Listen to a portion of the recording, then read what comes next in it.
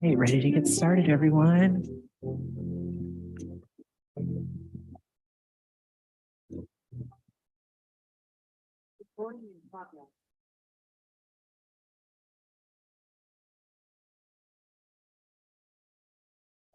All right. Good evening, everyone, and thank you for joining us.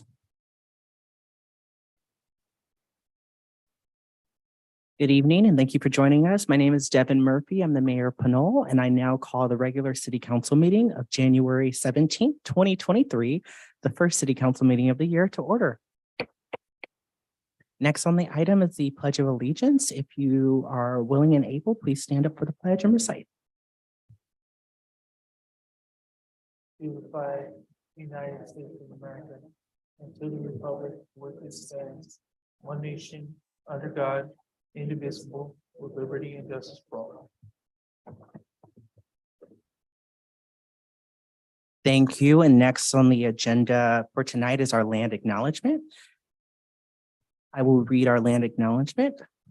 Before we begin, we would like to acknowledge the Ohlone people who are the traditional custodians of this land. We pay our respects to the Ohlone elders, past, present, and future, who call this place Ohlone land, the land that Pinole sits upon, their home. We are proud to continue their tradition of coming together and growing as a community.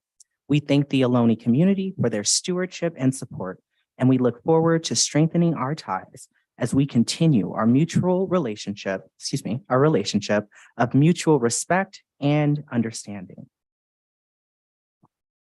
Thank you. We are now on the next item 3 on the agenda, which is roll call and city clerk's report. Madam City Clerk, if you will. Thank you, Mayor. Mayor Murphy, Here. Mayor Pro Tem Toms. Here. Councilmember Tave. Here. Councilmember Martinez Rubin. Here. Councilmember Sasai. Here. City Manager Murray. Here. City Attorney Casher. Here. Deputy City Clerk Stone. Here. Mayor and Council, the agenda was posted on Friday, January 13th at 11 a.m. with all legally required notices. Written comments were received in advance of the meeting and were posted to the website, distributed to staff and council, and made available at the back of the chambers. Does the council have any conflicts to report on any agenda items this evening? Seeing none, that concludes my report. Thank you. Thank you, Madam City Clerk. Next on the agenda is closed session. There are 2 closed session items this evening, but we are deferring the first item to a future meeting. When it is ready, the item will be noticed at a future council meeting. The next item is closed session item with conference. The next item is closed session item is a conference with legal counsel. I will read the description and then we will go to public comments.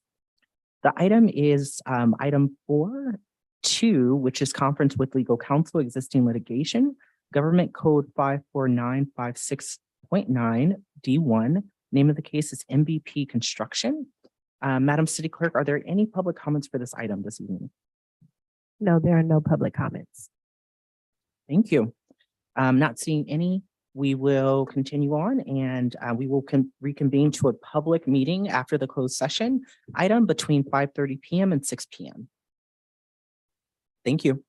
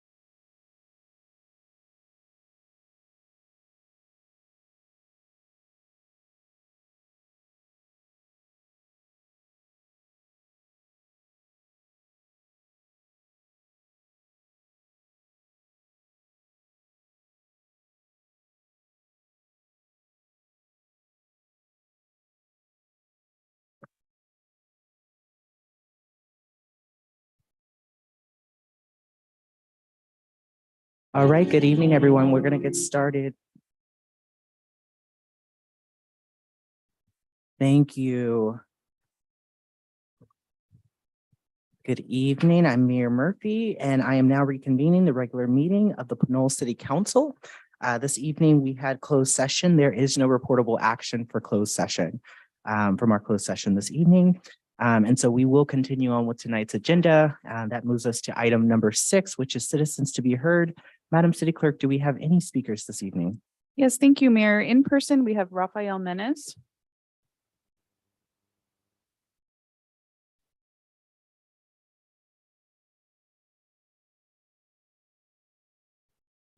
Good evening, Mr. Menes. Good evening, Mayor, Council, and members of the public. My name is Rafael Mess. I'm a resident of Pinole. And I'd like to start by wishing everyone a happy new year and apparently a happy lunar new year soon enough. So we'll be celebrating that later on in the agenda. The first thing I'd like to bring up is that while our net COVID caseload in Pinole has declined since December, which is fortunate, we still have a relatively elevated rate. I believe it was 200, reloading the data from the county's website because it likes to hide it every so often.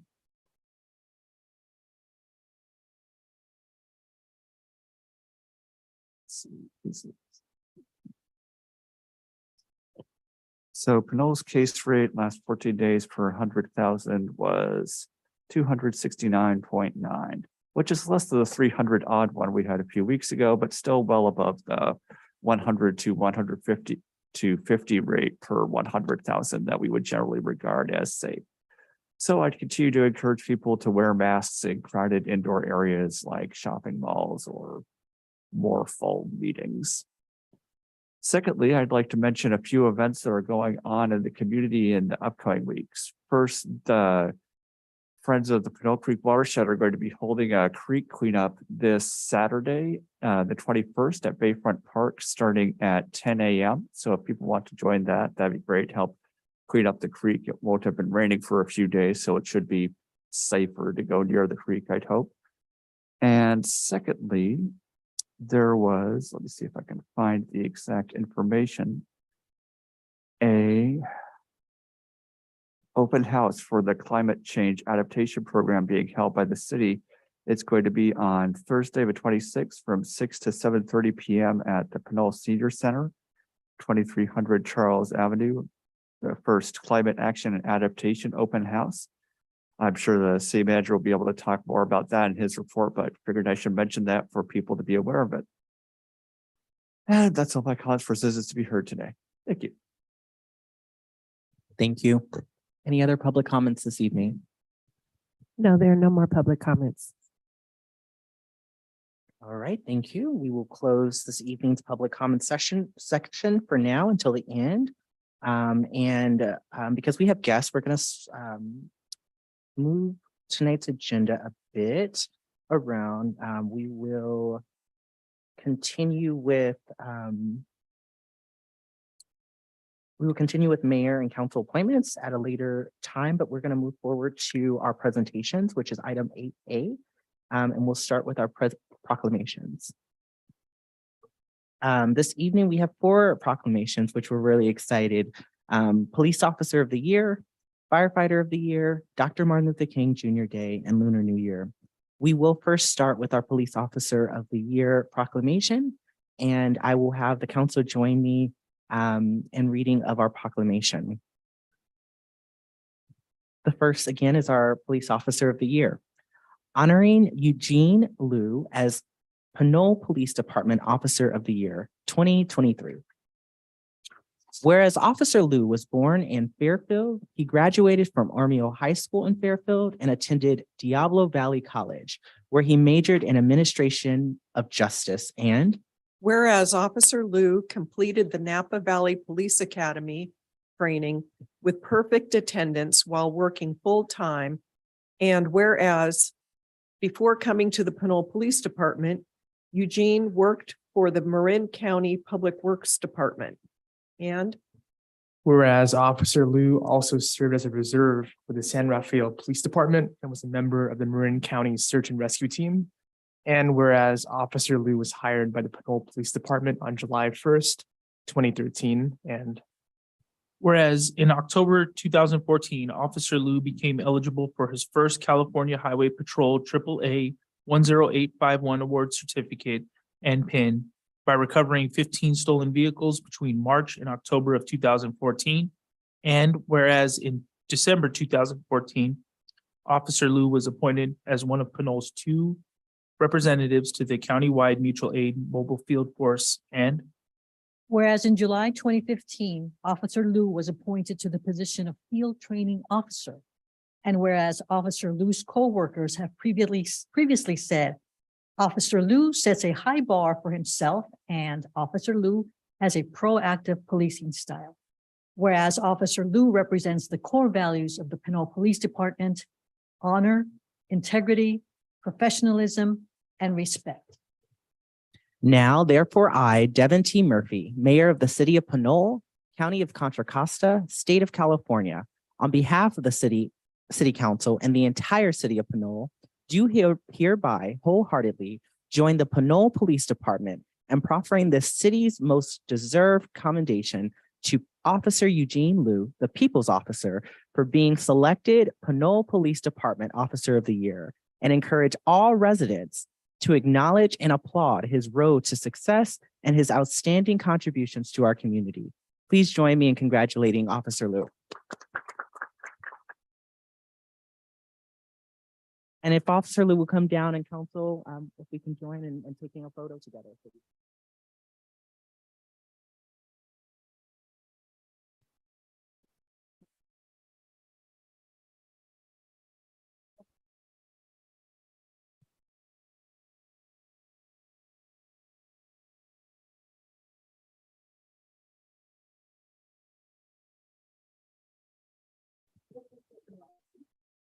And the chief can also please join us if you will.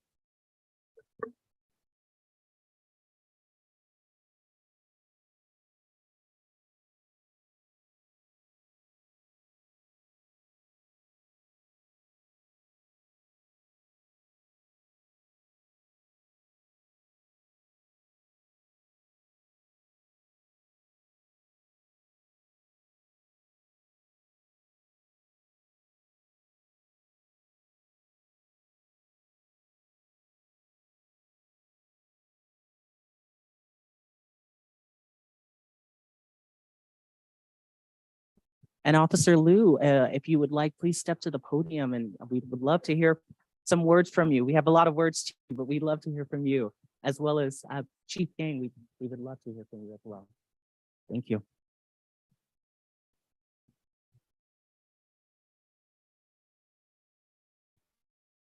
I'm almost coming up on my 10 years at Pinole, and I just want to thank the citizens here in our community. This is actually my #1 home because I spend more time here at Pinole than I do at my house in Martinez. So I look forward to another 10 years. Thank you, council. Thank you, mayor, and thank you, everybody. Thanks, Chief Gang, and everybody in my department. Appreciate everything.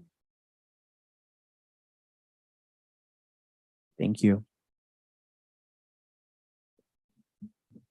Thank you very much, Mayor and Council. We appreciate the opportunity to come before you and recognize Gene for the great work he's doing.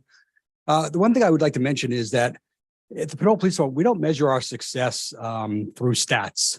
We measure it by how they are as a human being, right? We could teach a robot to go do our jobs, and in some cases, robots are doing our jobs, right? But what you can't teach a robot is to lead or to treat people with empathy, compassion, and help them work through problems that they have. And that's why, it's so rewarding to recognize Gene for the work he does. It's something we talk about in our organization called relational policing. And that's not done through a program. It's not done through an event, a community outreach. It's a philosophy. It's a contact by contact, individual contact and helping people and serve people. And that's what really Gene represents. He's a role model for our younger officers. He's been here 10 years now. He's one of our senior officers, holds a lot of different prestigious positions in our organization. And he's really the role model of what the future of Pinole policing is like. It's that relational policing and taking each person individually, treating them as individuals, treating them with empathy and compassion, and try to help solve their problem. So I'm happy to stand before you today to represent the police department and also recognize Gene for the great work that he's doing. So thank you very much for this day. Absolutely. Thank you. And congratulations again, Officer Liu. Thank you for being in Pinole. We appreciate your service and we look forward to seeing you around town and all the good that's coming. Thank you. Thank you. Would any council members like to say any comments or Mayor Pro Tem Tom? I just confirmed with Gene that this is indeed his second time that his coworkers voted for him to be Police Officer of the Year. So that really says something that in your 10 years that the other officers in the department think so highly of you, as do the citizens. So thank you for your work. Thank you, Mayor Pro Tem Tom. All right. Thank you again for all your work and thank you for being here. All right, Council, we're going to continue on with tonight's proclamations, which is our next one is Firefighter of the Year. We get the luxury of reading this proclamation, this wonderful proclamation tonight, honoring Seaborn Hunter Childs as our Pinole Fire Department Firefighter of the Year.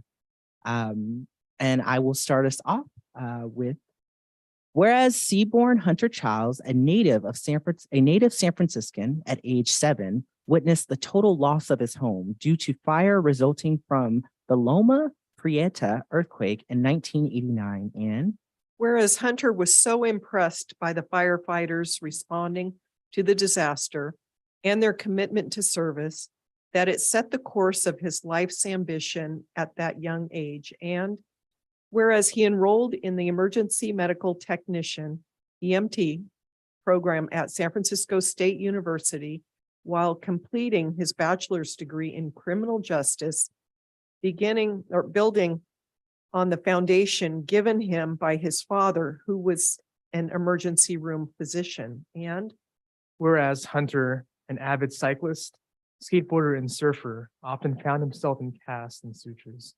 Resulting from these activities, personally familiarizing him with the treatment of for bodily injuries. And whereas the combination of these influences inspired him to pursue a career as a firefighter paramedic. And Whereas that pursuit led Hunter to work with the National Park Service as part of an elite beach patrol open ocean lifeguard team at San Francisco's Ocean Beach.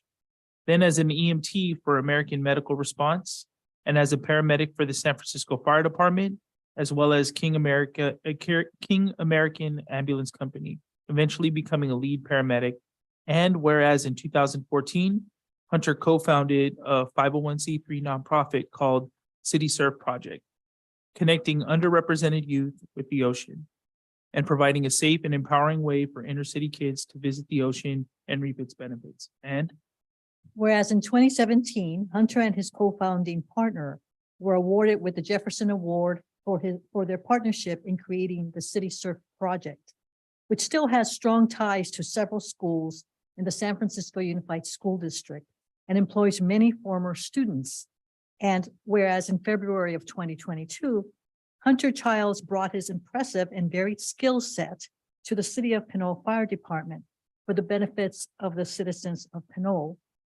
And whereas the firefighters of the City of Pinole have selected Hunter Childs as the 2022 Firefighter of the Year, an accomplishment for which he is to be congratulated. Now, therefore, I, Devin T. Murphy, Mayor of the City of Pinole, County of Contra Costa, State of California, on behalf of the City Council and the City of Pinole, do hereby wholeheartedly join the Pinole Fire Department in proffering the city's most deserved and warm-hearted commendation to Seaborn Hunter Childs for being selected as Firefighter of the Year, and encourage all residents to acknowledge and applaud his long road to success and his many outstanding contributions to our community. Please join me in congratulating Mr. Childs. All right, I don't think that Mr. Childs is with us tonight. I don't see him in the audience. But the great part about this is that we can all celebrate him at a different event later this year on February 4th. The Pinole Rotary Club will be honoring both Officer Liu as well as Firefighter Childs. And the public is more than welcome to join all of the community in celebrating their tremendous service to our community. So thank you all so much for being here. And congratulations again for all your accomplishments and all of what's to come, because I'm sure this is just the start for many of your work. So thank you. Great. All right, we'll go to our next proclamation, and that will be our honoring the Reverend Dr. Martin Luther King Jr., January 16th, 2023.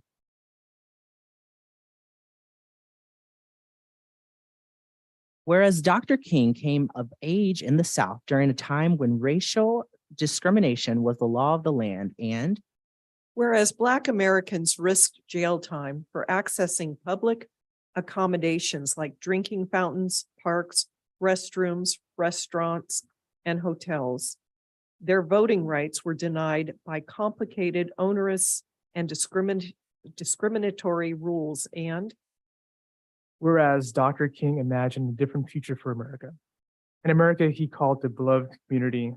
And whereas Dr. King devoted his life to the quest for this beloved community in our nation, his activism and moral authority helped usher in the Civil Rights Act of 1964 and the Voting Rights Act of 1965. And whereas his bold leadership and prophetic eloquence united people of all backgrounds in a noble quest for freedom and basic civil rights. And whereas Dr. King provided a framework for how each of us can shape the future, call out injustice, and work towards something better. And whereas when basic voting rights are under attack in our country and people are being targeted in senseless hate crimes, it's crucial that we carry Dr. King's call to action forward and use our moral authority to stand up for what's right. And whereas let us honor Dr. King's legacy by keeping alive the spirit of community and compassion and recommit to realizing his dream of a more equitable society and world. Now therefore, I, Devin T. Murphy, Mayor of the City of Pinole, County of Contra Costa, State of California, on behalf of the City Council and the entire City of Pinole, do hereby proclaim January 16th, 2023 as the Martin Luther King Jr. holiday. I encourage all Pinole citizens to observe this day with appropriate civic, community, and service programs in honor of Dr. King's life and legacy. I hope everyone had a great Martin Luther King holiday and hopefully committed to a day of service. And if not, thank you for being here and committing to a more just and equitable Pinole. Wonderful. So tonight, council and public, we have one last proclamation, Oh, which and is sorry, Mayor, we do have a public comment on the last proclamation. absolutely, thank you. That's Rafael Menes.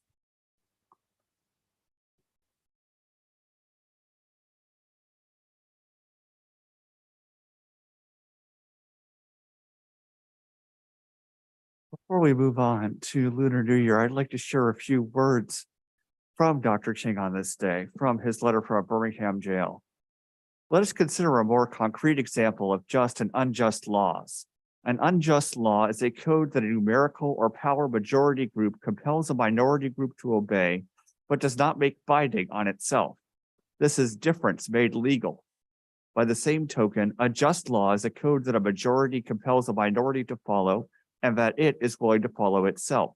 This is sameness made legal. Let me give another explanation. A law is unjust if it is inflicted on a minority that, as a result of being denied the right to vote, had no part in enacting or devising the law. Who can say that the legislature of Alabama, which set up that state's segregation laws, was democratically elected? Throughout Alabama, all sorts of devious methods are used to prevent Negroes from becoming registered voters, and there are some counties in which, even though Negroes constitute a majority of the population, not a single Negro is registered. Can any law enacted under such circumstances be considered democratically structured? Sometimes a law is just on its face and unjust in its application. For instance, I have been arrested on a charge of parading without a permit. Now, there is nothing wrong in having an ordinance which requires a permit for a parade, but such an ordinance becomes unjust when it is used to maintain segregation and to deny citizens the First Amendment privilege of peaceful assembly and protest. I think it's important that on this Martin Luther King Day, we remember both what he said was unjust, why he said it was unjust, and that those things have not necessarily come to an end. Even here and now, in the modern day, there are still legislatures that seek to disenfranchise significant portions of their population in open defiance of the Voting Rights Act, seeking to eviscerate it through court appeals. That is the sort of thing that Dr. King fought against, and that is the sort of thing I would argue we all need to continue to fight against as a community today. We need to fight against injustice, the law that only stands for one group to rule over another, and to fight for justice, equality under the law that applies to everyone. Thank you. Thank you, Mr. Menes. Are there any other public comments on this item? Yes, we do have one online, Cordell Hindler.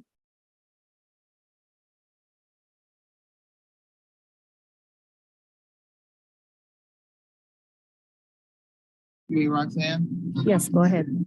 Yeah, so good evening, Mayor Murphy, Council. I am Cordell Hiller and I'm a Richmond resident. So I do want to thank the council for acknowledging this very important proclamation, because as someone who's an advocate for the civil rights, it is very important that we want to teach the future generation that, like how to stand up for themselves, fight for their rights. So that being said, I wanted to speak on the other two proclamations. So officers have done a wonderful thing for the city of Pinole.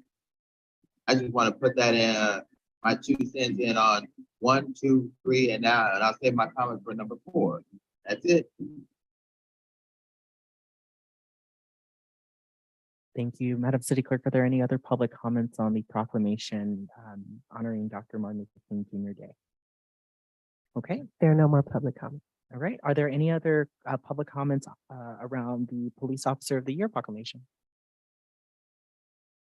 All right. Are there any other public comments for the Fire of the Year proclamation? No. So we will keep moving forward. And our last proclamation of this evening is a proclamation honoring Lunar New Year, which is January 22nd through February 5th, 2023. Whereas the Lunar New Year is the beginning of a calendar year based on the lunar calendar and begins in 2023 on January 22nd and ends on February 5th. And Whereas the first day of Lunar New Year is called Spring Festival, and the final day is Lantern Festival. And Whereas the date of the Lunar New Year changes every year because it is based on the lunar calendar. The traditional lunar calendar used in Asia is based on the moon's orbit around the Earth. And whereas Lunar New Year is always celebrated on the second new moon after the winter solstice, and the years are represented by 12 zodiac animals that rotate through 12-year periods: rat, buffalo, tiger, cat, dragon, snake, horse, goat, monkey, rooster, dog, and pig. Each animal is considered to have different strengths and weaknesses that are believed to be passed on to any person born in that year. Whereas 2023 is the year of the rabbit, a symbol that encourages reflection, hope, and finding inner peace. And whereas people born in this year or in its year are seen as caring, attentive to details, likely to follow rules, successful in their careers, and good at making friends. And Whereas Lunar New Year is considered a very important holiday in China, Vietnam, Mongolia, North and South Korea, and other parts of Asia. It is an opportunity to reunite with family and celebrate traditions dating back over 4,000 years. And whereas the city of Pinole welcomes the Lunar New Year, wishing you and your family happiness, prosperity, fortune, and good health in the year of the rabbit. And now, therefore, I, Devin T. Murphy, Mayor of the City of Pinole, County of Contra Costa, State of California, on behalf of the City Council and the entire City of Pinole, proclaim January 22nd through February 5th, 2023 as Lunar New Year in the City of Pinole and commend its observation to all citizens. Council and public, tonight we are joined by the organizer of Shannon Elementary's first ever Lunar New Year celebration, as well as our Community Service Commissioner, and that'll be Christy Lamb Julian. You want to join us? Yes, please join us at the front for a photo, and we will also, we would love for you to say a few words at the podium after.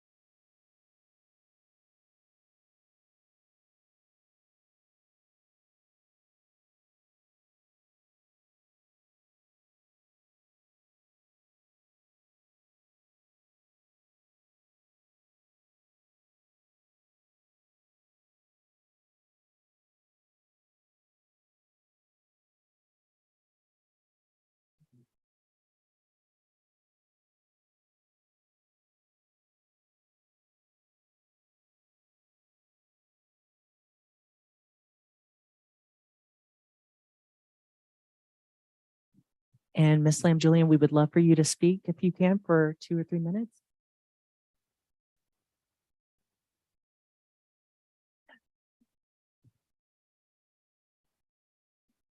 And Mr. Mayor, we do have a public comment on this item as well.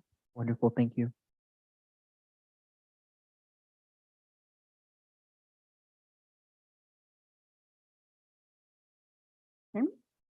Okay. I am immensely humbled to be receiving the Lunar New Year proclamation from the city of Pinole on behalf of the Asian American diaspora. Lunar New Year, also known as the Spring Festival, is the most important holiday in China and widely celebrated throughout Asia.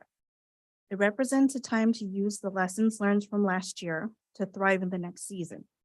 This couldn't be more apropos in the current state of our country. This proclamation sincerely acknowledges our city's commitment to honor being the sixth most diverse country in California. We look forward to a year full of multicultural celebrations. Chúc mừng năm mới yên tâm. Thank you. Wonderful. I think we have a few public comments for this item, Madam City Clerk. Yes, thank you. In person, Rafael Menes.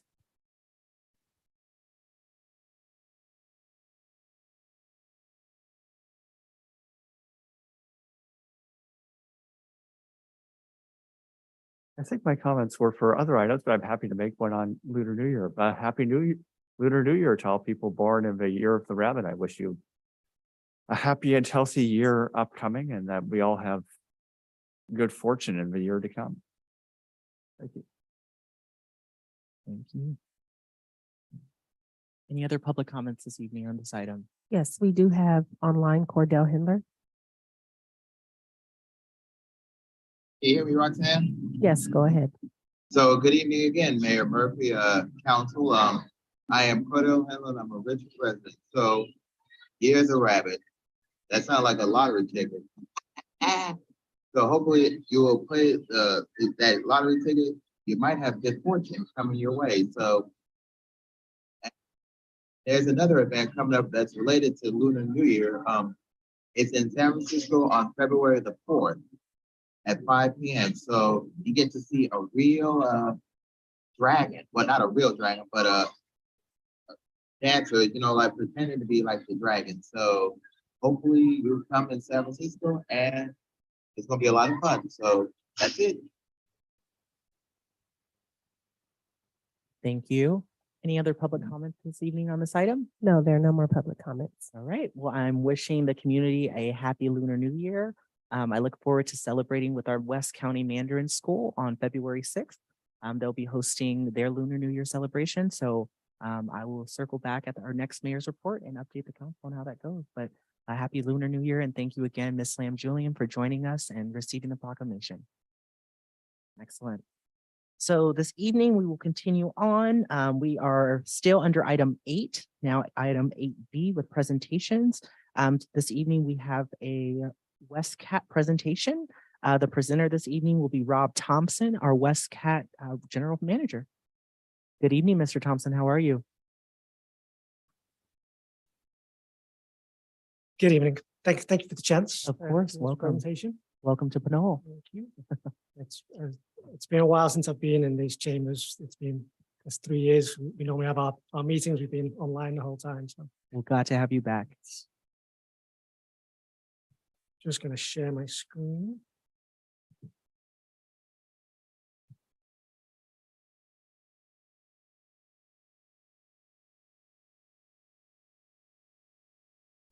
So it's just a few really short slides that I'm going to share with you today. One second. Let me check with broadcast.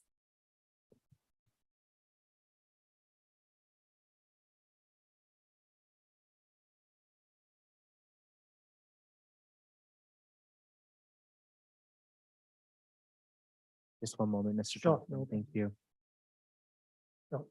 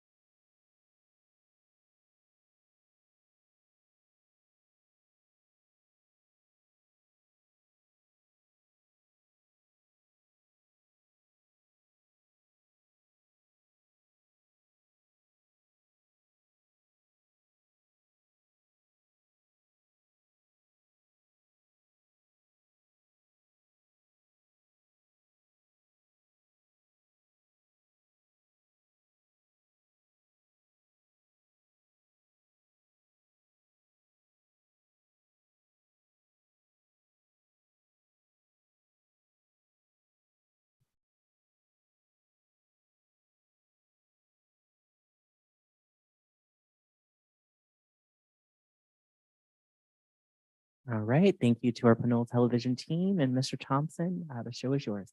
Thank you. So I think you all, members of the council, you all have some experience with life on the West Gap board. So some of it a little bit more than others, but you've all been to at least a few of our meetings. So I'm not going to go into a lot of details. I say it's going to be a brief presentation. Start off with just some background on myself. I say Rob Thompson. I'm the general manager. I've only been the general manager for just over 6 months since the previous general manager retired. I have been with the agency for just over 16 years. So started off as the planner. I always like to say I still do exact same duties that I did 16 years ago, still part of my job description. So nothing's changed there. So just going to start with general overview of some of where our ridership is since they're kind of comparing the pre-pandemic to where we currently are. You can see where the local service that we provide, which are the local routes within the cities of Pinole and Hercules, we're actually back at around 82% of where we were pre-pandemic, which kind of across how other agencies are doing, it's a fairly good number. Where we're not doing so well is some of our express ridership. We're only around 50% of our express ridership into the BART system and our link service into San Francisco. So they're both areas that we're not quite seeing the same level of ridership return. I do think it is important to note that we have seen the local ridership kind of jump back up pretty well. It kind of just shows the importance of what West Gap brings to the local community and allowing people to get out and about and kind of live their everyday lives. And just the other comparison with that is also the amount of service that we actually have on the street compared to where we were pre-pandemic. Overall, we're around 80% of the service back on the street that we operated, back in 2019. And we do plan to increase that hopefully in the next couple of months, closer to 90%. Just the way our service is put out there on the street and some of the funding that we received, you may note that the actual express and the links service, we actually have around 80 to 85% of service back on the street, whereas local, it's only closer to 75, 80%. And again, a lot of that is to do, not to do with ridership, but to do with, we do receive some specific funding that we can only use to operate certain routes. So there's some limitations on what we can do in kind of moving our service around.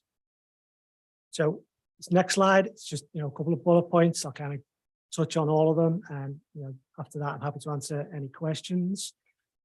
Say our local service, we provide really valuable to the community. And I think also the feeder bus service that we supply into the BART system is also something that I would like to highlight and ensure that everybody does understand that we are the extension of the BART network into this area. We currently receive some funding from BART. We're having some conversations with them about that funding. But they do supply funding to West Gap, and that is to provide service directly from the community, directly to the BART station. And that's the service that we've offered since we took it over in 1999. And it's service that we actually offer from our first vehicle starts at 4:15 in the morning and doesn't finish until the next morning. So it's a substantial amount of service that we put out there to connect to the BART system. Kind of highlights a couple of other things. The One Seat Ride program is a pilot program that the three Contra Costa County transit operators plus Livermore Valley Transit Authority initiated around just around the start of the pandemic. And it is a way to us improve the service for ADA passengers who take our Dial-A-Ride service. Right now, well, previous to that, if we were taking someone into Martinez, for example, we would take them to a designated spot in Martinez and County Connection would come and we would do a handoff, a transfer.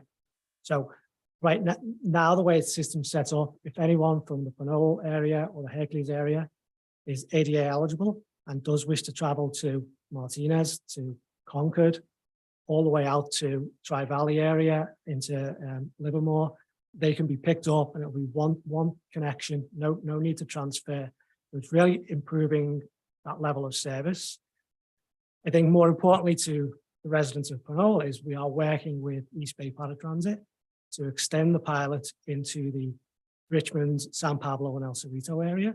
So anyone who's making those trips would also no longer need to make that connection with East Bay Paratransit. It would be a one-seat ride, pick you up from your door, no need to wait for, two vehicles to meet and transfer and do all of that process. So it's been a really innovative project that has combined the use of 4 operators currently working together, collaborating. And we have a long history of collaborating with those particular agencies. And this is just another example of the work that the transit agencies are doing together. And it's something that the region have kind of noticed, and CCTA, Contra Costa Transportation Authority, have noticed, and are kind of evaluating how we've worked together to put that pilot in place. And it's probably something that we'll see a version of kind of roll out on a more of a regional wide scale rather than just the current pilot project. Kind of related to is travel training. We do collaborate with WCTAC, the Western Contra Costa Transportation Advisory Committee, with travel training. Again, it's something that is starting to pick back up post-pandemic. And a lot of this is driven by seniors and wishing to learn how to use fixed route transit. And so our staff have taken a number of seniors, even in the last couple of months, on trips on our links into San Francisco, often coordinated through senior centers or through the WCTAC program.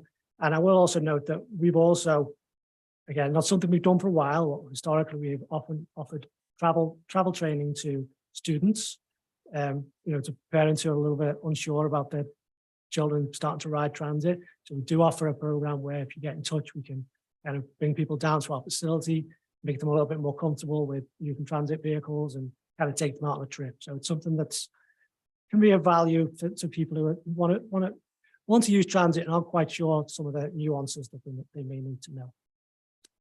Clipper Card is a regional program where it's basically just improving how riders can use transit. So it's a simple card, tap on the board of the vehicle, way to pay your fares, and some of the improvements that are being developed in that are improving transfers between agencies. So you could literally you can now have one card and travel anywhere throughout the nine county Bay Area on the card. And it's something that we do offer at our West Cap facility to load the card and sell the card and do all of that work. A couple of the other things to mention, the possible new regional service destinations. And this again goes back to work that was done mainly pre-pandemic in conjunction with WCTAC and with CCTA in studying new market opportunities for transit from West County.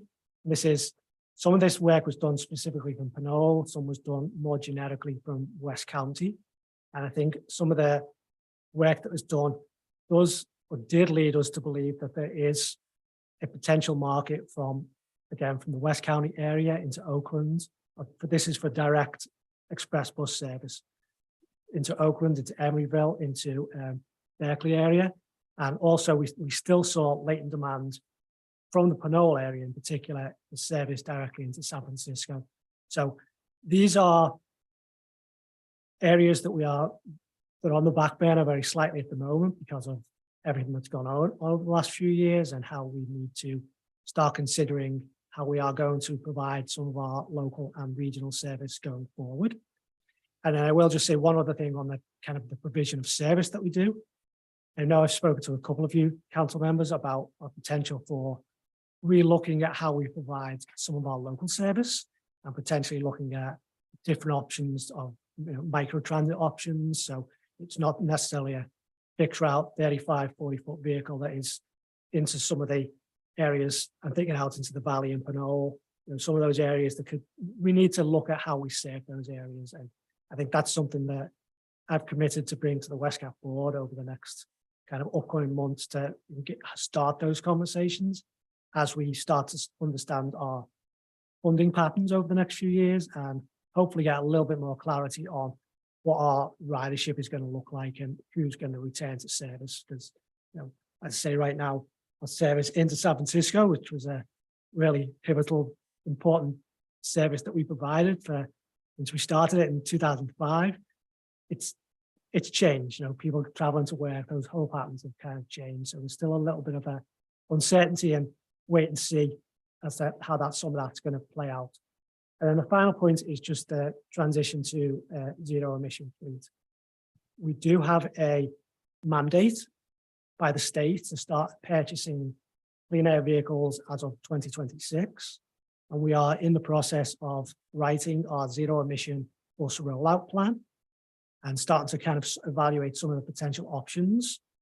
We've done some initial look at electrification, and one of our challenges is the fact that we do go into San Francisco on a number of our trips, and we also do go into Del Norte Bard Station, which may not seem very far, but if we've got a vehicle that is out there from, as I say, from 4:15 in the morning until 1 o'clock the next morning, electrification may not be the answer for some of our routes. And so we have had some initial conversations with Chevron in Richmond, as they are planning on building a hydrogen fueling station in that location. So we've had some initial conversations with them, and we've also partnered, or will be partnering with AC Transit in conversations, because AC Transit have invested heavily in hydrogen fuel. So there may be some chances for Westcat, as a much smaller agency, to leverage some of the work that AC Transit have already done in that regard. So we are kind of at the start of where we need to be in terms of moving to a zero emission fleet. Partly that is again, really small agency, that we kind of wanted the technology to improve a little bit and allow some of the bigger agencies to do some of that kind of heavy lifting. And then just one final point, just on the size of our agency, we are a staff as an agency of 7 people. And with our contractor, MB Transportation, our operations and maintenance contractor, we do have around 100 employees kind of located here in Pinole. So I just wanted to kind of highlight that, because I think we are a big part of the community, and I think we want to make sure the residents understand everything that we provide, and we're happy to kind of listen to comments and try and take feedback and improve our service. So with that, happy to answer any questions. Way to drop the mic on that one. Thank you so much for being in Pinole. We appreciate you. I will take it over to council comments. I'll start with Councilmember Sasai. Sure, General Manager Thompson, nice seeing you again. Thanks for your presentation. You mentioned microtransit, and that's one of the more interesting ideas I've seen out of Westcat recently. Can you describe a little bit about what ridership looks like during peak hours and non-peak hours, and how microtransit might be able to mitigate that? Sure, and I think this relates back to the local service again, because we do see peaks. We see that the commute hour peak is still there. It may not be as pronounced as it once was, and we also, certainly within the city of Pinole, Pinole High School is a big trip generator for us. So we do need to think about how we provide service on larger vehicles, and is there any efficiencies in using smaller microtransit vehicles, which would be much smaller vans that could perhaps offer some kind of on-demand service. So similar to what your TNCs do, but with certain parameters around. We're not planning on offering TNC trips into San Francisco and things like that. So there's some limitations on that, but it definitely does speak to the demand for our services during the non-peak times and on weekends, and how we may provide that. And historically, the answer to this question would have been, well, the whole cost is the driver. So there's inefficiencies in having a 40-foot vehicle that comes out, does a couple of trips and heads back to the yard, and then you bring more smaller vehicles out, and then you do the same. But we're going to change the environment. I think that's the key. So much has gone on in the last couple of years that we do need to think a little bit differently about how we provide transit. And we don't have the answers right now how that may look. We've started some initial conversations with some providers of microtransit just to start to understand what options there may be. And it is worth noting that these firms now have a lot of experience on where this type of service works and where it does not work. It does not work everywhere. And it's not by size of agency, it's by demographic, it's by population, it's by how the community envisions transit and utilizes transit. There's been examples in the Tri Valley area where it works really well. There's been examples in the Fremont area where it doesn't work well. So it really is something that we need someone to come in and kind of give us a little bit of support, to look at our routes, look at our ridership, work with the local communities to see how we may deploy that. So it is something that we are certainly looking to develop over the coming years. Thank you. Any other questions? All right, Councilor Martinez Rubin. Thank you for your report, General Manager Thompson. Last month was December, and there's an annual event additional to the services that you're required to do. You also reach out to the community in a number of ways, including the Stuff a Bus, which is a tradition. And we were curious as to the results of that this year. Have you any information for us? I know Ms. McFadden had been putting together a report, and perhaps it's online and we just haven't looked at it. It is online, and I'm not going to remember the actual numbers, but we did collect a pretty significant amount of food. We do this event. Historically, we've always done the event twice. We've done one in Hercules and one in Pinole. Over the last couple of years, we didn't do it, and then we did one in Pinole last year at the near the Target shopping location on Fitzgerald. This year we did an event in Hercules and an event in Pinole. We do work with CHP and their Toys for Kids program. So we have CHP are also there with us collecting toys, and we're collecting donations, food donations and cash donations for the Solana County and Contra Costa Food Bank.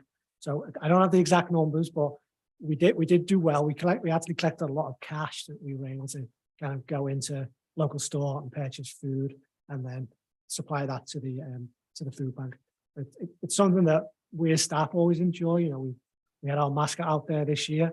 We had a couple of corporate staff from MV, our transportation providers, stop by and offer some support. So it's something that we always enjoy. It's just good to be out in the community and kind of talk to people and experience that. So. Thank you. Another outreach activity that you've been part of is, and we thank you for being out with the public, and that's National Night Out. And we saw Wes there, the mascot, very attractive to the youth, and to try to inculcate that notion of riding a bus.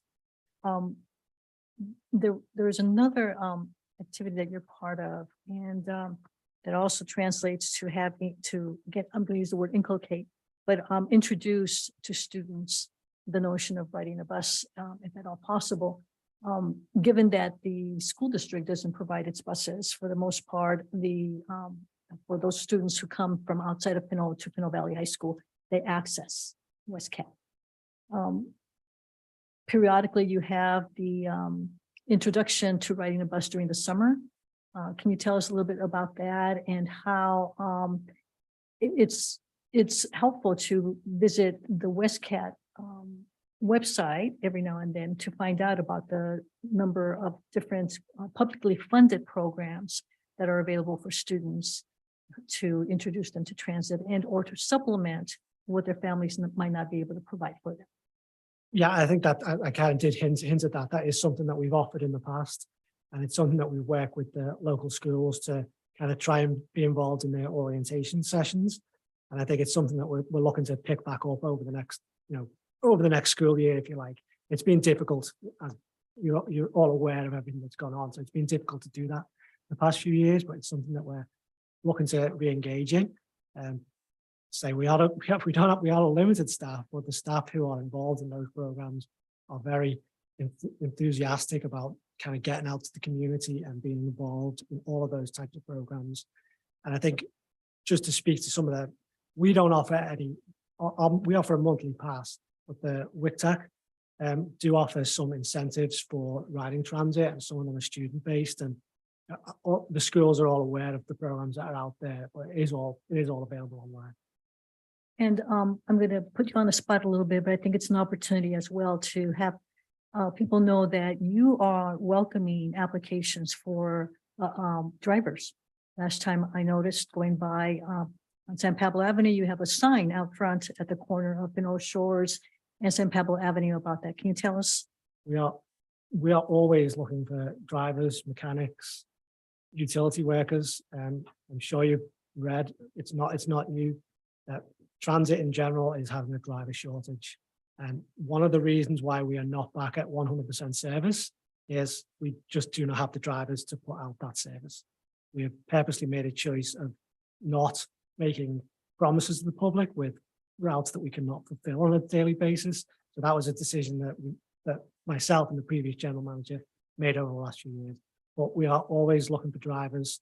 One of the, it's a great job, and the drivers we have love what they do, but there's just that challenge of getting people in the door to apply and go through the process. And because it's also quite a lot of work to get through the process, and we trained up to drive these vehicles. But we definitely always encourage anyone who would like to learn how to drive a bus, get in touch, and we can put you in the right direction.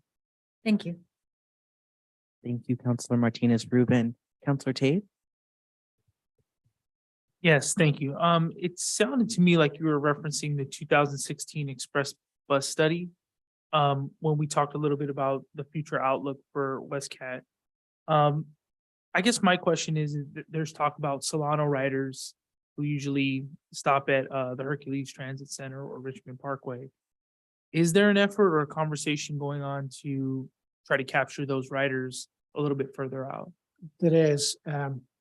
It's a little bit challenging. There is, and just to go back, it's not only that one study. There's also been a subsequent study, Right. And MTC are also doing some work currently along. Metropolitan Transportation Commission are doing a study along the whole of the I-80 corridor that involves Solano County. So we are actively having those conversations. One of the challenges is where those residents of Solano County may drive to, this area. Where would they park? How would they access the system? If they were brought on an express bus, would we want to transfer them? So there's conversations that are definitely ongoing, and Soltrans, the provider, have taken on some of the additional Solano County express bus service. So there's definitely some interest in how we can align some of those services. And right now, some of it is just into Del Norte BART station, but the longer term goal is, because there is the demand, and one of the positive things potentially of service from Western Contra Costa to Oakland, for instance, is if you include those Solano residents, it greatly increases the potential and the value of that. So we're having those conversations. Right. I'll give you any more than that. I completely understand. I know in no way, shape, or form is this easy, especially lining all these stars up to make sure something happens. But there was also a discussion about the Oakland route. And I guess, are we close to that, or is that really just Emeryville? Or is it something that's still developing? Well, I think that the best potential is a route that actually goes to Emeryville and Oakland. Okay. Again, just by the amount of people, although the offset of that is if you were going to Oakland, you've then got to spend a longer amount of time on the streets of Emeryville and Oakland to get to your final destination. So I think there's a lot of that actual service definition that would need to be really refined. And, again, starting points in this area, parking locations, there's a lot of kind of little things that just need to be figured out. Right. And I know that there's talk about a ferry at Hercules. How does that impact ridership? I mean, is there the potential for those peaks to even drop further and expand service out? Or I think there is, but I think the idea of one of the areas of interest with the ferry is not just it's the Capital Corridor and the express bus service. So I think there's a understanding how those markets are going to develop is going to be really interesting. But I think right now the ferry's the number one. Everyone loves the ferry right now. So we've got to kind of figure out how that all fits into the equation. gotcha. Last comment was as far as you mentioned training and the efforts between CCTA, and I know they have a training program. Has there been can you explain like a little bit of how that training gets into the schools Are there, YouTube videos you could take for safe ridership, just to put parents at ease, like when they're sending their kid or their minor really onto, on the transit system?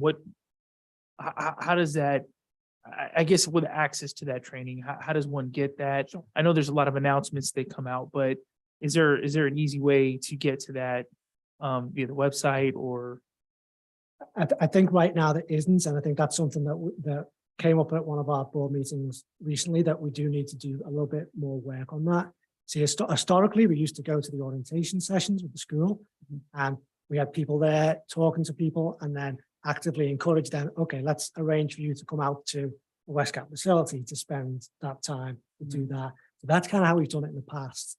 But I think the YouTube videos is the much better approach. It's less staff intensive to, in a long run. So I think that's something that we had at the last meeting, and it's on our list of to-dos. I mean, I say YouTube, but it's probably like Instagram or some other stuff. But I'm using like the older version, I guess. But yeah, those were my questions, Mr. Mayor. I would just encourage to link with WICTAC and CCTA, because I know that they have like people dedicated to training, and then what that messaging looks like. If it's a concerted effort between, I guess, WestCat, AC Transit, and the other transit organizations to really have those short blurbs that let people know, hey, this is where you can get your clip card, or this is where you can get onto the bus to get to another place, and this is how you do it. Things to think about. And I will just add one thing, that again, to go back to the collaboration that we have with the other Contra Costa operators and Livermore Valley. I think the four of us have always worked together to collaborate, and we all have new general managers within the last 12 months of 4 agencies. And so we are having a lot of conversations about all of these areas, how we can better market our 4 systems, because it's much better to do it collaboratively as a joint outreach rather than us trying to have our message, County Connection having their message. So we're having those conversations, not just on the general manager level, but staff are all interacting on a market level to see if we can make some of those changes. Wonderful. Thank you. Thank you, Councilor Tabe. Mayor Pro Tem Toms and Chairwoman of the WestCat Board of Directors. Vice Chair. Vice Chair. Gotcha. Vice Thank Chair. you. Yeah, thank you, Rob, for your presentation. And thank you for mentioning Clipper Card, which is a really easy process to, use WestCat, use BART, use the ferry system.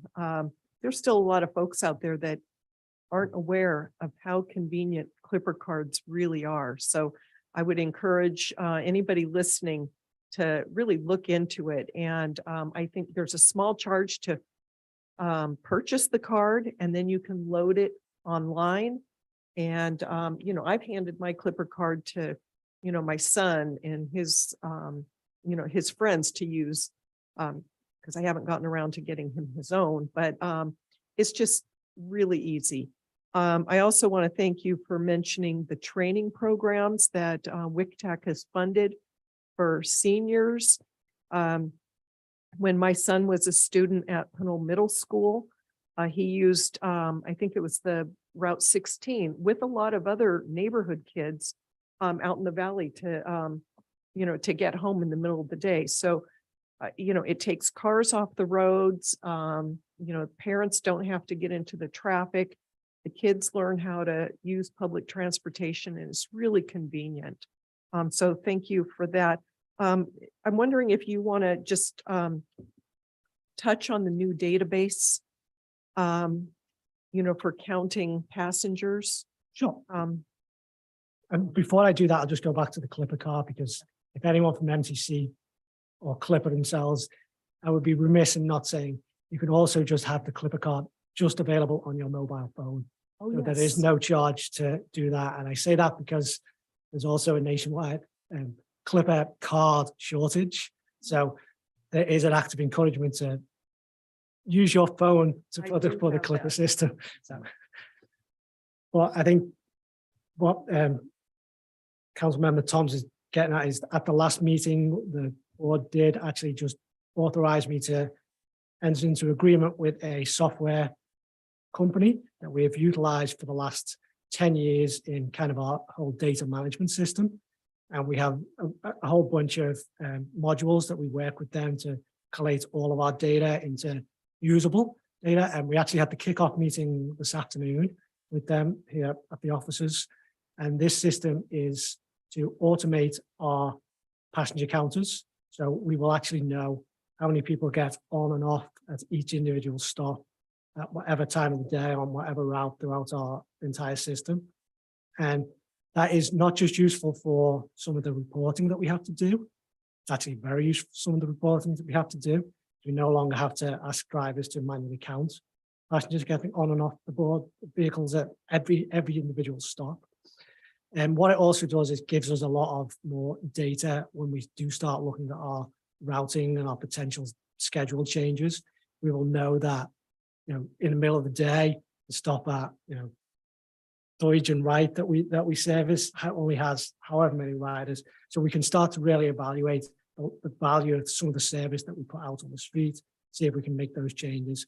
So there's a process to get through to validate all of our equipment and make sure it's all there. But I think once we have that in place, we have everything loaded into our software, it's going to be a pretty useful planning tool going forward. Thank you for that. Thank you. Thank you again for coming, Mr. Thompson. We really appreciate you and so much. I think the public and certainly our city is really excited about hearing from the Clipper card technology on the iPhone, which has changed lives, I think. But also certainly the data and reporting is, I think, a huge asset for the future in terms of the safety, the understanding of routes, but also the way in which people see transit as really a part of their lifestyle, as a side of something that may be in their city that they don't use. So I really commend you and your team on that, and it's great to see those move forward. I did have two questions. One that comes up often is around how folks can give input to WestCat. Of course, we have two board members here representing Pinole on the WestCat board, but this more specific question is, how often is WestCat surveying residents, specifically Pinole residents? And then what is the distribution plan for those surveys? Do you send them out via mail? Is it on social media? Can you outline kind of the process as to how often you all survey and where those surveys go? So, it has been a couple of years since we've done surveys, and we often rely on the Metropolitan Transportation Commission to do our surveys. And the problem with that is it's mainly they survey current riders. I think that there is historically been a challenge to actually get some of that information from non-riders. I know we've normally partnered with WICTAC, have done some surveys, and also CCTA have done some surveys that have tried to target the greater population. I'll honestly say I take it as feedback that we don't do a lot of surveying, and we haven't historically, and something that we would look to do. But again, really small agency, it's sometimes a challenge to kind of get the staff on board to do some of that work. So we often have relied on other agencies to carry some of that heavy lifting. But just in terms of getting feedback, we're always open to any comments, both through the council members who are on our board, but just through our own general website. We have a way to get information to us. And we also take feedback directly to the drivers and to the road supervisors there. Our drivers and operations staff are not afraid to let us know when they hear from residents about what they'd like to see or changes to our service. Great. Well, given I think so many changes, including having a new general manager for our agency of WestCat specifically, I wonder if there's an opportunity perhaps for partnership with the city of Pinole and WestCat to distribute a survey, given the changes, given post-pandemic environment, but also given the opportunities that a lot of residents have so many great ideas. And when they're able to provide systemic feedback and understand the results of those feedback, perhaps there's new ideas that can come out of it. So I offer that to you and say that I think that would be a great partnership to do this year together. So perhaps we explore that. I also want to thank you again for inviting me. I look forward to joining you and seeing the station and learning more about the work you all do outside of this presentation. Wanted to ask a question about land use, and it's great to have you all in Pinole. You said 100 employees, over 100 employees, that you all are employee based here in Pinole, which is super, I think, exceptional for us. So thank you for being here. And when I think about, I walk often and walk certainly past the West Cat station. And I think about a lot when I go to Vacaville and I see Vacaville Coach, there's housing around it. There's a multicultural center. There's a library. When I go to San Francisco, obviously, the Embarcadero station, there's a bunch of different uses, right? There's grocery stores, things like that. When I go to or past the West Cat station here, it's mostly housing. And then a couple businesses, arborists, I think, and a couple other industrial companies. Is there a master plan or a, especially given your presentation today, is there any strategic planning being done around the use of that facility or the land around that facility? I think the land that we own, we're at capacity. We don't have any additional storage space. If I went out and purchased 5 more vehicles, I wouldn't have anywhere to park them. That's the honest answer. No, please. So I think the land that we own is at capacity. Gotcha. Right now. And thank you for clarifying. I think there is there may be a misconception in the community that there's a lot of space back there, right? And perhaps there was an opportunity to add things there. So good to know. I mean, I will clarify that we do own the very corner lot on San Pablo and Pinole Shores Drive that we purchased from a construction company a couple of years ago. But the plans for that would be just additional parking for our vehicles. Because as I say, if we had the money to develop that land, we would develop that land because we need the space. I mean, I'm not joking when I say that our maintenance staff juggle vehicles every night to make sure we can fit everything there when everything's out of service. Sure. So that's where we are in terms of that. Sure. Okay, thank you. That clarifies that. And that's another question that a lot of folks ask. So my last question is around coverings and seats. Many folks and residents in Pinole are asking about the option of having just simply bus seats. I see sometimes in the morning times, there's certain stations that may not have a seat to sit at or a covering, more importantly, especially in the space of rain. What is the plan to get seats at every stop in Pinole or coverings at every stop in Pinole? Well, I think it's definitely a challenge. A lot of the challenge is to do with just where the stops, some of the stops are located and ensuring ADA access around that location. Historically, we have worked with any developer that comes to town. We're always at the table. City staff are great at kind of involving us in those conversations to ensure that we can look at putting shelters and seats in. So I think that's how we look to move forward as projects come up. But in terms of actually, going out and installing our own stops, our own bus shelters or stops at individual locations, there's a funding challenge, certainly. And I think a lot of it also does come down to just the logistics of you cannot put a bench on a sidewalk without ensuring ADA compatibility. Sure. That's definitely a big challenge. Sure. A lot of these stops have historically been there since, we started operating fixed route service in the 1980s, and some of them were located for various reasons. And so they're not perhaps in the ideal locations to install benches and seats. But again, your point's taken. And I think that a lot of the seats that are out there right now there's an advertising company that comes out and we have no control, we have no contact with. They decide where they think there's a value for them putting benches out there. So that's another option to kind of maybe we can partner and figure out who they are and have some of those conversations. Well, that's kind of where we are in terms of benches and seats. Sure. Again, these are questions that come up in the community often. So, my offering to you is I think these are opportunities for our city to really partner between the surveying of residents in Pinole to the option of just having the dignity of sitting down at a bus stop, waiting for the bus to go to work, to go to the grocery store, to go to school. Our residents deserve it. So if that is something that we can provide as a partnership, perhaps even with a private company, in developers, as we've done with several of our housing opportunities here in Pinole, we would love to do that. So thank you again, Mr. Thompson, for being here. We appreciate your time. I know we went a little over, but we certainly care about the work that you do and we're grateful for it. So thank you again.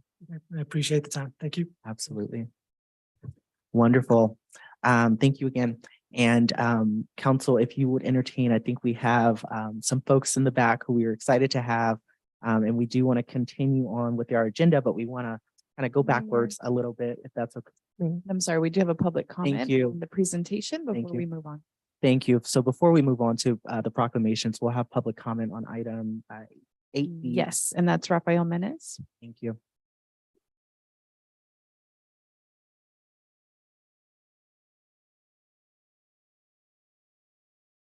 Yes, I'll be brief on this one. I just had a few questions. First off, with regards to the pilot project, basically doing sort of broader range, single target point-to-point links rather than having transfers between different agencies as you're moving outside of sort of WestCat's area of influence. How would you say that differs from Dial-A-Ride being sort of a point-to-point service for people who are seniors or who have disabilities and it's already being sort of an on-call thing? Is it simply because Dial-A-Ride is just confined more to where WestCat can operate? And secondly, I'm curious about where exactly electrical buses and smaller vehicles wouldn't work within WestCat's service area, because it seems like a lot of the time when we're talking about hydrogen as green technology, it's being used as sort of a way to greenwash and extend the timeline for certain companies to continue to basically use their existing fossil fuel infrastructure for a little while longer before they have to depreciate it as part of the transition. So I was curious as to just where exactly in WestCat's service area electrical vehicles simply aren't practical based on AC's transit's experience that you're drawing from and so on. And then finally, I was curious because you mentioned funding for BART to be a connector. I know that in the past, BART was directly funding links from Pinole to Martinez as sort of a replacement compensation for not building a line out to Martinez. So they stopped doing that during the Great Recession. So has BART ever reconsidered reestablishing that funding, or is that still no-go? Thank you. Try and take those in that order. So the first one, yes, the current Dial-A-Ride service that is available to seniors and disabled is only within the WestCat service area.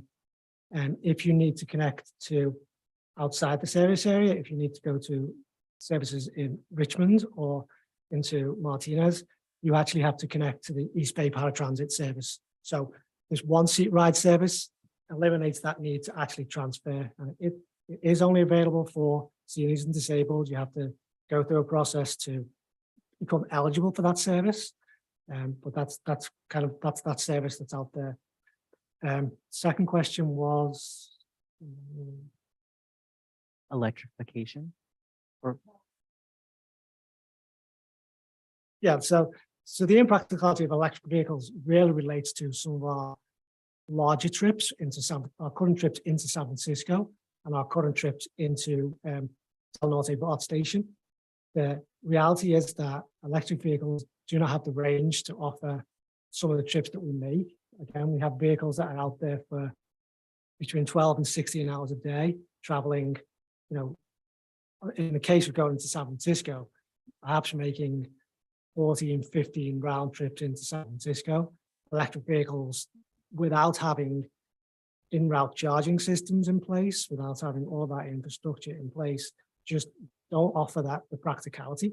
And the reality is, if we did have electric vehicles on some of those routes, we would need twice the number of vehicles to operate those routes. There's various studies out there from larger agencies that have had to actually purchase between 1.5 and 2 extra vehicles per route that they operate. And again, just to go back to our current situation, we don't have the storage capacity to do that, or the funding means to make that kind of purchases. I think that's the limitation for electric. I think if you were going to ask me where we would be in the long term, I think we would probably see we'd have a mix of electric vehicles and hydrogen vehicles. But the reality is the real near-term need is we do think we need to look at hydrogen vehicles and invest.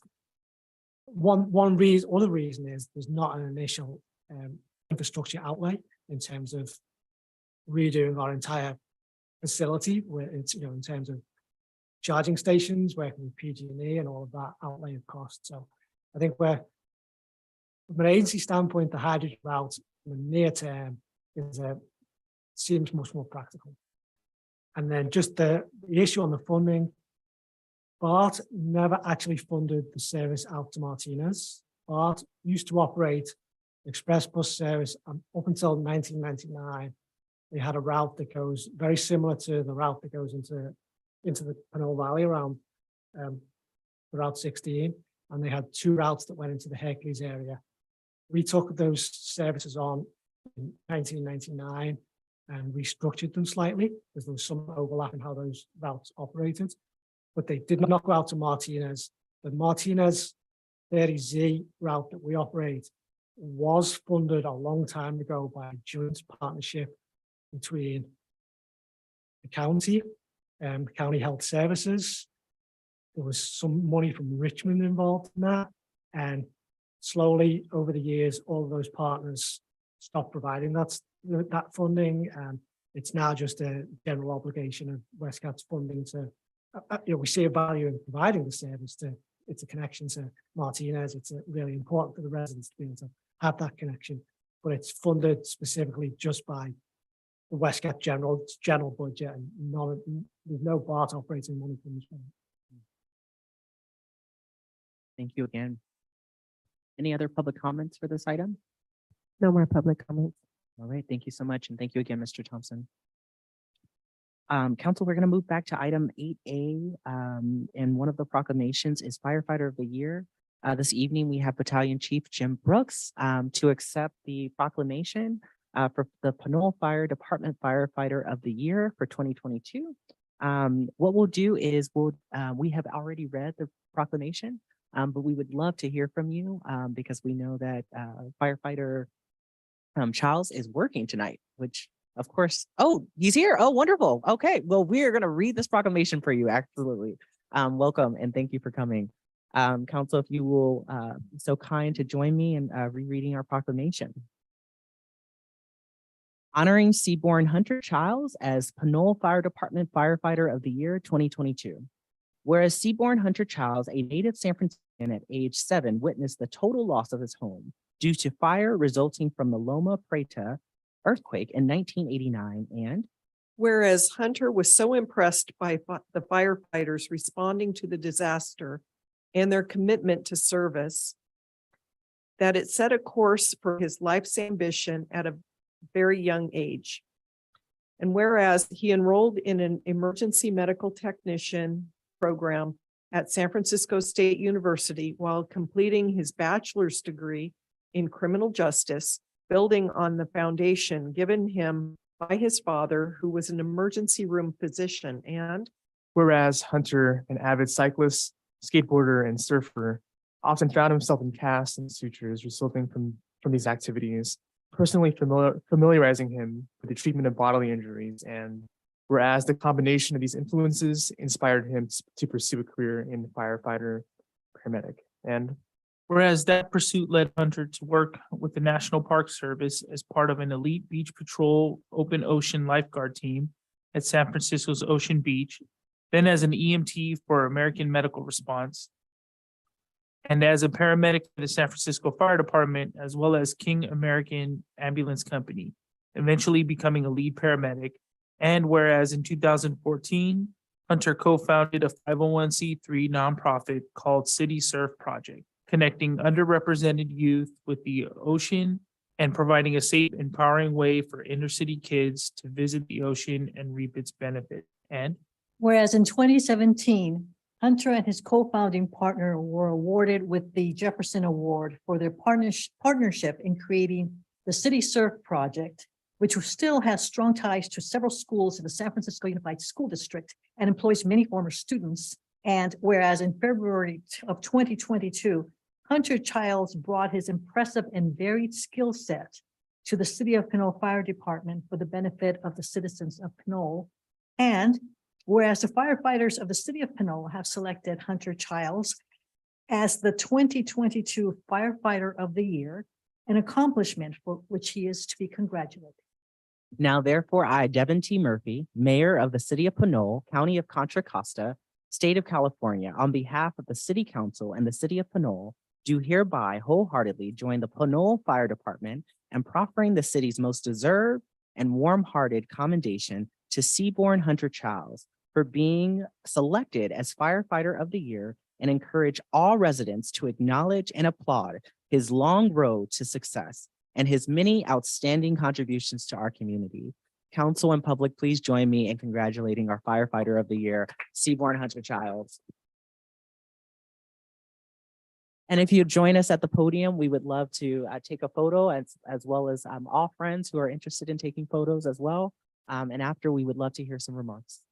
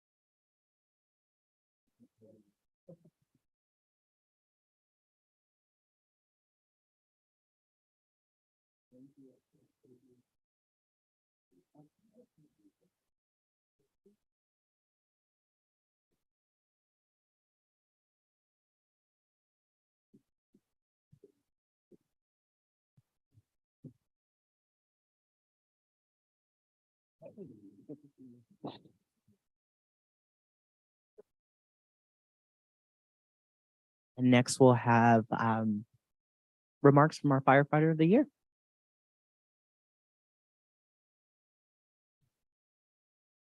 Well, first of all, thank you very much. It's a very touching experience, and I feel very, very heartfelt welcome, and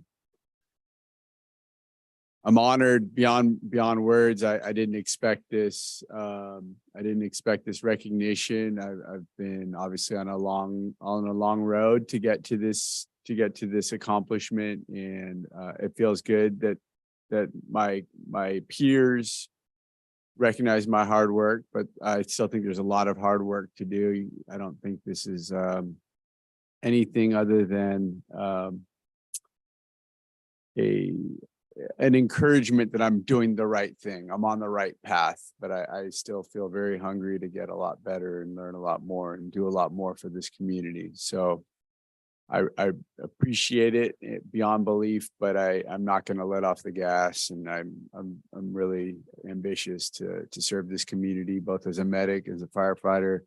When we respond to calls, we never know what we're going to get, and it's been really refreshing to hear the tones and to respond and see a variety of situations that we can help a community member better, whether it's a medical call, a car accident, or a structure fire, or a vegetation fire, or checking on the mudslides about a residence, or checking on power lines. And you never know what you're going to get. And it's been an amazing ride, and I'm just getting started. And I'm going to continue to put my all into it and serve this community, serve this department with everything I've got. And I hope you know that you have one of the most professional and hardworking fire departments here. These folks that I'm learning from have demonstrated nothing but professionalism and excellence through and through. And I just hope that gives you all some peace of mind that you have a really great group protecting the city. Absolutely. Thank you. And you are part of that group, and we really appreciate your work. Thank you for being here tonight. Thank you, Mr. Mayor. Absolutely. Battalion Chief Brooks, did you want to say a few words? I know we had you queued up that piece. Thank you. We wanted to be here for the proclamation, but as often happens, they were running emergency calls.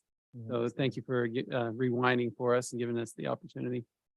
Personally, I've always felt the Firefighter of the Year award is very meaningful for us, because the firefighters themselves make their selection. So Hunter proved to his coworkers who he's with every day that he's worthy. And we're really proud of him. So congratulations and thank you again. Absolutely. Thank you. And thank you all for being here. I just want to give another opportunity because I didn't do it the first time. Is Chief Winecoop on Zoom? Okay, wonderful. Well, we will, in that case, say congratulations to you all. And once again, we look forward to celebrating for the second time on February 4th at the Pinole Rotary Club's crab feed. We look forward to supporting and celebrating you all. So thank you so much for your service and have a wonderful night. Thank you. Of course.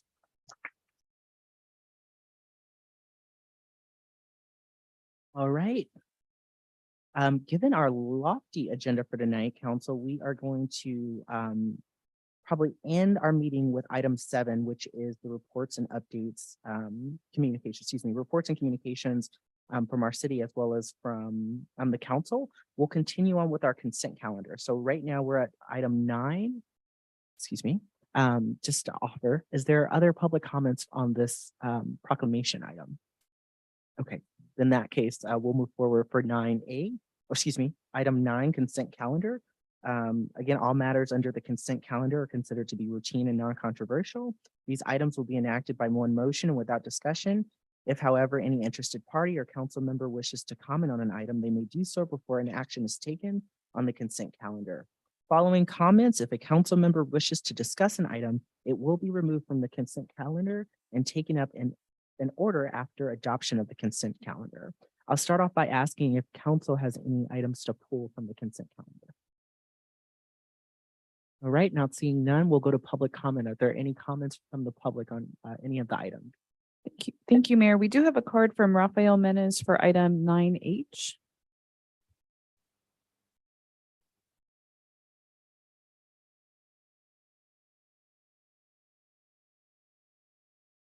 Just a brief question for 9H. On page 81 of the agenda packet, it says that Interwest Consulting Group wanted to negotiate the terms of the consulting agreement related to the firm's indemnity obligations. And I was curious as, assuming of course that the city attorney's office feels free to share that information, just what exactly we were disputing, because it seems like the other 3 groups were willing to accept the city standard contract without modification. That's all.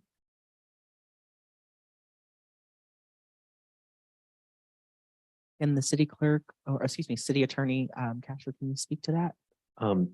Yes, I can. So I'm not familiar. I had a colleague who reviewed this particular agreement. There's that's tends to be the most highly kind of negotiated term in any of our consulting services agreements, the indemnity provision. I can certainly respond back to Mr. Menes with the change that was proposed. I'm not sure whether or not that was incorporated or not, but that's not uncommon for there to be a negotiation of that particular provision. All right, so we will get back to you, Mr. Menes, on that question. Thank you. Any other public comments on the consent calendar? Yes, we do have one online, Irma Report. Good evening, Mayor. Can you hear me? Yes, go ahead. Okay, thank you. Good evening, Mayor, Council, staff, and public. The reason I pulled 9H is because I do have some background on human resources. My concern, Mayor and Council, is this consultant and contracting work. I know our city had a habit of doing that. And I wonder why with $800,000, is there any way we could bring part-time people in to do some of this work? You know, about a year or two, we had problems with the permit area, code enforcement, people complaining right and left. I think we need to bring some of these tasks in-house so that we can move the city forward with people knowing what they're doing. It takes time to train people, and I'm not against totally on this contract, but I think it needs to be revisited and renegotiated. To me, having somebody on call, are we going to be reactive instead of, proactive on some of these services? The other thing is maybe use some of this money to open up on Fridays. There's a lot of things that need to be done in the city, I understand. We have hired employees this year, personnel, because we didn't have enough people to do the work. As we're getting there, I think it's important that we start looking at everything that we're doing and make sure we hire the right people to do the right work. And this contract needs a little bit more looking into. I'd like to see if it's not time sensitive, look it over and think about it and do it at the next meeting. And maybe discuss a few of the problems that or questions that other people might have. I just don't see why we need all this consulting and contracting on call. It's, you know, to me, it's not, we're getting into the bad habits of the past. I think the future should be hiring people who really can do the work and really justify the people that we have on board in the city and make job easier for everybody. You know, to me, it just doesn't make sense. And I just like an explanation. Thank you, Mayor. Thank you, Ms. Rupert. Are there any other public comments? No more public comments. Okay. Perhaps the city manager can speak on some of the item 9H that has been talked about. Can you give a little bit more context to this item? Maybe answer a few questions that have been posed. Sure. I'll actually offer the opportunity to the Community Development Director, Waylon, to provide comments. I'm happy to round those out. I know she's prepared to respond to the issues that were raised. Sure. Thank you, City Manager Murray. And good evening, council members. So the item 9H is kind of a two-parter. One is to request the ability to have on-call service contracts for staff augmentation for planning and building services. And that would be used in the case of staff absences or illnesses in order to quickly continue the work of staff so that projects don't slip through the cracks and they can continue on. The other reason for on-call services for staff augmentation is when we get busy, when we get big projects that come in, like the project that's being constructed right now on San Pablo Avenue. That project needs a daily inspector to go out there on a daily basis to do a variety of inspections. And we don't have the staffing to do that level of inspection. So we also don't have that type of project occur every day. So by having some staff augmentation services, we can maintain the same level of service to the community and not cause any delays in inspections or permitting. The second part of the request here is to issue agreements for plan check firms. We have a building official who is in-house. That's not a contract position. That's an in-house building official position. And that position does have a level of ability to examine plans and perform plan checks. However, that position is doing all sorts of other things. So they do some limited plan check at the counter, but the majority of the plan check needs to be outsourced to a third party. And this is very typical for smaller cities of Pinole's size. If we were going to hire in-house, we would most likely need to staff up that position for a number of bodies. And then we would have the issue of when permits volumes are not very high, there wouldn't be the fees that come in from those permits to support those staff positions. Happy to answer any questions that you might have on that.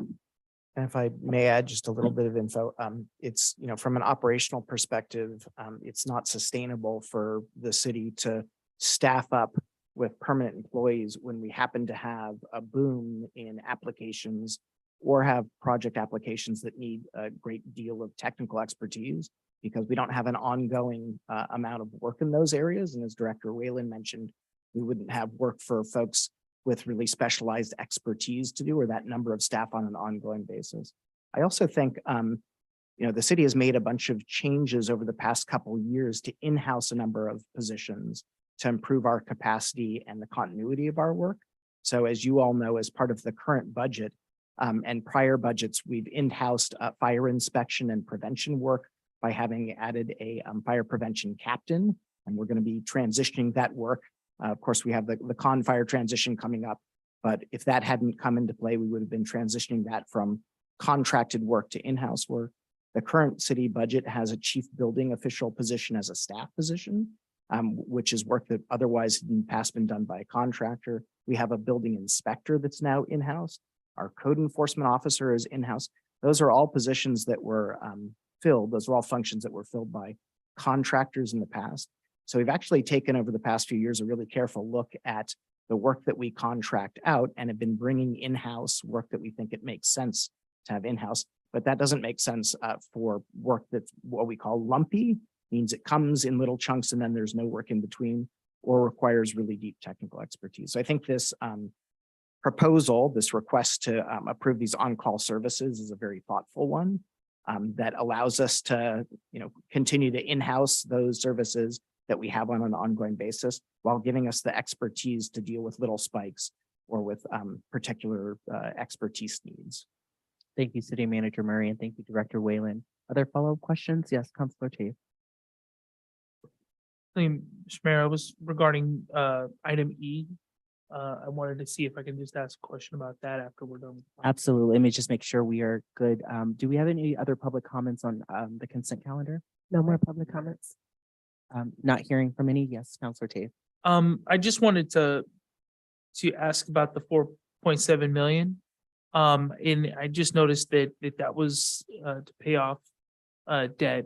Are we done paying off the recognized obligation payment? Or This is the last payment. So Yes. we would retire that debt, and then I guess maybe when we get to the CAFRA, I want to kind of ask, what does that do to our budget as far as this 4.7? Is that net positive for the account or net positive to the general fund?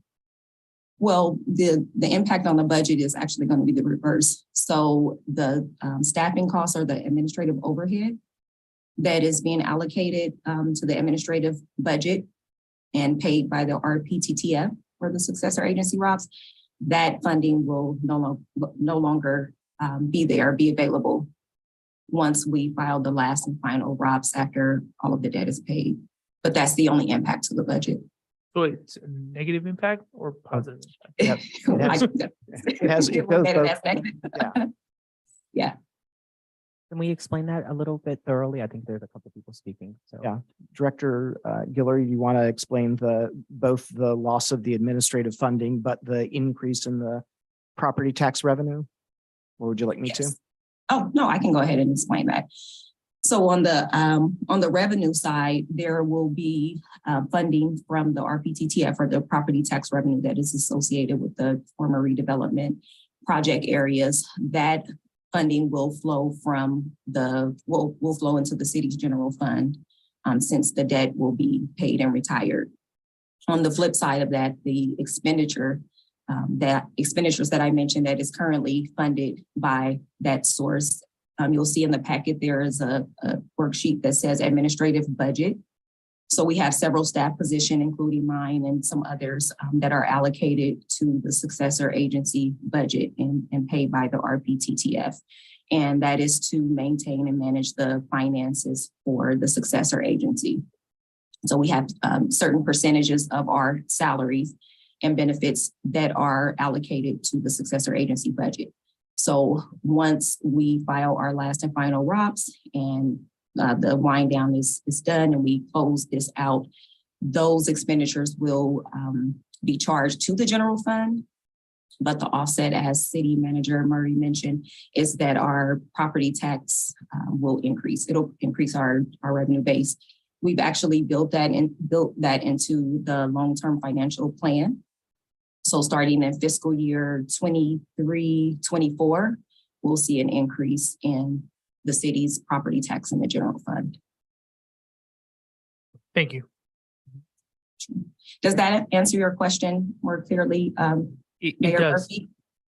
Yeah, I think that was Councilor Tape's question. My follow-up question I'm to sorry. that, though, thank you, though, Director Hillary, was how much is that increase starting 2023, 2024? Or what's It's the estimate? approximately $1 million. Wow. Okay, well, that's great.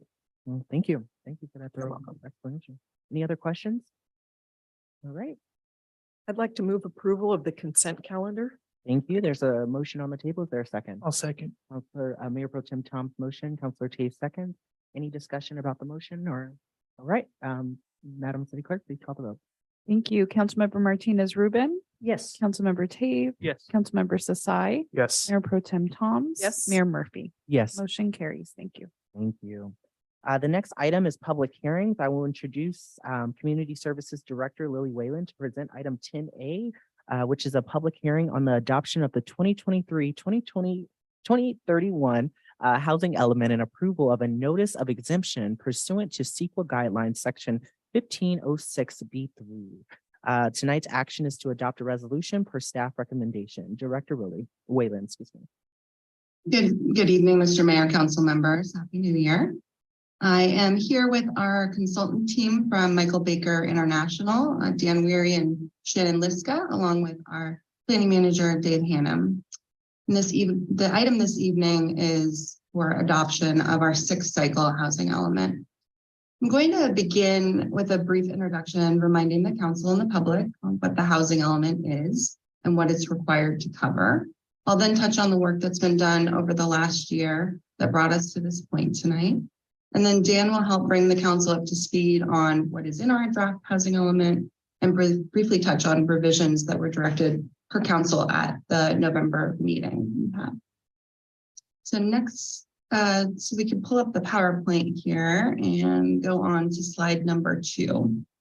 And so first, a general plan is a legally required policy document for all jurisdictions in California, and it contains the community's vision for future growth. California state law requires each jurisdiction to address mandated topics, or what we call elements, in the general plan. One of those topics is housing.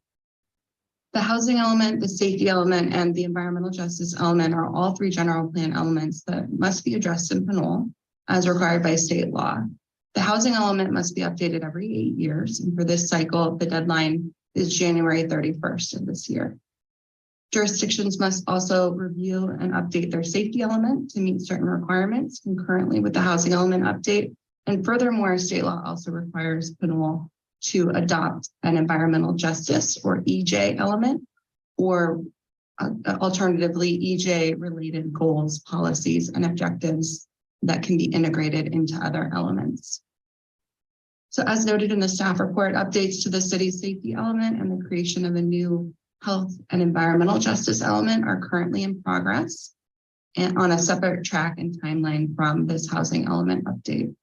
Staff expects that the draft update to the safety element and the new health and EJ element will be published for public review in the February and March timeframe and scheduled for city council consideration and adoption in May or June.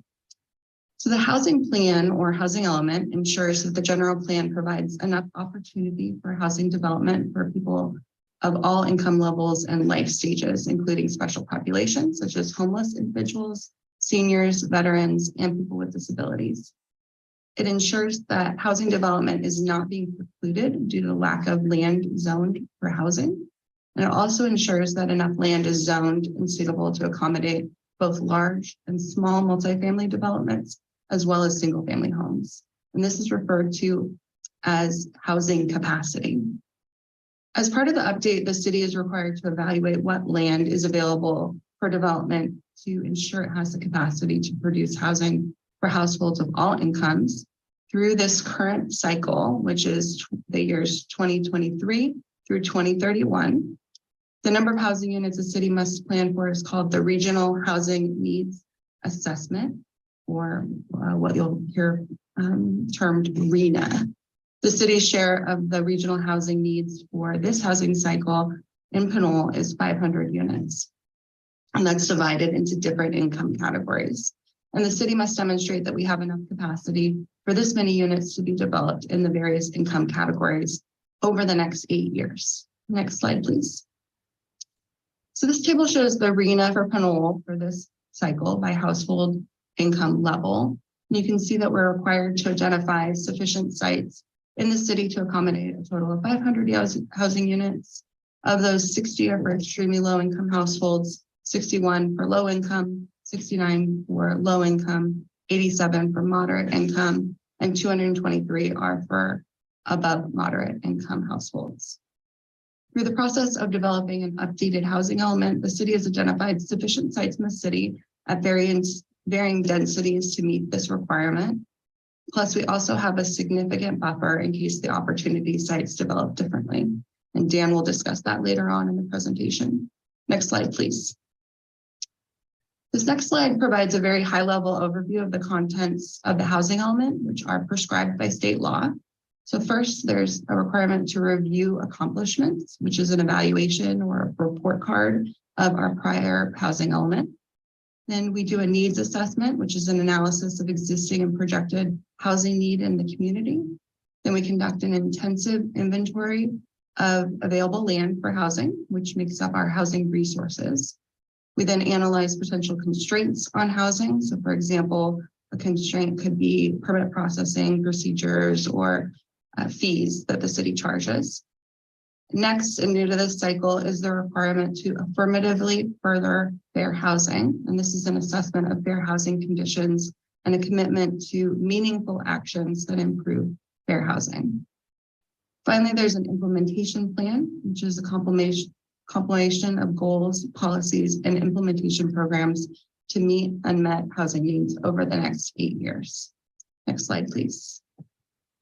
So this slide provides, again, a high-level overview of the work that's been done since February of 2022 to update the housing element for this cycle. There have been many opportunities for public engagement and input through development of the housing element.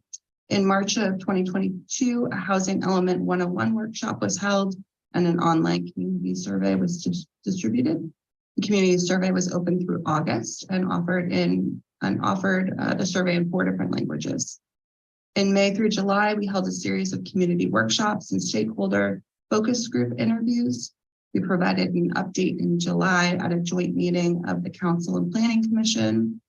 The public draft of the housing element was released in October, followed by separate Planning Commission and City Council review sessions in October and November. The City Council then at its regular meeting on November 15th reviewed the draft element and considered Planning Commission recommendations from their October meeting. After consideration, the Council directed some immediate changes to the element and directed staff to submit the element to the state of California with those revisions. Additionally, the Council noted that the Commission in parallel could weigh in on some additional recommendations. Then on December 2nd, the draft housing element was submitted for state review. Following that, in mid-December, the Planning Commission considered the housing element at a public hearing. The Commission reviewed the table in your attachment C to the staff report tonight, which summarizes the Planning Commission recommendations from October and provides options for how the recommendations can be addressed through additional studies or programs. At the hearing, the Planning Commission acknowledged that due to the timeframe for adopting the housing element, the Commission did not recommend additional changes within the current draft housing element. However, it was noted that further exploration of housing policies and opportunities could occur independent of the housing element or through subsequent revisions to the housing element at a later date. So now I'm going to hand it off to Dan, who will begin to provide an overview of the housing element content. Thanks, Dan. Great, thanks, Lily. Good evening, council and public. Thank you very much. I'm Dan Weary from Michael Baker International. It's been my pleasure to be working with Lily and David and Justin and the rest of the city on preparation of your draft. I'm going to take, I've got about 25 slides, most of which you've seen before. So I'm going to go through those relatively quickly. And if you want to stop at any point or come back, we can certainly do that. But I wanted to kind of go back enough to kind of bring you up to speed since the last time you saw this was in November. So next slide, please. So real quick, main elements of the housing plan and really the housing programs are the goals, the policies, and the actions. And those actions are really represented as our programs. And this housing element has 22 recommended housing programs. Next slide. These are broken down into 6 housing goals. We're organized around these 6 housing goals. And those are really about providing housing production to meet our needs. Secondly, meet the needs of all income levels and special needs groups. So again, housing for all. Number 3 is to review and reduce or remove governmental constraints where possible. And that's project streamlining, for example. Number 4 is to conserve, preserve, and improve the existing housing stock. So once we build the housing, we want to be around essentially forever. Particularly if we have below market rate housing, we want to keep that in the portfolio of affordable housing. And then 5th is the affirmatively furthering fair housing that Lily had mentioned. And then 6th is housing education and community outreach. So that's kind of the framework for the 22 goals that we have. And in the next few slides, I've got some highlights of the programs and some of the implementation components. And I thought we'll go through those. So number 1 is housing production. We've got a couple of key programs there. Those include provision of adequate sites to meet your inventory. And I've said this over and over. I know I sound like a broken record, but Pinole is among the best in the state in terms of meeting and exceeding your RHNA, your regional housing needs. And so you've already met the vast majority of your housing needs for the next 8 years, even before that 8-year period starts in February. Secondly, some of these programs, we want to make sure everybody's aware of them. So we will promote and publicize those programs and the site's inventory to help promote development of these suitable sites that we've gone through the process to identify. Third is outreach and technical assistance to applicants. Again, what the city can do to streamline, facilitate the review and approval process. In addition to promoting the sites that we've identified in the inventory, we can provide technical assistance. And then lastly, facilitate accessory dwelling unit or ADU production. That's a really nice tool to kind of distribute relatively affordable housing, naturally affordable housing throughout the city. So next slide, please.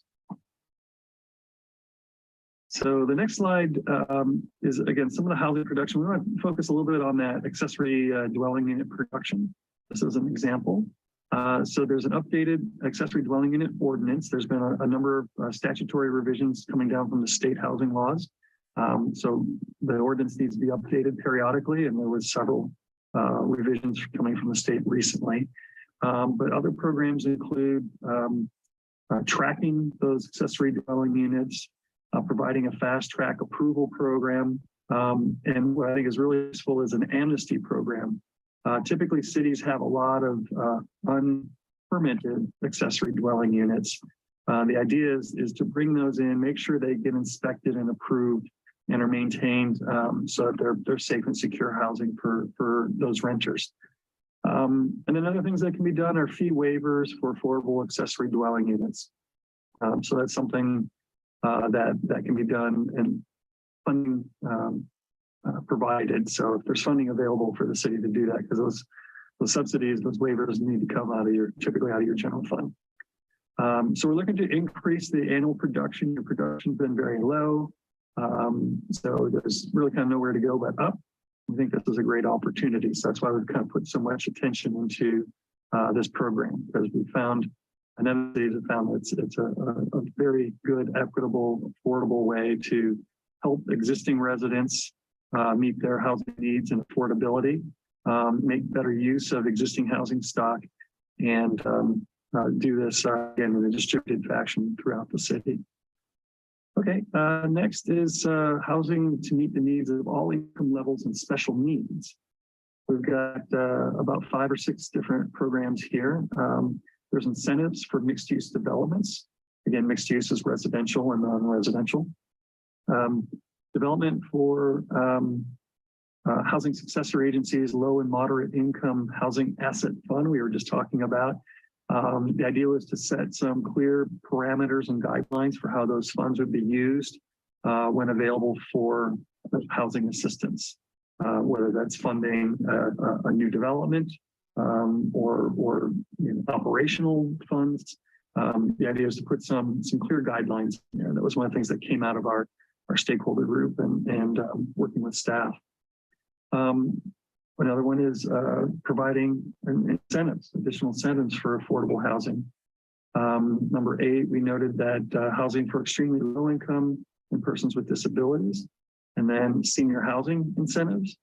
And then another program that we mentioned and kind of modeled after some others is home sharing and tenant matching. So once these units are created, make sure they're publicized, people are aware of them, and help the property owners find suitable tenants, help the tenants find the units.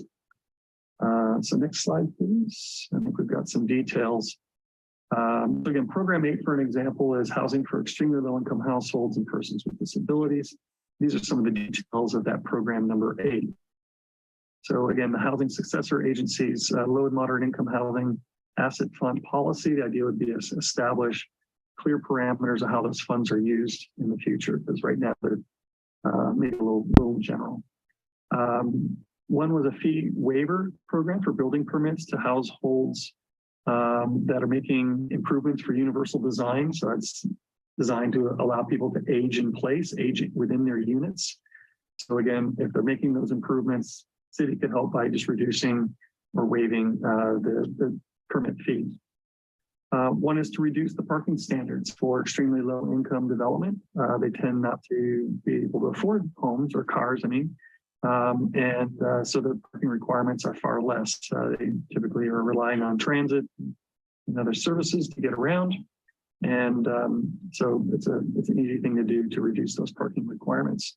And then lastly was contact developers and service providers, including an annual housing workshop for developers. So again, try to bring people together, make sure they know what the programs are, how the city is basically working as kind of a facilitator to help the developers, service providers, and tenants all develop and find and implement these housing programs.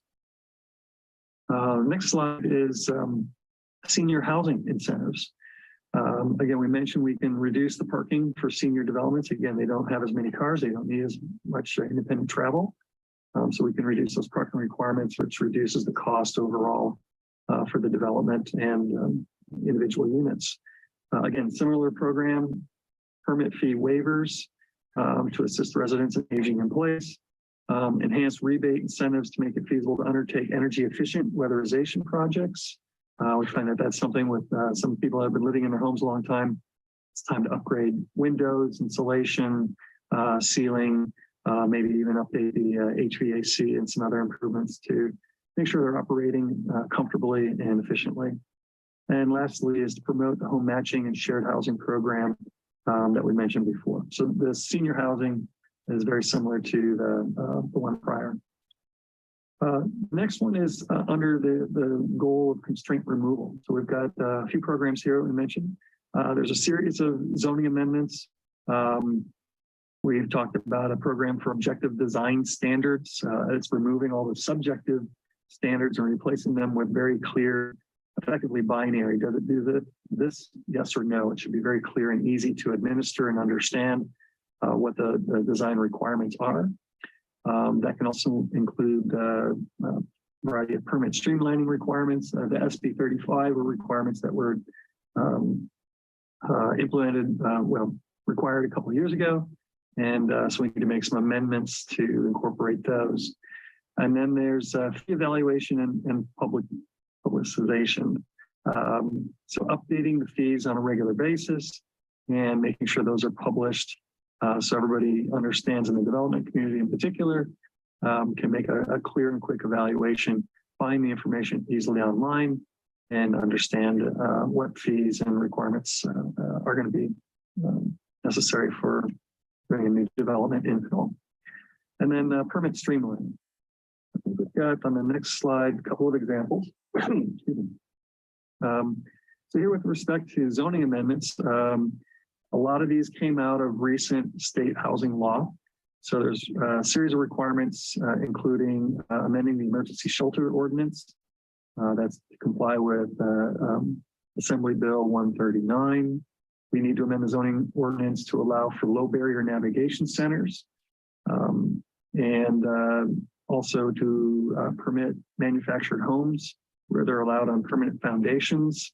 Those are currently allowed in the RMU zone. There's a provision in the code that differentiates and regulates manufactured homes differently than other homes. Excuse me. And the law is, as long as they're on a permanent foundation, they're the same thing. Excuse me. Then we need to amend the zoning ordinance to comply with SB 9 standards. That's the requirement that allows lot splits and the creation of accessory dwelling units in single family zones. And then update the zoning ordinance to comply with the state density bonus law. The bonuses were recently increased from a maximum of 35% up to 50%. And there's a whole kind of schedule that goes with that needs to be reflected in the code. Next slide is conserve, preserve, and improve the housing stock. We've got programs for rehabilitation assistance, acquisition and rehabilitation of certain properties, and below market rate regulations and conversions. I think we've got an example. Oh, I'm sorry. We'll go to the next slide. Sorry. I'm going kind of relatively quickly when we go back. All of these are in the housing element in great detail. In terms of the AFFH, or affirmatively furthering fair housing, we've got a program in there for place-based improvements. That's targeted improvements, geographic targets, and making sure that we're making improvements in areas that may be underserved to try and provide equity in different parts of the city. Fair housing resources and services, again, investing in making sure that there's enforcement of your fair housing laws. And then displacement prevention and housing mobility is another program. So there's a variety of approaches there to make sure that people are not displaced unnecessarily or unfairly, and to also encourage and promote mobility and housing choice so people can have options of where they want to live within the city. So again, a highlight on the next slide is, again, that AFFH, or Fair Housing Resources and Services. Program 19 includes a number of different features, which includes advertise services and collaborate with the county's fair housing provider. So there's basically a consulting group that the county contracts on behalf of multiple cities, or all the cities in the county provide fair housing services. And we want to make sure that that is fairly represented and understood in Pinole. So typically we recommend that they hold at least one workshop in Pinole to make sure that Pinole residents and developers, property owners, and staff for that matter, have greater access to those programs and that understanding. Then provide education resources to tenants, landlords, and homeowners. Again, the laws change frequently. It's important to update everybody so they know their rights and responsibilities. And so we've got a program in there, and all these programs have objective metrics. So that's one of the it's kind of a contract with the state now. They want to see real enforceable standards. So it's not like, oh, we're going to try something. All these programs, if you go to the housing element, say that we will do X, Y, and Z, and we usually try to put a number in there, a date in there when that will be done by, Q4 of X year, who's responsible. So again, they're more specific than I'm representing here. These are kind of high level summaries. Let's see. So again, making sure that all fair housing complaints are referred to qualified fair housing provider. Again, that's typically done through the county's contract. But again, we want to make sure and we record those here at the city and record and keep track of those with the fair housing provider that the county employs. And then lastly, provide translation services as needed at city events and at the front counter. I believe the city has been doing that, but it's something that will be continued on throughout. Okay, next slide. Education and community outreach. I've kind of already mentioned a number of these other programs, and a lot of these programs kind of cross-reference each other. We've got a whole category on education and community outreach. And again, making sure people are well informed and have good access to the various programs and services. So we've got two particular programs, 21 and 22, housing and resource education, And then again, special education promotion regarding the ADUs, accessory dwelling units, and junior ADUs in SB 9. Let's see, I think we've got the next slide has an example of program 21. And this is, again, you've heard me say some of this before, but make sure that information regarding the housing resources is on the city website. It's now a requirement by state law to put all this up and make sure it's very clear and accessible. So we have to have all your regulations, policies, guidelines, bulletins, things of that nature. Second bullet is pamphlets at City Hall and other community locations, such as the Senior Center. So again, provide promotional material of these programs and distribute that throughout the city. Information through articles in local newspapers and cable television. Similar that was done for this housing element is to use all forms of media to engage all aspects of the community, including the newspaper and social media and cable TV. Advertise housing resources through social media, I just mentioned that. And then even at booths, pop-up booths at various events, at least once a year. City typically will have a booth and the intent is to have information about the housing resources and education available at that booth. And then provision of materials in multiple languages, again, coordinating with program 19, which is making sure that translation and interpretation services are available throughout and making sure this information gets to everybody. So with that, we wanted to quickly summarize the changes that have occurred since we last presented to you in November. And so the next slide just has a quick list of 8 items. The RENA sites inventory was updated. That was really to reflect the approval of the Kmart site, which came in October. And with that site, we added that site because it was such a good site. And we kind of substituted, took some extra sites that we didn't need any longer and took those out. So it helped overall in terms of our map. We updated the maps and the lists. That's quote unquote the site inventory. Similarly, anytime we change the site inventory, we have to update the affirmatively fair housing chapter. And we change a lot of the maps and tables and charts in there to reflect that site's inventory. And that's really what the change was there for the AFFH chapter. We added a glossary, just thought it would be useful. There's a lot of terminology in here. It's a little technical. So right up front, there's a glossary of commonly used terms to help orient kind of the lay reader to this, make it more user-friendly. Similarly, it's actually the page right after the cover. There's a whole page in local languages. I think there's at least 4 there, not including English, that offers translation services. So if anybody has a question or a need, translation and interpretation services will be provided to help them understand the housing element. And 5th, construction cost estimates. Some of the data was updated since we originally prepared the draft. So we put in the latest, greatest data there about the construction costs. And then 6th, the community engagement section, we included a lot more of the collateral because the staff and the city had done such a good job in terms of the community engagement here. We wanted that to be reflected in the housing element. And we recognized that there was a lot more kind of collateral examples that we could include.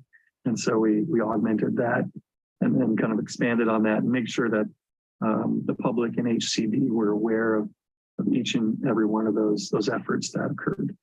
And it really was comprehensive. I'd have to say it's the most comprehensive effort of any of the cities that we've worked with. 7th was public review and revisions summary. That's really what I was referring to. So we enhanced that, elaborated on that, wanted to make sure that everybody was aware of all the good work that Pinole has done. And as I mentioned, a number of the housing programs were updated. Just quickly, some of the highlights. There was clarifications made in terms of the housing production. Just some statements to really to HCD to make sure they knew that we went over and above what was required. And then one thing that we noted was in the process of developing your site's inventory, we looked at comprehensive inventory of the entire city. We've got a backup inventory. that represents 131% of your unmet RENA.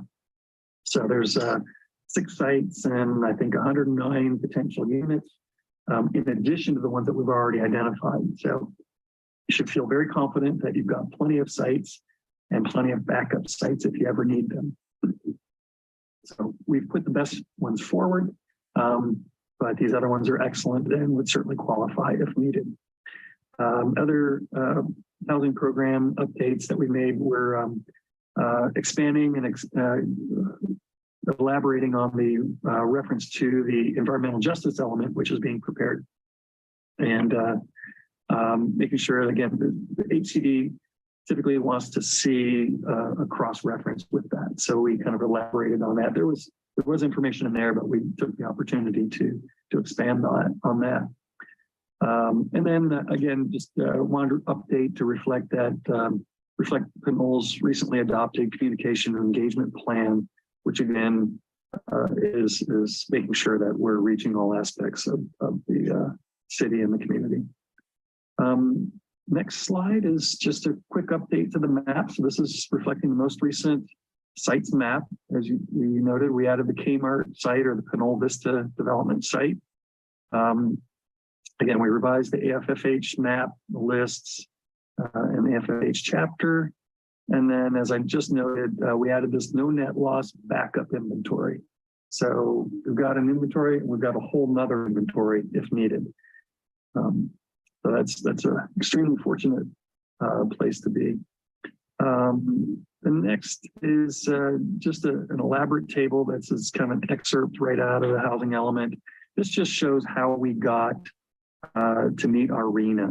So our RENA is that top bar in row A, and there's some math included in there. So we have included row identifiers, so you can see it's A minus B equals C is the unmet RENA demand.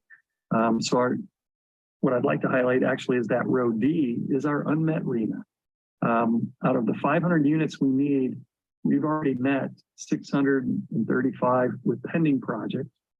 We're able to project 24, which I think you're going to meet and exceed easily for accessory dwelling units. That only leaves 83 left to meet over the next 8 years. So that's a super relatively low number to meet. We just have been so productive, and that's fantastic. So on top of that row D, we add a 20% buffer just to have it. That's what we call the no net loss buffer. So if for some reason the sites that we've identified don't provide as many units as we planned, you've got a little wiggle room there. And the state requirement is that you always provide, you need to maintain enough sites to meet that RENA. And again, we only have 83 units left to meet. We've got plenty of sites to do that. As I mentioned, we've got a whole backup inventory if needed with well over 100 units that would all be eligible for that very low income requirement, which is the hardest one to meet. So yeah, bottom line, we've got a real bonus or buffer of 31% for our very low. We've got a 50% buffer on our remaining unmet RENA for moderate units. And as I mentioned, we've got another 131% on top of it. It's almost a doubling of what we've shown you already. Next slide is, I think, just a quick summary of the really comprehensive public engagement efforts. I think you know this, we have a project website, so all the material's been, as it's developed, is published up on the website. So there's recordings of the workshops and study sessions that are available there. There's materials there, the results of the survey are there. But in addition to that, staff had done maintain an email and contact list that's used to distribute and push out notice of these workshops and hearings. Did direct mailers with postcards, there were flyers. There's 13 or 11 banners, I forget exactly the number, but they were all over the city. There's a couple of photos there on this slide. There were TV ads, social media posts, again, the online survey in languages, translation interpretation services were provided. Again, we had stakeholder interviews where we scheduled direct interviews with folks. And then a total of 8 workshops and hearings. I believe that includes tonight. So really comprehensive and well-rounded opportunities to participate, educate throughout the whole process. Coming to the end, just a couple slides left. The next one is on CEQA. We're leading up. The whole recommendation here is to allow and set you up to be able to take action tonight and eventually adopt this housing element. And before you do that, we need to talk about CEQA. This is a discretionary act. However, this is what we refer to as a common sense exemption under CEQA. And that's because the project does not provide any entitlements. You're not approving any developments. And there's no changes to any land designations or zoning. Again, we don't need to rezone to meet our RENA. You've got plenty of sites already. And so there's, adopting this housing element doesn't directly affect or doesn't have any direct land implications. Further, any future development that would follow from the housing element, such as future affordable housing projects or any projects for that matter, or implementation of the programs in the housing element, those are all going to be subject to their own independent environmental review. That's really the basis for what CEQA defines as the common sense exemption. It's clear that this will not have any adverse environmental impact. To the contrary, you can argue that this is going to have beneficial impacts. So aside from that, we're really down to our last slide, and that's recommended in future actions. So it was set up and clarified in your staff report. Very clearly, staff recommends two things. One is, kind of in reverse order here, adopt the notice of exemption that I just covered to determine that this is exempt from CEQA. And then consider action on adopting the amendment to the general plan, adopting the new housing element. This housing element would replace that fifth cycle housing element once it's adopted. Dan, sorry to interrupt you. Maybe we could get to the last slide here. I think we're on the wrong slide. Oh, sorry. One more too, I think. One more forward. Perfect. Sorry about that. Yeah, I was reading off my notes, so I apologize. Yeah, so again, recommended action. Consider adopting the general plan amendment to include the new housing element. That's attachment A, exhibit A. And then also adopt a notice of exemption. This is the common sense exemption that I just mentioned. And then just future actions. It's noted that we're still waiting to hear back from HCD. We've heard from them, but we haven't got their detailed comments yet. We are aware that they have completed their preliminary review. They're doing their secondary review. They've made a commitment to meet with us before the end of the year. But in the event that they request to require significant changes, there's a chance that we'll make amendments and come back for a future readoption. So you may end up adopting this more than once. But that's the presentation tonight. Thank you for your attention, patience. And Mr. Mayor, if I could just correct it, Dan stated that they made a commitment to get back to us by the end of the year. I think he meant to say by the end of the month. They're going to try to schedule a meeting with us. Exactly. Sorry about that. Yeah. No worries. Thank you for clarifying. All right. Thank you again, Director Whalen, and all for your presentation. We'll go to council questions first. I'll start with Councilor Martinez-Rubin. Thank you for your presentation, Director Whalen and Mr. Weary. So I enjoyed reading the report, caught some things this time around that I hadn't last time, which is one of the advantages of having a report that we can use to reference. And I particularly appreciated that the programming was based on a number of different data sources that are available publicly, and also the research that you conducted all the while since you started the process, including the input from the public. A little dismayed that still, again, even with our attempts at surveying, only relatively small number of people participate that way. So I'm hopeful that we will continue, as we want to have community input, to provide a number of different means of doing so. That's just a side comment. The larger part of the work is here, and I thank you for it. I was looking to see with numerous ideas that are presented here for programming, how they actually would be implemented. My summary comments to you is that you definitely have eight years worth of work plus here to actually meet the goals that are stated. So the question to both of you is how you see the council assisting in getting or acquiring those funding sources that would become available. I see this report as a tremendous outline for the different kinds of activities that no doubt all of us on council would agree are important, useful, and would be helpful to help us meet those goals. To get there, to actually see them come to fruition, is going to require that we seek a number of different sources additional to what we already have. So how do you envision the council to actively pursue some of the opportunities that there may be for funding, whether they come from, well, I was going to say the usual state or federal sources, but if there are any other opportunities that haven't already been outlined, that's the greater curiosity that I will continue to have throughout the remainder of my term here and beyond as a member of the public. Thank you, Councilmember Martinez Rubin. I can start here, and if Dan has any other ideas, he can add on. So I think the first step here is adopting the housing element. So if we have an adopted housing element that's compliant with state law, we will be eligible for funding sources that we wouldn't be eligible for if we didn't have an adopted housing element. So that's the first step there. The second step is we do have an implementation plan in the housing element that goes through program by program and plans out the activities over the 8-year cycle. So we have milestones and targets on an annual basis for each of the programs.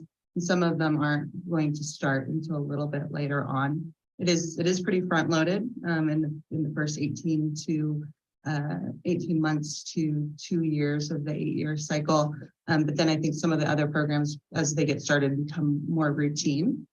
My plan is on an annual basis through the budgeting process to go through the housing element work plan and request if there's funding that's needed, request that of the council on an annual basis. And at the same time, as best as possible, pursue grant funding opportunities that might be available to the city. And another thing I wanted to mention is that the city is on an annual basis required to look at the prior year's activities and report on how well we've done over that last year on implementing programs of the housing element. So, and that's the APR, it's the annual progress report for the housing element. So on an annual basis, the council will be given a document to review and approve and send to the state that will essentially be grading ourselves on our progress on meeting housing element goals and programs. Okay, so thank you for that great reminder. First things first, and I hope that we can indeed adopt this housing element tonight. Thank you both. Thank you, Councilor Martinez Rubin. Councilor Sasai. Yes, first, thank you, Director Whalen and city staff and all community stakeholders who really played a role in this process from start to finish. It's a very thorough document from, talking about ADU, fast tracking to even tenant matching programs. So Director Whalen, just cause eviction is referenced in this document or some attachments, but it's not implemented in the document. Is that correct? So it is correct. The Planning Commission, when looking at the document in their October meeting, had a number of recommendations for other programs and policies that the council could consider, and just cause eviction was one of them. So there's a couple different options the council could look at.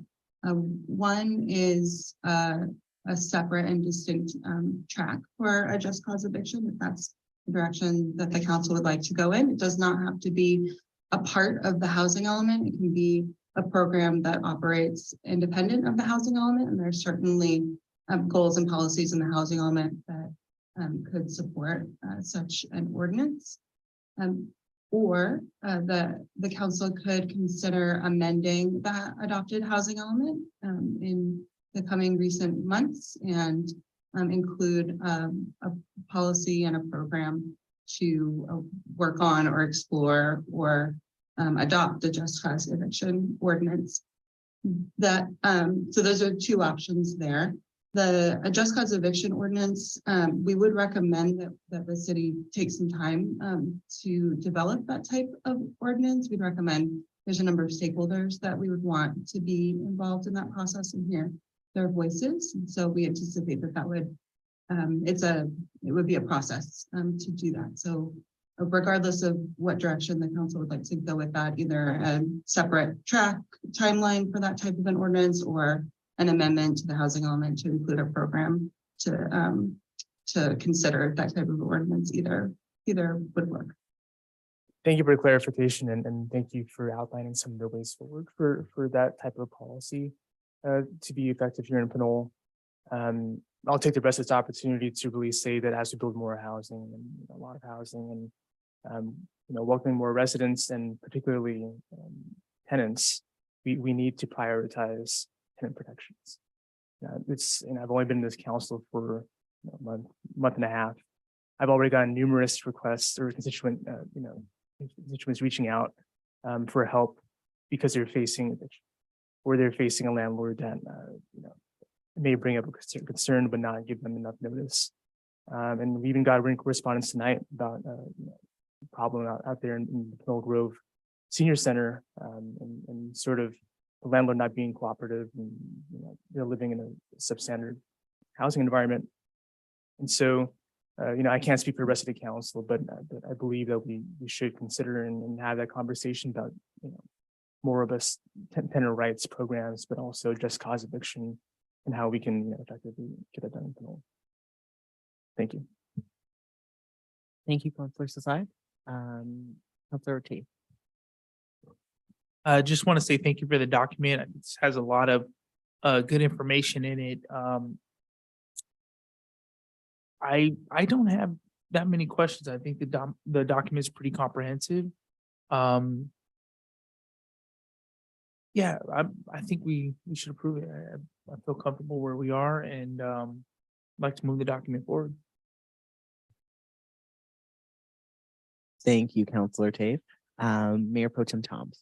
Thank you. I want to thank staff and our consultant, Mr. Worry, for the work on this. I know it's a heavy lift and it's been an accelerated timeline with a huge number, huge RENA number. So thank you for all your work on this. I recalled one of the slides talked about timing for future meetings. And I saw a joint planning commission and city council meeting in July. And I'm wondering if that's to sort of reconsider the housing element based on modifications that HCD might be requesting, or if you can just kind of clarify that for me, I'd appreciate it. Hi, the lead on that, Dan here. Thank you for the question. Mayor Pro Tem Tom's there. I think that slide was referencing the joint City Council and Planning Commission meeting that was held in July of 2022 and not a future. Okay. If we for the time to speak to the timing of a readopted housing element, it could make sense to come back at the same time as we're bringing forward the EJ element and the safety element. And so that would be in the May and June timeframe. But we weren't suggesting at this time on joint planning commission or city council meeting. Okay, great. Thank you. And then I know that a lot of the jurisdictions have been sharing some of the responses that HCD has had on housing elements. And I'm curious if one of those comments has been doing a just cause eviction ordinance as part of the affirmatively furthering fair housing section. Have you heard any responses to that? Dan, do you want to take, you probably see more of the HCD. Sure. Yeah, it really varies depending from city to city. So it hasn't been something that they're requiring. It's in our experience, and we've done over 20 of these so far, that it's something that it's really up to the city, and HCD seems to kind of respect that it's an unusual, and it can be kind of a somewhat controversial lift or challenge. You know, just they know that it's a pretty big commitment on behalf of the city to do that. So it's not something that they're really even pushing or requiring. I think they're very appreciative of it if you can do it. They certainly appreciate it and understand the value of it, but have not really been insisting on it city by city. Okay, great. And I'm assuming that you have checked all the boxes of all of the issues the HCD wants to see in housing elements, correct? Yeah, it keeps changing, but yeah, we keep checking more and more boxes. Okay, great. Thank you. That's all I have. Sure. Thank you, Mayor Pro Tem Toms. Again, just want to reiterate the work that our community development team and of course, Mr. Weary, you all put into this work. This is certainly a heavy lift, and also not just a heavy lift, but under a pretty big microscope. And just seeing some of the suggestions and the goals of our housing element, you know, in conversation to what is a statewide dialogue, I feel really proud as a mayor today. Even before we have adopted, it just makes me really proud to see the progress we've made, certainly the housing that we've developed, but also the what I see as an intertwining of so many issues. And again, that is not to be remiss. I think that is incredible work, but that also reflects the team that we have on this. And just want to say thank you for that. I do have a couple of questions in regards to the last time this came up. We did have a number of suggestions and recommendations from the Planning Commission. It would have been staff direct. We also gave a couple of directives to staff. It would have been helpful to see the things that were added and the things that were not. Is that available at all via slide? And did you have that on the slide right after the revisions? There was a quick summary. Yeah, let me find which one that was. That was slide. Oops, sorry. Go back. Where do we do that? That was. We're running the show, so. Toward the end, yeah, I'm sorry. Slide 22. Dave can pull that one up. And I tried to kind of summarize them in there, but yeah, so this kind of, you know, is fairly general, but as I mentioned, one of the big changes was to update the sites inventory in the AFFH chapters to reflect the adjustment of sites that we made. So we included that Kmart site that had been recently approved with a variety of housing incomes. And so we substituted that, you know, or some other sites for that site, and that kind of rippled throughout the whole document. And we added a glossary to make it user-friendly. We added a whole page on translation services. We updated the construction cost estimates. We expanded on the community engagement in a couple of ways. One was to elaborate on all the things that we did comprehensively, to include more collateral examples of that, as well as explain it in more detail. And then also acknowledge the city's new communication and engagement plan. And really that was all towards addressing and trying to make sure that the communication gets out to all corners of the community. And then seventh was public review and revision summary. Again, going through that whole process to document that for posterity as well as for HCD, to acknowledge that we did more than the minimum. So we met our 30-day public review, which is required by a 2-week kind of holding period and consideration period. Pinole actually extended that period from 2 weeks to about 6 weeks, I think, and included during that time another planning commission session and city council session. So it was really an opportunity again for the public to participate, to vet these ideas. And then we made revisions and sent it back to HCD for their 90-day review, which we're still waiting to complete. And as I mentioned, the housing plan programs, some of those revisions that I've gone over before, which I'm happy to go over again if you'd like. Sure. No, thank you. I think I missed the slide for that, for being the translation of some of those suggestions that we made at the last council meeting. So thank you for clarifying. I think I do want to reiterate what I saw as a opportunity that we didn't necessarily dig into, which is the tenant protection board.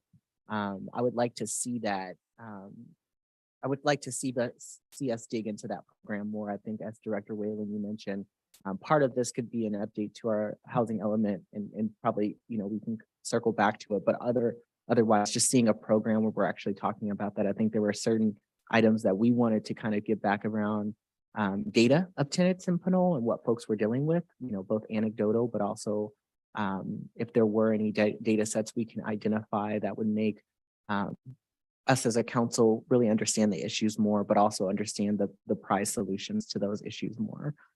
So I did want to speak to that. And I think some council members have already spoken to it. So I just want to reiterate that is of interest to me. But thank you for reiterating this slide, because it's helpful to know some of the things that were added to this from our last conversation. I do want to go back to the slide where you had a table around our RETA numbers as well. I just had a quick question on that. I think it was like a table of perhaps our allocation and our assessments. I think that might be slide 24. Thank you. So when I read this, I just want to make sure I'm clear. The row identifier, so row H says that it's a total identified capacity. Is that suggesting that we are in hopes of reaching a maximum capacity of 771 units over that 500? That's the capacity of the housing program, if you will, or the sites inventory that we've got. So that's a combination of your recently approved sites, a projection of your accessory dwelling units, which is pretty low, and then the new sites that we're recommending to make up the balance of your RENA. So it's not your full build out by any stretch of the imagination for the city. It's just what we've specifically identified to demonstrate that you've got more than enough to meet your obligations over the next 8 years. So it's an 8-year projection, I guess. An 8-year projection of what exactly? I'm still not sure or understand. Oh, it's just adequate capacity, adequate and available sites to meet your regional housing needs assessment, which was 500 units. And so we need to show 500 plus. This is just how we specifically show that. And if I can, Dan, so the analysis that goes into that, so we start by looking at every parcel in Pinole that's zoned to allow housing. And we look at the size of the parcel and if it has an existing unit already on it or if it's vacant. And then we throw out a bunch of parcels that won't count for the state's regulations because there's a certain density that's required, and that's the number of units that can be built on the land on the site itself. And so we do all that number crunching and looking at the maps, and then we determine where those sites are and how many units could be built on those sites using some realistic facts and figures that we have. So we would, if a site was very, very heavily sloped and is, probably not going to be developed, we wouldn't count that site. So we have to show to the state that these are realistic numbers given the existing zoning and general plan in Pinole, what could be built today, what applications could come in. And then it's a report out of how many units could fit on those sites. Does that help? It does. I just want to clarify because when both of you speak, what it appears to me is that our arena number or requirement is 500, but per your analysis and probably estimations of some sort based on the calculations you mentioned, it appears what I hear back from you is that if our housing element is like a prized housing element, it's an A+ housing element, we can get up to 771 units in the city. Is that correct? Possibly. Yeah, technically, Mr. Mayor, we could get more. More, right. Yeah, so this is just the state is requiring that we show that we have capacity for 500 in these various income categories. Okay. And we're showing through our maps and data that we have capacity for 771. Okay. And in fact, we actually have reserve sites. So we have additional capacity of sites that would count as RENA sites and meet all the criteria of the state. Great. All right. Thank you. That is my last question. My only final question is, with all the work you all have put into it and having seen this a couple of times, is there space to credit the council and the staff who participated in writing, similar to what we do with the CIP?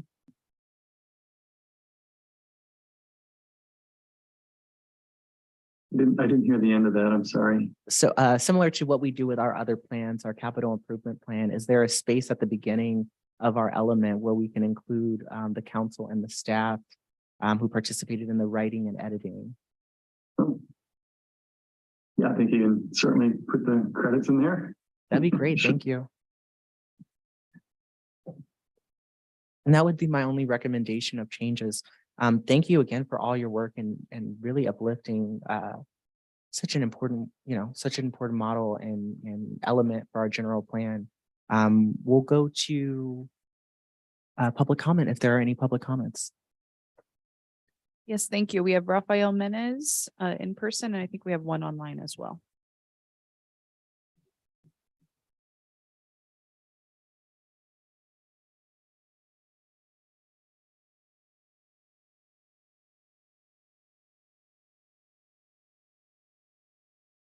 I just wanted to particularly thank staff for the chart.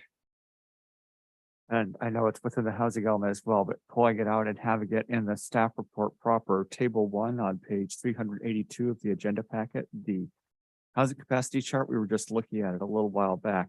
But I think it's important to have that chart in particular to flag just what we've already accomplished or plan to accomplish and what our weak points still are. For example, we're doing great in terms of low income housing. We're doing not so great for very low, and oddly enough for moderate. You'd think that moderate would be filled before you get the low income category, but I guess it just didn't work out that way in terms of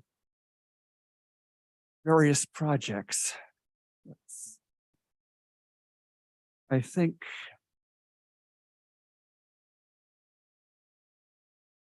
my main question is with regards to column G, the non-vacant opportunity site capacity.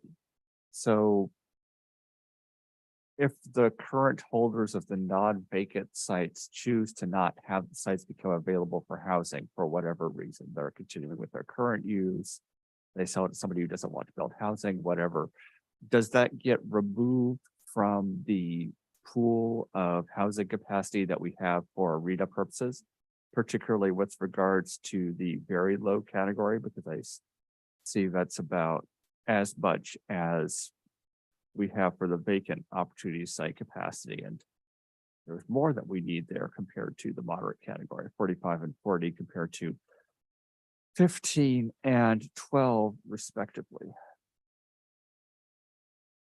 Other than that, I think I've made most of my comments on the housing element in my work on the planning commission. I'm sure we'll be making further comments on it in the future. Once we hear back from HCD, it can have more of a not time constrained in process, as it were, because as the staff report noted, we couldn't really recommend changes because that would start the whole clock and everything.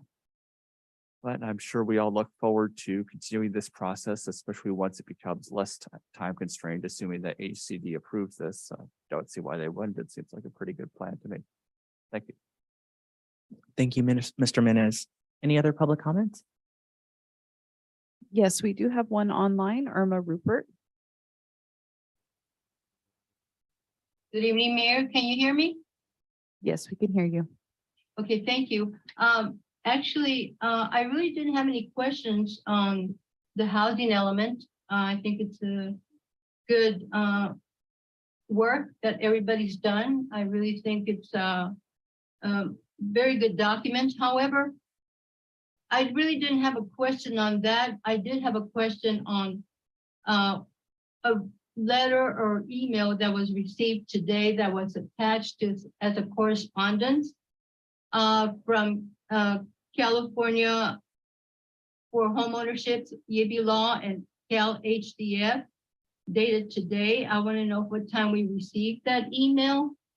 To the city attorney, the second question to the city attorney, what does this all mean if we pass this? Thirdly, I'd like to know that on the email, it references that the city manager received a letter December 16, 2022. I wonder if that was made public or why it wasn't attached to this resolution. I just want to know why this was withheld from the public, especially December 16, 2022. And I'd like an answer if we can, as disclosure to make sure that, we're headed the right direction. Thank you, Mayor. Thank you, Ms. Rupert. Are there any other public comments? Great. And Ms. Rupert, you bring up a very important point. I was going to defer to our city attorney, Eric Asher, to answer that question. Thank you, Mr. Mayor, and thank you, Ms. Rupert, for the question. I received the letter that was dated as of today, this afternoon, so I assume that that's when it was received by the city. I have had a chance to review essentially what it means is, there are some interest groups that just want to make sure that the city is complying with the standard process, which we are. The city will be adopting the housing element this evening. HCD, as we've noted throughout the presentation, still has to review the housing element that was provided to them, and they reserve the right to make comments and to make any suggestions and potential changes. If they do, then the city council will revisit the housing element and address the concerns presented by HCD. It's not until HCD certifies our housing element that the city council can then adopt, and then it would be formalized. So that really is the process. The step that the city council is taking this evening to adopt, because we've already gone through and reviewed, there seems to be an appreciation for the work that went in and a kind of comfort with the existing housing element. If HCD is comfortable with the housing element that we proposed, they'll approve it, and we'll still probably bring this back to ratify before the city council anyway. So, I understand that the author of the letter has some concerns with that process. There's a number of cities who also received the same letter and who are dealing with the challenges around the timing of the approval of the housing element. This year, or this cycle, I should say, HCD did not provide for a 120-day grace period that was normally provided to cities in approving their housing elements in prior years. So there's been a bit of a rush in some different approaches to how to address the time challenges around this. We feel comfortable with the way in which we're bringing this forward. And again, we're ultimately going to defer to what HCD would like to see in their approval of our housing element. So that's. Thank you, City Attorney Casher. Yeah. City Manager Murray, did you also, did you want to tap in on this question? The third part of the question was whether we didn't include in, I guess, the staff report, a letter we received on this matter. The city receives all sorts of communications on all sorts of matters of city operation. And we provide the salient facts in the staff report. I think the salient facts have been included. So it's not by any means our practice to include in an agenda packet every communication we get on a certain topic. We get all sorts of communications of varying perspectives. I think the staff report has all the salient facts. Thank you. And it is correct that the letter was a part of the public comments for this, the written public comments for this evening. So they will be in the record, correct? City Clerk? No? Yes, they're posted online now. Thank you. Yes, thank you. Thank you. Counselor Tate? Just a question that popped in my mind. So once this goes to or the HCD, are there any opportunities for us to amend during that time or post approval? I'm going to go ahead and defer to our consultant or Director Whalen, but happy to chime in as well to supplement. Jan, you want to jump in with best practice? Yeah, sure. Yeah, it's been the practice of working with HCD to where they will meet with us before they submit their final letter. Gives us an opportunity to review their initial comments, hopefully address them. If they give us enough time, you know, we can make revisions and resubmit to them as an interim draft. Hopefully it's just clarifications, and typically that's a lot of, you know, what they're asking for. You know, they might be one particular item or something that they're really interested in. A lot of times it's helping them understand the document. These are long documents. They're pretty complicated. They're very technical. And sometimes they just don't see what they're looking for. So we meet with them, we walk them through that. And sometimes they look for some clarifications or some elaborations. And if we can, we'll provide that to them as an interim draft, and with hopes that they will accept those and use as a basis for ideally a letter of substantial compliance within that initial review period. So that's what I was referring to when I said end of year. I meant end of the month. You know, we plan and expect to meet with our reviewers and hopefully go through that very process. That would be fantastic. And so we're hopeful for that. So I guess my question is, how does local government start to, I don't want to say augment, but you know, there was a conversation about just evictions and the eviction process within our city. How do you weave that in once this document gets approved? And then post, I mean, God knows what's going to get thrown at us in the next 3 years, right?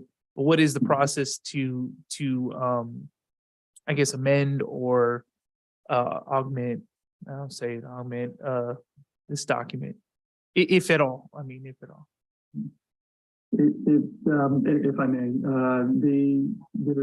the housing element really becomes your base document. These are the commitments, and as I mentioned, kind of a contract between you and the state and the public of what you're doing, but it really sets the minimum. You're always allowed to do more on top of that. So when we talk about like the just cause evictions, that's a great program to pursue, but it probably needs its own engagement process that you want to run, because it's just, you want to talk to the property owners and tenants groups and really make sure you understand that very well. So is that more through ordinance? But it doesn't necessarily require an amendment to the housing element. So it could be a parallel track.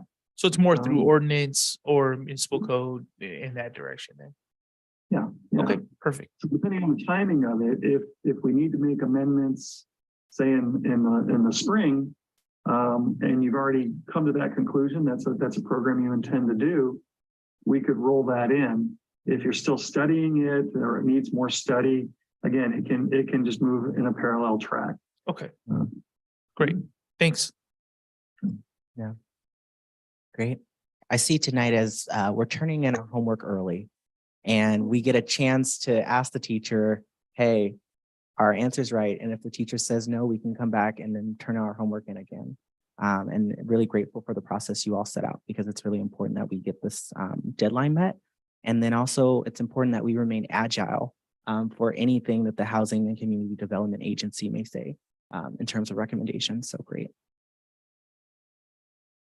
Other questions? Did you have a question, Councilor Martinez? No, I'm ready to make a motion. Before we get to there, I think there was two pieces that perhaps have other motions unless you, and I didn't know if I just heard that there was a just cause eviction program. Are there motions on the table for that, or are we going to circle back for another conversation? It's not an agenda item, so I'm thinking, I'd like to make a comment on that. Sure. Is that if the city wants to do a just cause eviction ordinance, we can do it outside of the housing element. It's not a requirement of HCD. HCD has a lot of requirements that staff already has a list of 21 plus programs to work with. I would not recommend that we throw that into the program list. If we decide to do it, we can do it later. It doesn't have to be in the housing element. All right. Does that sound fine with everyone? All right. I see no other. Okay. And then the last piece was just the, as I mentioned, the credits to council staff, maybe other participants as well. Do we need an official motion on that? Okay. Is that staff direction given? That's fine. Okay. Wonderful. And then just a clarification around the joint city council and planning commission meeting. Is there? That was answered. That was answered. Yeah, we'll be having it probably sooner than July, maybe April, but can you remind us of the date, City Manager Murray? Thank you. Yeah, I think Council Member Tom's raised a question that was clarified. The slide referred to a joint meeting we had last summer, but as a separate future agenda item, the City Council's requested a joint meeting. And I believe the direction was to schedule that before the end of March, and so they'll be done. I don't Great. know if we have a specific date for that yet.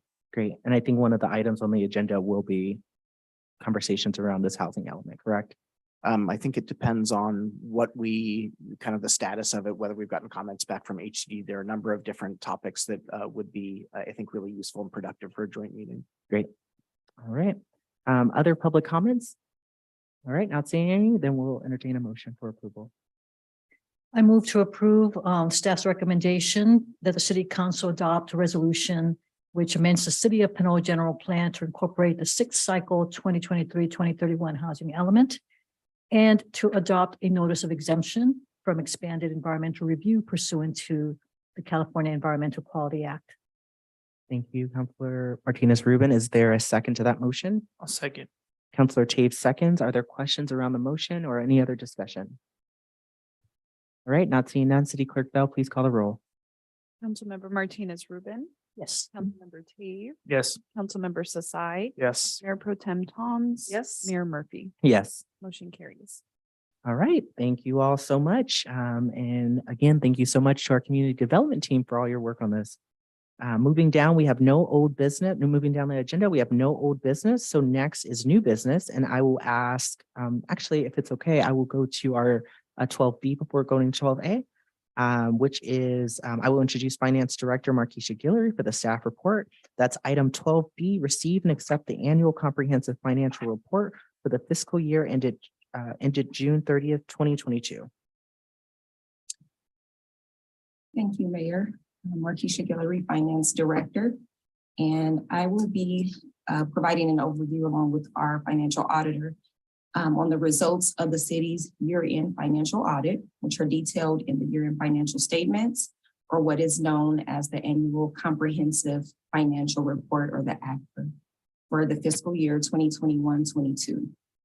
In accordance with sound public policy and fiscal management practices, the city conducts an annual financial audit that is performed by an external independent auditor. Here with us tonight is the city's financial auditor, Ahmed Badawi of Badawi and Associates, certified public accountants.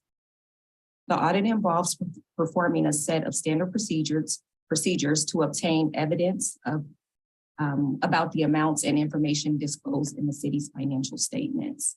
And Mr. Badawi will present those shortly. I'm glad to announce that Badawi and Associates has again issued an unmodified opinion, the highest rating, on the city's financial statements. And what that means is the financial statements are presented accurately and free of material misstatements in accordance with applicable financial reporting guidelines and best practices. I'd also like to highlight that the city's ACFR has been submitted to the Government Finance Officers Association, or the GFOA, to be considered for the Excellence in Financial Reporting Award. We expect to receive the award for the fiscal year 21-22 ACFR, and this will be the 24th consecutive year that the city has received the award, which affirms that the ACFR meets the highest of financial reporting standards. Another important point that I like to mention is that the ACFR is tied to the city's budget, and that the budget is the city's financial plan, while the ACFR represents the actual financial results for the fiscal year. So we do encourage readers to look at both the city's ACFR and the budget for the fiscal year when assessing the overall finances of the city. Before I turn it over to Mr. Badawi, I'd like to give special thanks to the city's finance staff, accountant Maria Mata, and accounting specialist Anthony Colden for their contributions and work on the city's financial management, as well as their participation in the year-end audit and their assistance in preparing the ACFR. I'd also like to thank staff in the various city departments for their contributions as well in helping with the year-end audit. With that, I will turn it over to Mr. Badawi, and following the presentation, we'll be available for any questions that you may have.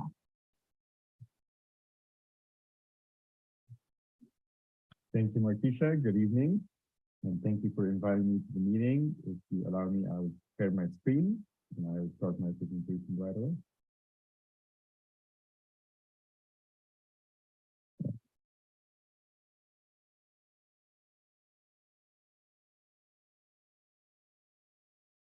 All right. So thank you again for the invitation. My name is Ahmed Batawi, and I was the audit partner on the City of Pinole's audit. Today, I'll present to you the results of the fiscal year 2022 audit. And slide number 2 here is an agenda of what I'll cover today. I'll let you know who the engagement team was, what were our deliverables in the scope of our audit, areas we emphasized on during our audit process, the type of audit report we issued, and summarize for you some of the numbers in the financial statements, provide you some of the required communications as your independent auditor, a brief overview of the new accounting standards coming your way, and then see if you have any questions for me. Of course, feel free to interrupt me if you do have questions as I go through my slides. As for our engagement team, this was the composition of our engagement team. I was the engagement partner, the person ultimately responsible for the audit. I managed the audit manager and 3 professional staff who have worked on the audit. In addition to that, we always have a quality control reviewer. This person is in the background reviewing our work, making sure that we adhere to professional standards, and also provide a second set of eyes in terms of reviewing the financial statements. For the deliverables in the scope of our audit, we were mainly engaged to provide an opinion on the city's basic financial statements. The city is subject to government auditing standards, which require us to issue an opinion on the internal control over financial reporting and compliance. The city is a recipient of federal funds, federal grants, and that triggers a compliance audit on those federal grants. We perform agreed upon procedures on the GAN limit, appropriation limit, on the Measure S 2006 and the 2014 Measure S. And then finally, the communication with the governing body, which is what I'm doing today. As for areas of primary audit emphasis, most of the areas are pretty standard focus areas in any audit we do. The first one is regarding revenue and receivable and the risk of improper revenue recognition. This is a risk that, again, it is assumed that it exists in any audit. That's what professional standards or auditing standards require us to do, unless we have a good basis to justify otherwise. Oftentimes, we try not to justify otherwise, and we just treat it as a high-risk area. We rely heavily on confirmations with third parties. So we send confirmations to the county, to the state, to some other payers, and we reconcile the amounts that they confirm to us to what was reported by the city. We also perform analytics on the proprietary activities. Another area of focus is pension and OPEB. The reason why this area is a focus is because usually the dollar amount are material. It does have a level of complexity because in order to record those transactions, the city have to obtain actuarial studies, extract information from those studies, and report them in the accounting records. We perform testing of data that the city submit to the plans, like the CalPERS plan or to the OPEB plan. We also communicate directly with the auditors of the plan, the CalPERS auditor, about the city's investments in the plan, about the assumptions used in calculating the pension liability, and so on. Finally, the other area of focus or risk is the risk of management override of control. Again, this is a risk that exists in pretty much any audit. Management are usually the one responsible for designing, implementing, and overseeing control. And they are often in a position that they can override it too if they choose to do so. So we have to design audit procedures to minimize that risk. We make sure that we assign experienced staff to more complex part of the audit, that we incorporate an element of unpredictability in our audit process, that we test journal entries prepared by management, we review estimates made by management to make sure that they are free of bias. We evaluate business rationale for any unusual transactions. And then we also make a lot of inquiries about related parties, maybe fraudulent situations, and so on, to minimize the risk of management overriding controls. As for our auditor's report, we have issued an unmodified opinion. In simple terms, that is a clean opinion. The opinion does state what standards we follow. So we follow the generally accepted auditing standards and the government auditing standards.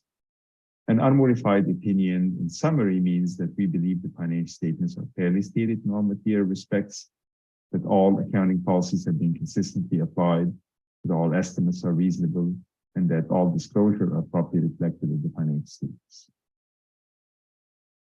I wanted to just give you a 30,000-foot view of the numbers in the financial statements. This is a summary of the city's assets over the last 3 years.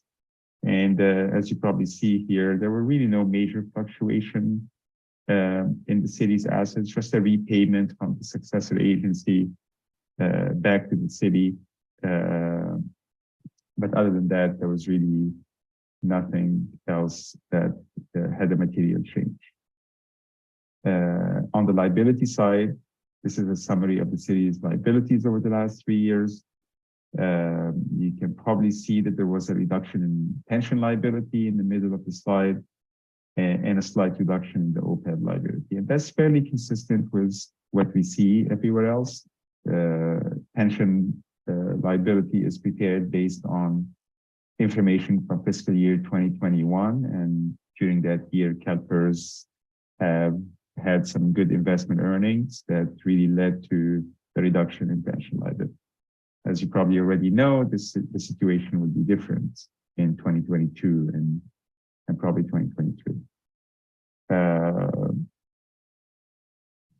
And then on this slide here, just the city's net position, which is just assets minus liabilities of the city. We break down the net position into 3 main categories. The first one is net investment in capital assets. This is an amount that is not in a spendable form. This is how much the city invested in streets and roads and infrastructure and buildings and so on. So it is not expected to become in a spendable form anytime soon. The restricted amounts are amounts legally restricted by a third party, either a grantor or a bond document or something that is outside of the council control, that the city will be required to use it for a specified purpose. And then finally, the unrestricted amount is the amount under the council control. This amount is currently a deficit. It's been a deficit for a few years. The main contributor to that is usually the unfunded pension and OPEB liabilities. There was an increase in deficit in the current year, and that's mostly due to the investment earnings, which you would notice here on this slide. This is just looking at revenues minus expenses. I do want to caution you that this is really taking a 30,000-foot view, so it's not focusing on a general fund, or this is all city funds with accrual basis, depreciation expense are there. So it's just to give you a general idea about the city's results of operation. The big swing is really mostly from investment earnings, from a gain of almost 3 million last year to a loss of about 2.9 million or so. So that's, by the way, unrealized losses. These are fair market value changes.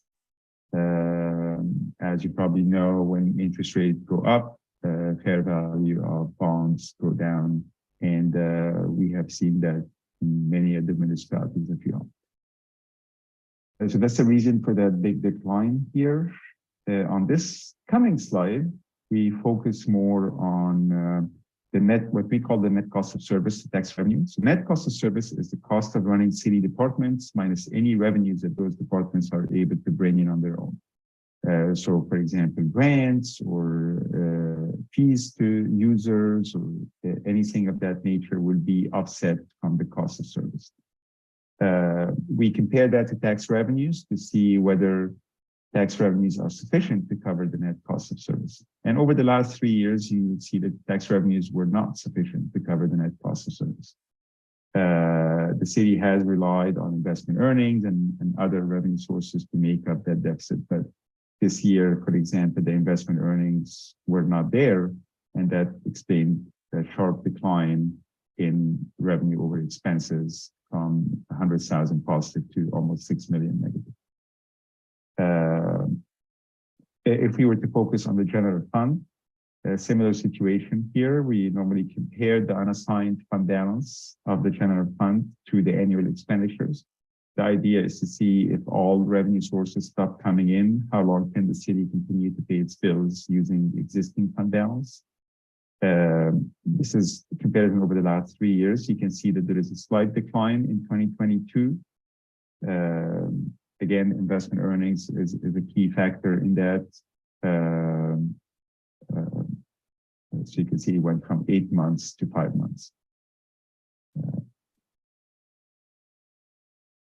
The next few slides would just focus on the pension and OPEB liabilities. So this is a summary of the city's contributions to their pension plan over the last 3 years, broken down by safety and miscellaneous. And then this is the funded status of the safety plan. On the left side is how much assets the city have invested in the plan. The middle is the total liability that the city have, and the right-hand side is the unfunded portion of the liability.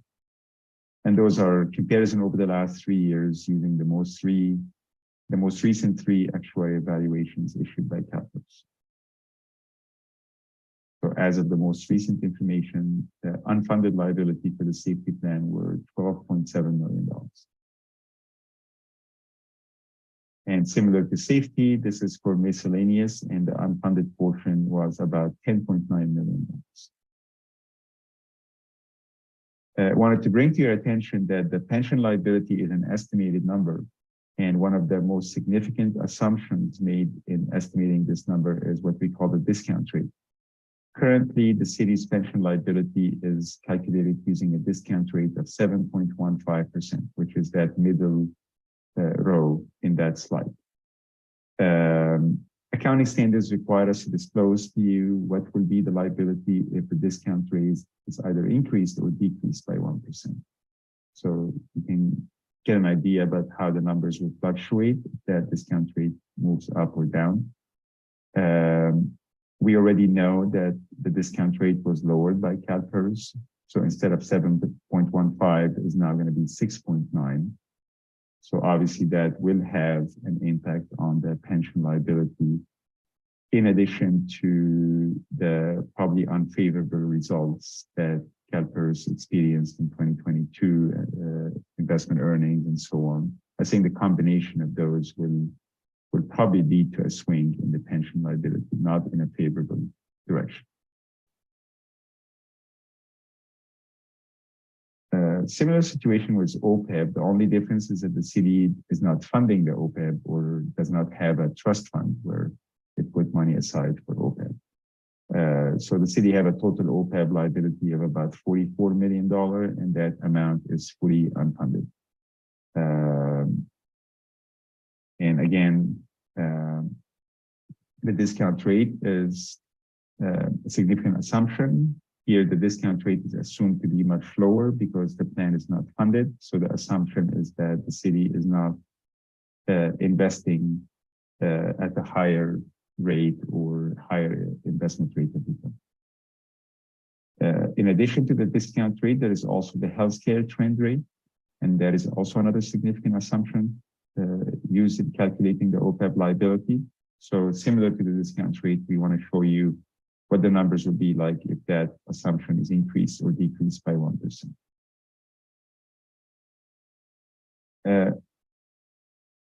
Other than that, the last part of my presentation are the required communication. On this slide, there's different responsibilities between the audit firm and city management. Our responsibility as the auditors is to provide an opinion on the financial statements, whether they're fairly stated in accordance with US GAAP or not. In doing so, we are also responsible for evaluating internal control over financial reporting, evaluating the city's compliance with laws and regulations, ensuring that the city's financials are clear and transparent, and communicate with the governing body. Management have a lot of responsibilities in this process. So management is ultimately responsible for the financial statements. Even though we certify the numbers, we audit them, that does not relieve management from its responsibility. Management is the one responsible for establishing and maintaining internal control over financial reporting, for making all financial records available to us during the audit process, for establishing control that will prevent and detect fraud, inform us of all known and suspected fraud, comply with laws and regulations, and take corrective action on any audit findings. As far as independence, we are responsible for evaluating our independence. We evaluate any additional service that we offer the city to make sure that it does not impair our independence. And we also circulate questionnaires to all our firm employees with a list of all of our clients, asking them to identify any direct or indirect relations with either city employees or management or council or any potential relationship that may impair our independence. Every year there are new standards that the city have to implement. This year, GASB 87 relating to leases was really the most significant standard for the majority of our city clients. But of course, every year we go through all the new standards and determine the applicability or assist the city in determining the applicability of those standards to them. Just wanted to bring to your attention that some of the numbers in the financial statements are estimated numbers. And just wanted to bring to your attention that things like pension plan, OPEB plan, the allowance for uncollectible accounts, the useful life of capital assets, all of those are estimated numbers. My apology, the title on that middle bullet point seems to be repeated. It is really regarding the sensitive disclosure, and the financial statements have a narrative part that wanted to highlight to you some of the important disclosures there relating to cash and investments, long-term debt, and the retirement plans. The narrative part provides additional information that help the reader understand the composition of these numbers, the different risks that they're exposed to, like with investments and so on. So these are some of the important notes, disclosure in the financial statement. As far as timing of the audit, we believe that the audit was performed within the time frame communicated to the city. Pleased to say that we encountered no difficulties during our audit. There were some adjusting entries, and management has posted all proposed adjustments. There were no significant risk or exposure that were identified. We normally have direct communication with legal counsel, asking them to confirm outstanding litigations. We determine whether any additional disclosures relating to those litigations are needed. We're pleased to say that we had no disagreement with management. We had no material weaknesses identified in internal control. We obtained representations from management prior to issuance of our report. Those representations is usually management acknowledging to us that they have taken responsibility for the financial statements, that they have disclosed to us all known facts, that they have recorded all transactions, and so on. We're not aware of any significant accounting or auditing matter for which management consulted with other accountants. Basically, we're not aware that management have obtained a second opinion about some audit matters. Normally, if this occurs, that other firm should really contact us and also get information from us as well. Other than our engagement letter and our representation letter, we had no other communication with management. There was no material uncertainties relating to events and conditions. We have not become aware of any instance of fraud or illegal acts. Finally, here on this slide is just a listing of the new accounting standards and the year that they would need to be implemented.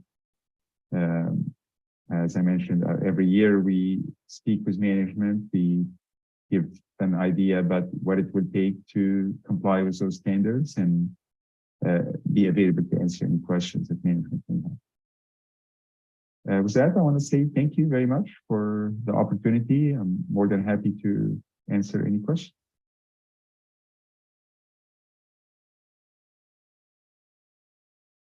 All right, I will thank you so much for your presentation. I wanted to go back to Director Guillory if you had any final words before we go to council questions.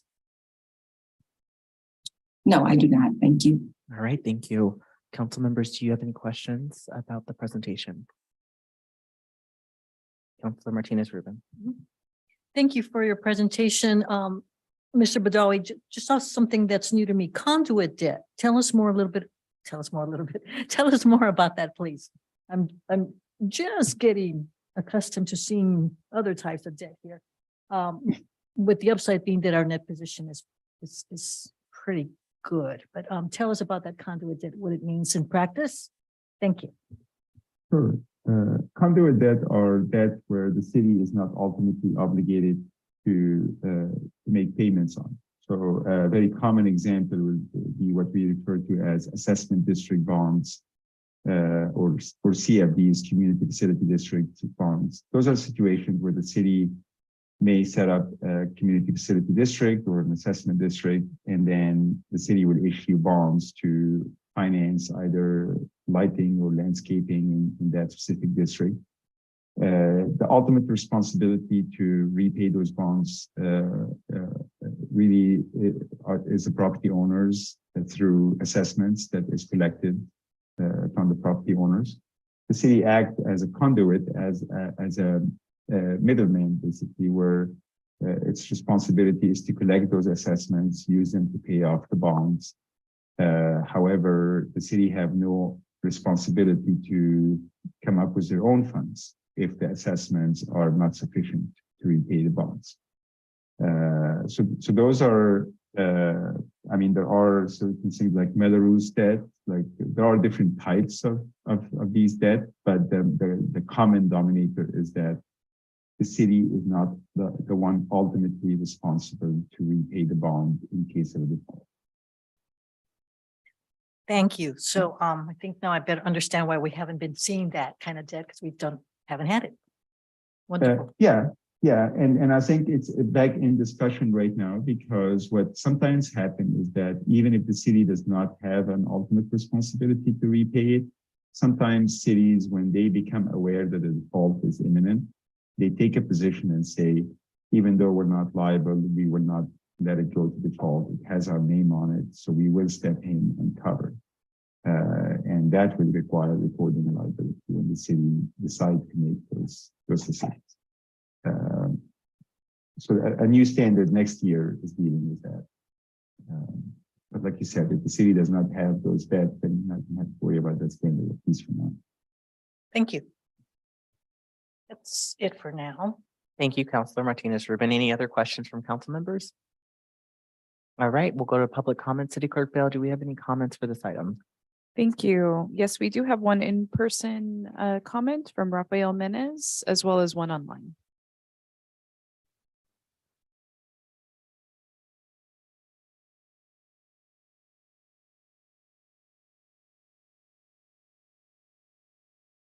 I have a few comments on this item. I think I'm going to start with page 1070 of the agenda packet, page 13, I think. The revenue by source chart. I'm not sure why the pie chart has taxes and assessments as 104%. I recognize that in terms of percentage of the total, it's greater than 100% of the total, but in terms of the pie chart, that seems not quite the way the pie chart is laid out. It seems like maybe 80% of the pie chart at most. Let's see. Sorry, can you repeat what page that is that you're referring to? On page 1070 of the agenda packet, page 13 of the report itself. I think the reason for that is because investment earnings are negative. So it's just the way the allocation is that the total is still 100%, but because we have an allocation of a negative number, so another number is going above. Right, I get that taxes and assessment are greater than the total. My problem is that the chart doesn't show that. I mean, it's labeled taxes and assessment 104%, but the segment of the pie chart is not 104% of the pie chart. You couldn't have that in a two-dimensional pie chart, I don't think. You've just got difference. Yeah, you probably cannot have it physically shown in the chart, but So I guess I'm wondering whether I get your point. it could be labeled differently. Like just looking at percentages of the chart, for example, it says it doesn't look like over 100% of the chart there. I don't know. Maybe it's just fundamentally a flaw of the pie chart method working with values over 100%, but it just can't do that. It would be better represented as a bar chart, but it seems like an odd chart decision to me. Other topics. I was curious about what was causing the $4 billion difference between expected and actual experience in 2022 and the $2.3 billion change between expected and actual experience in 2020 on page 1152, page 95 of the report that notes required supplementary information. And I think my time ran down during the sort of back and forth there, so. Mr. Menace, I'll have you ask your questions and then we'll get the presenters to answer or we'll have them follow up with you. Especially because it's about to beep in 2 seconds.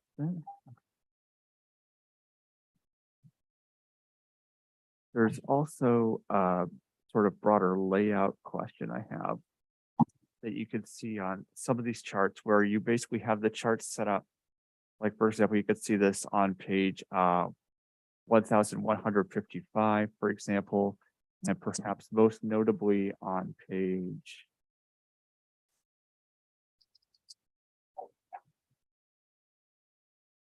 1081. You have sort of a break between the column where you have basically all the information for the chart, and then the chart itself is shifted onto another page. It would probably work better in a printed document rather than a digital one, but it still seems like a flaw in formatting that should be corrected if it can be, especially on page 1081, because that's just got general revenues sitting in sort of a block separate entirely from the chart itself.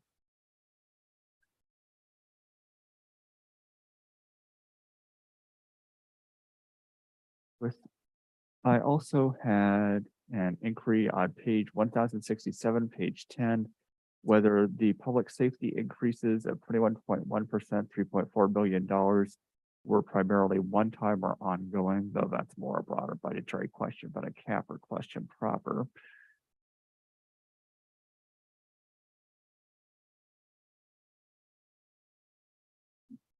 I'm curious as to why on page 1151, the city's proportionate share of net pension liability dropped substantially and its fiduciary net position improved, as you'd expect, given the covered payroll increased. And the percentile proportion also increased, but the proportionate share dropped by about $13 million, looks like. I'm not quite sure how that worked, but I imagine that's one of the more complicated questions the staff would want to answer later.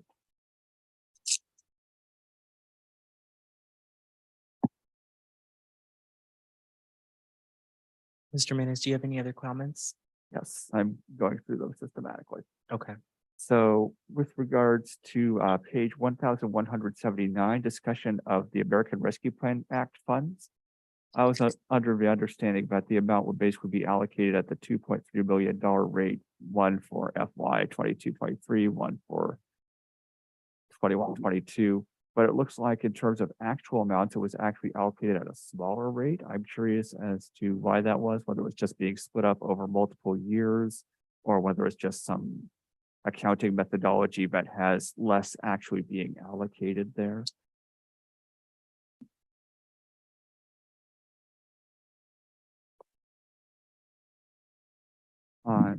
Let's see, there's some also that I have, they're more just items of general curiosity rather than points in particular. I guess the final question that I have is, it looks like the state of California's data says that the city of Pinole lost about 600 population. This is on page 1202, dropping from 19,369 to 18,628 in 2022. But on other documents elsewhere in the agenda packet, the city's still on the earlier value for city population. I was wondering if the city had any idea why it had such a relatively drastic drop in population, which completely offset population growth since 2013, and how reliable the Department of Finance's estimates were on that front. And I think I had one more significant question. On page 1206, it was noted that the number of police patrol units in 2022 dropped from 13 to 11. I assume that's because of police staffing not being able to staff at full levels due to injuries, disability leave, and so on. But I figured I wanted to know whether that was the case, whether there was something else going on with that change. So those were my main questions. I've got one or two other minor curiosities, but I could submit those in writing. Thank you, Mr. Menace. What we'll do is we'll have staff get back to you, and I'll ask that staff provide the answers to Mr. Menace's questions in the minutes for today. The questions, of course, will be in the minutes, but we ask that the answers also be in the minutes as well. Thank So you. just as a point of clarification, the answers won't be in the official minutes because the minutes are a record of the meeting. So the questions will be included, but we can memorialize the answers and make sure that they're public record. Okay, can you put them as an attachment to tonight's meeting minutes? So the meetings minutes have to come to the council for approval. They have to be reviewed. So we've talked about this issue in the past in terms of our procedure.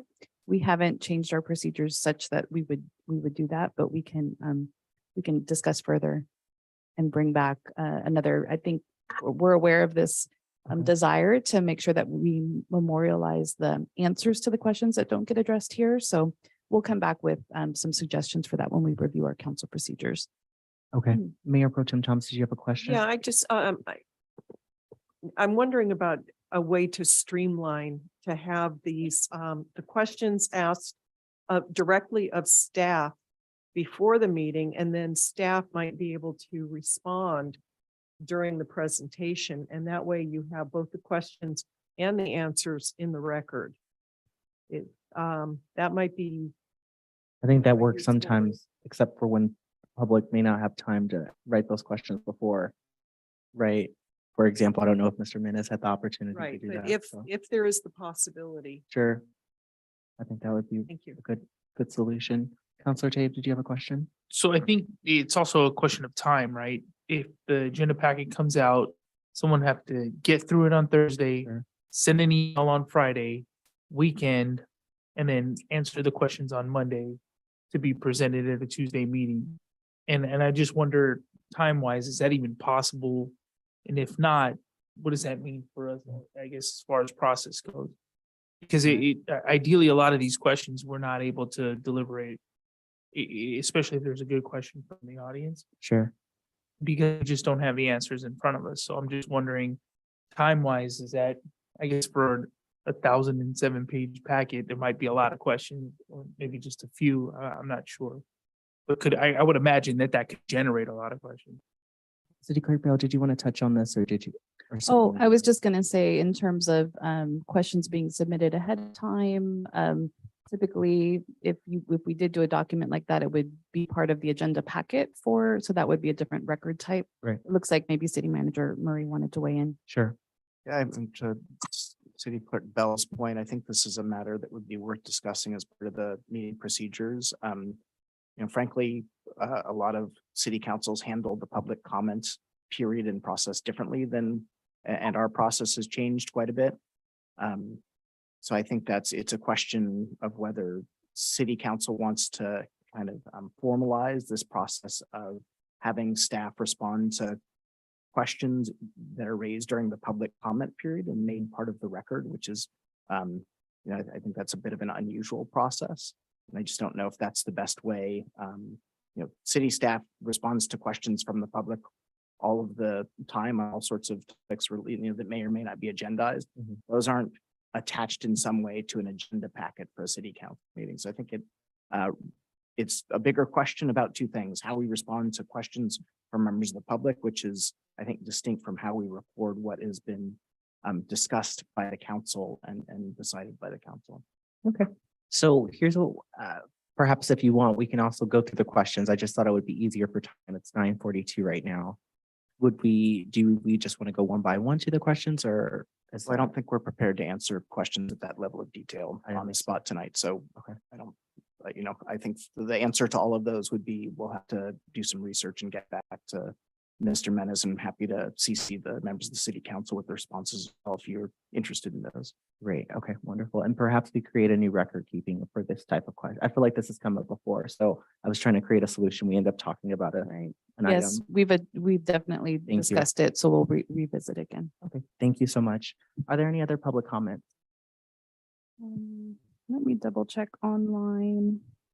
Looks like, yes, Cordell Hindler. Go ahead, sir.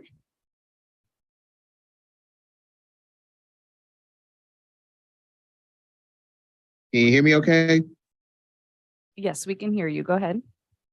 Yeah, so good evening, Mayor Murphy, Council. I am Cordell Handler. I'm a Richmond resident. So I do want to thank Finance Director Guillory and Mr. Badario for their presentation. Some of the things that I was going to raise, it was already been mentioned. So I like the presentation as is. So hopefully the council will approve it, and that's it. All righty. Any other public comments, City Clerk Bell? No more public comment. All right, so this item was just to receive report. Do we need an official motion? Do we actually need a motion at all, or is it just to receive? City Clerk, City Attorney Casher? For the Finance Director Guillory, but I think this is just receiving a report, so there's no motion needed to receive it. That's correct. All right, well, thank you all so much. Thank you for your solid work, and see you next time. Thank you. Wonderful. Next item on the agenda, we're going to move backwards now a little bit and then move forward again, is item 12A, which is new business. That's the council meeting format. This is an action item to discuss and provide direction by minute order. City Clerk Bell? Thank you, Mayor. Good evening, Mayor, Council, and members of the public. I have a verbal report that should be fairly short and sweet this evening. We wanted to bring forward this item to highlight the impacts of some recent updates to the Brown Act, which is the law that we adhere to that helps to ensure an open and accessible public meeting process, and how the updates will affect our council meeting format. So as you know, since the onset of the pandemic nearly 3 years ago, there have been several phases of legislation that have relaxed some of the requirements of the Brown Act, so that local legislative bodies like our city council can participate remotely. We have pivoted many times, and once again, we find ourselves with a new legal update and the need to reassess our practices. So just by way of background, the city council has been conducting its meetings in a hybrid format since March 15th, 2022. The intent of a hybrid model is to allow for the continued safe participation by the public, staff, and council during the COVID-19 pandemic. In a hybrid model, meeting attendees can participate in person or remotely by teleconference. So the current legislation that provides the authority for local legislative bodies to conduct meetings with remote attendees is AB 361. So the City Council adopted a resolution on October 19, 2021, which authorized virtual hybrid meetings under AB 361. That's included as attachment A in the staff report. So we have reaffirmed the required conditions every 30 days by adopting a resolution. There are certain requirements that must be met in order to rely on AB 361, including the existence of a state of emergency. So our California governor has announced now that the COVID-19 state of emergency will expire on February 28th, 2023.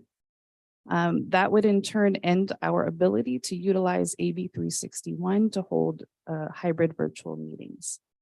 So a new law, AB 2449, has been enacted as of January 1st, 2023, and it provides a new alternative to traditional Brown Act requirements. The details of the requirements are outlined in more detail in the staff report for item 9D of this agenda packet. I just wanted to highlight or just summarize very quickly what 2449 for those of you that haven't had the opportunity to review 9D in detail, just to tell you a little bit about what it looks like. So let me bring that up. Okay, so it will allow for the possibility of remote participation of 2 of our 5 council members as long as certain requirements are met. So a quorum or 3 council members must be in attendance in one physical location that is accessible to the public. So here in our council chambers, council members must advise the city in advance of the meeting of their request to participate remotely and must have a just cause or emergency circumstance. And there are limitations it sets to the number of meetings that a council member may participate remotely in a calendar year. So 20% of regular meetings, and for a just cause reason, it would be 2 meetings per year. And so just wanted to add that we are working on sort of digesting this new law and assessing how to implement it practically. We plan to work with the city attorney's office on, potentially a memo to council, an announcement to the public that would detail how AB 2449 will work procedurally for our first meeting where it would apply, which would be in March and beyond. And then just to summarize the last part of the report for the benefit of the public. So although the risk of transmission of COVID-19 has improved significantly since the onset of the pandemic 3 years ago, providing the option of remote participation by the city council members under the prescribed guidelines of AB 2449 and continuing a hybrid model for increased public participation would benefit the Pinole community. So additionally, transmission rates have decreased drastically, and countywide safety protocols related to COVID-19 have eased significantly since the implementation of the safety protocols here in the council chambers, and hybrid meetings began on March 15th of last year. So with all of that said, in terms of our updates, we're recommending 2 things from the council. To continue using a hybrid meeting model to enhance public participation and access to city council meetings, and then also to discontinue the spaced seating protocol in the council chambers for council meetings. And that concludes my report. I'm available for questions. Thank you, City Clerk Bell. Are there any questions from council? Mayor Pro Tem Toms. Sure, thank you. Just a couple questions. The space seating protocol, it would be for both the audience and the council? Yes, correct. Okay. And then would we be moving the podium down? That I think would be the aim. Yes, I think we have to make sure we give our broadcast team, a chance to get everything rewired. But yes, that would be the aim. Okay. I would just suggest if the podium stays where it is, we really need to improve lighting up there. It's just very dark up there. But if it comes down, then the problem is solved. Thank you. That's all I have. Thank you, Mayor Pro Tem Toms. Other questions? Councilor Martinez Rubin? Thank you. can we continue having the masks and these solution that we have? Sanitizer. Sanitizing solution, yeah. Even though most people up by now have their own, it's still helpful to have it accessible. So Yes. So I think we're going to keep those, measures in place just because it's helpful. But yes, it's more the seating that we wanted to address. Great questions. Other questions by Counselor Sasai? Yes, so I had a question on the timing of AB 361 ending and also AB 2449 being effective at the start of this year. So for right now, do council members need just cause or an emergency to attend meetings virtually? Or is it something that only takes place after the end of the state of emergency for COVID-19?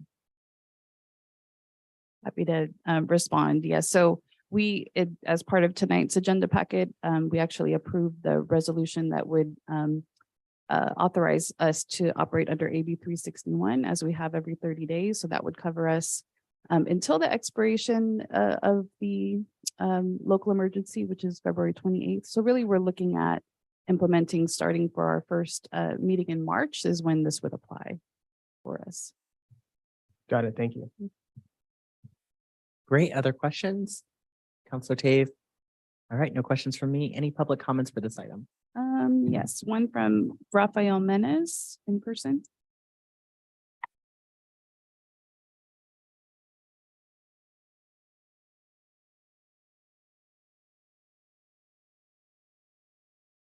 So I've got a few comments on this item. First off, with regards to this whole idea that the rate of transmission is less than when the state of emergency was entered into in the first place. I went ahead and looked on the Internet Archive at the Contra Costa Health Department's report for March 15th of 2020. And it said that at that particular time, there were a grand total of 29 cases recorded throughout the entire county. Over the last 14 days in the city of Pinole alone, there have been 52 cases of COVID-19. So first off, I strongly dispute that the rate of transmission is less than it was at the start of the state of emergency.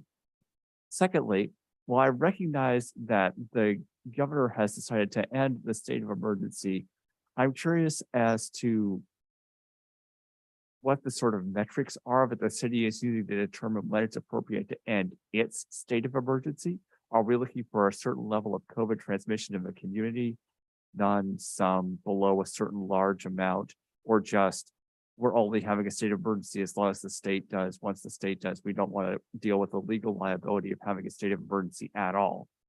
Because it seems to me that we still have substantial sustained transmission of COVID-19 within the community, and that even though de facto we haven't really had the space seating element in the audience or enforcement of mask wearing in the council chambers, so changing those things won't actually change very much, that the impacts of the attendance requirements may have some impacts on the boards and commissions as well, not just the council as a whole, because I know that the council has mostly attended meetings in person. But on at least some of the commissions, some of the commissioners have preferred to attend remotely for reasons of convenience or ill health or so on. And this new law seems to relatively strictly limit just cause in particular, just 2 meetings in a year that a given commissioner would be able to attend remotely. And I'm concerned that may push out some commissioners from commissions that would be able to provide valued support, but who may not feel comfortable coming back to in-person meetings because of the continued transmission of COVID-19 within the community, and the fact that frankly most people don't wear masks when they're in this chamber. I think I am the only person out of 10 people in this chamber currently that's wearing a mask, and that's usually the way it's been for the past few months. So I don't think that concern is necessarily unreasonable on the part of the remote commissioners either. So that's my points on this item. Thank you. Thank you. Other public comments?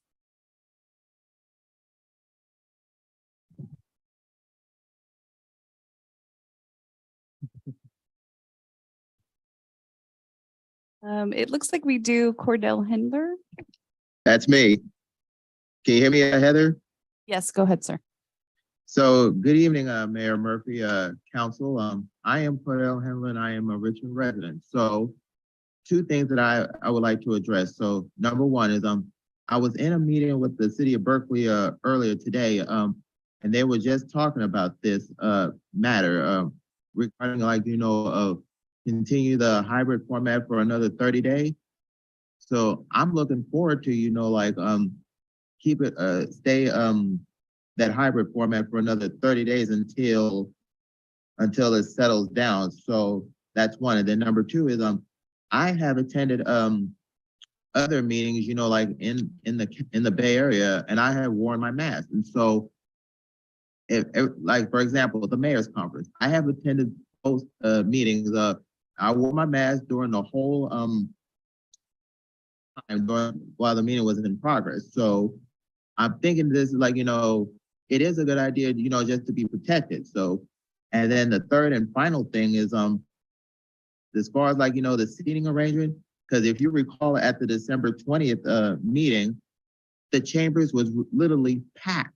Literally, I was like, whoa, they really had this place filled. And I said, of the reorganization. So if it can be a packed house, on a certain evening, I'm thinking that it's a great idea. We want people to come back. I mean, we want people to feel comfortable, in the chambers. So that being said, so I will go along with staff's recommendations on those items. So that's it. Thank you, Mr. Hindler. Are there any other public comments? Yes, we have one other commenter with the phone number ending in 5748. Go ahead.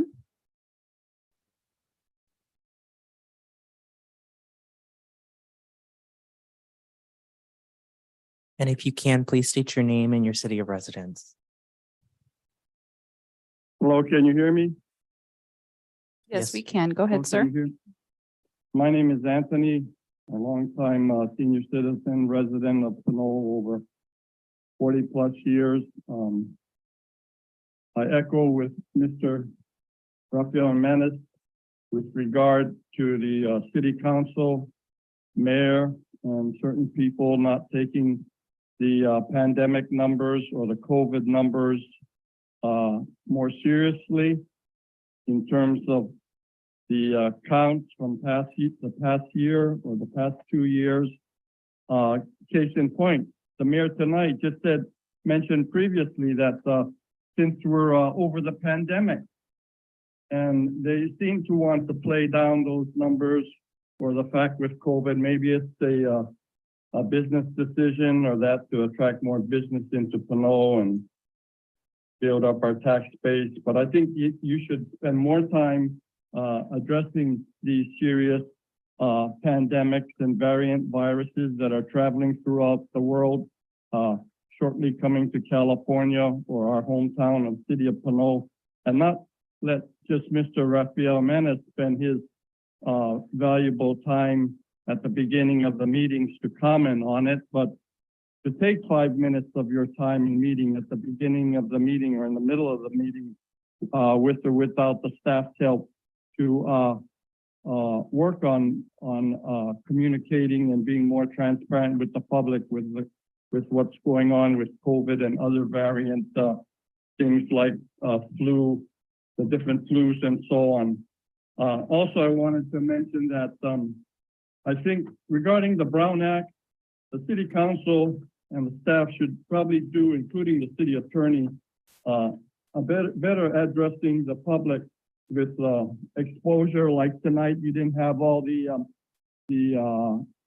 numbers, the access phone numbers, the web ID numbers posted throughout the meeting or throughout the public comment section at the beginning of the meeting, during the meeting, during public comment section. Only now, for the first time, did you put the clock up on the screen, and that's not continuity, or that's not being transparent. Other things that have happened in the past with the mayor and city council, based on, I don't want to use the word favoritism or discrimination, but I'll use the word Brown Act, that they were in violation of the Brown Act several times giving public access, public comment time, showing more favoritism to ex-politicians, friends, personal friends of the city staff or that of the city council and mayor, and cutting other people short with the time limits and the amount of time they can call in and what have you, as well as their response. Thank you, Mr. time. Anthony. Your time is up. Response. Thank you. Are there any other public comments? No other public comments. All right, thank you. That being said, this is, I believe, an action item. Are there any other comments from the council or questions? Otherwise, I'll entertain a motion. Mayor Murphy, one quick question. Yes, Councilor Martinez Rubin. Yeah, what I've been reading about 12449, I haven't found it, and so I would request, Madam City Clerk, that in whatever you prepare for us about how this is going to be implemented, the time period to notify council about an absence, I imagine as soon as possible, but an emergency is emergency. So what, how helpful is it going to be for us to know, 5 minutes before?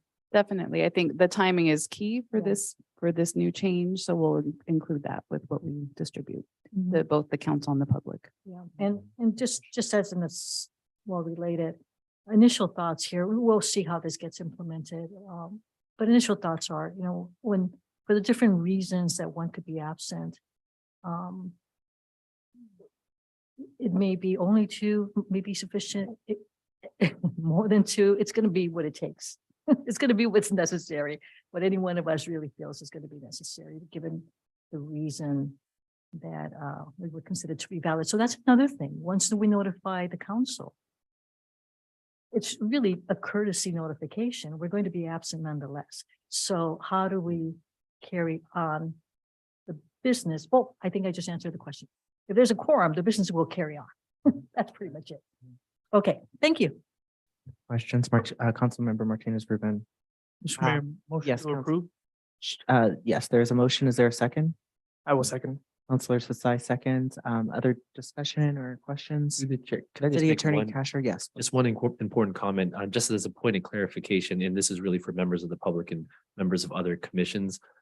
Even though AB 2449 goes into effect, the old Brown Act rules still apply. So if a member of a commission or the city council has two remote meetings that they get to under the new law, they can still appear remotely. They would just need to notice their physical location as is required under the old Brown Act. So it's not the case that you can only attend two meetings remotely. It's just that you could only rely on the new law for two meetings, and then you would have to appear remotely, but then notice your physical location, and other members of the public would have to be able to attend the meeting consistent with the old Brown Act. So I just wanted to clarify that. We want to make sure that everyone's able to participate. We don't want to discourage participation, and there is that flexibility both under the new law and the old Brown Act. Thank you. Very important clarification. So thank you for adding that. There is a motion and a second on the table. Can we get a roll call vote? Thank you. Councilmember Martinez Rubin. What is the motion? To approve. Oh, thank you. City Clerk Bell. Oh, I assumed it was for both points of direction, but if you want to clarify, please do. Councilor Tate.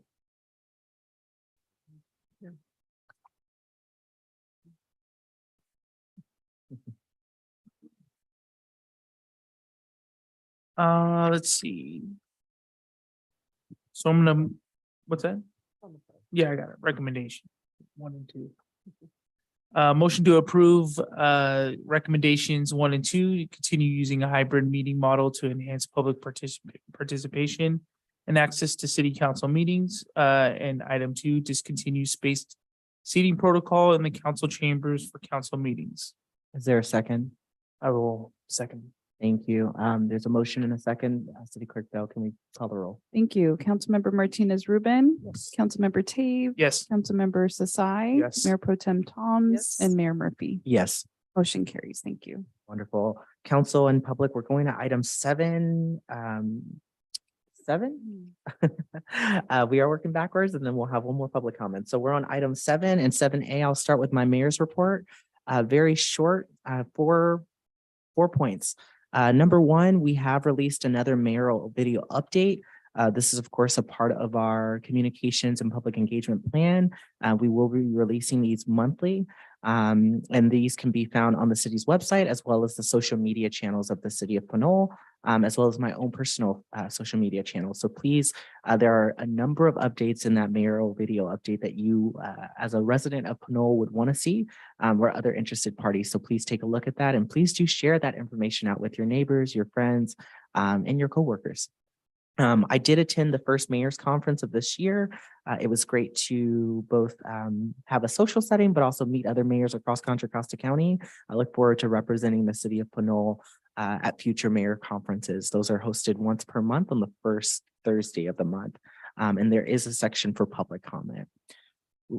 Thirdly, I am, as I mentioned earlier today, I look forward to joining the West Contra Costa Unified School District community at West County Mandarin School on February 6th, where I will join them for the Lunar New Year celebration.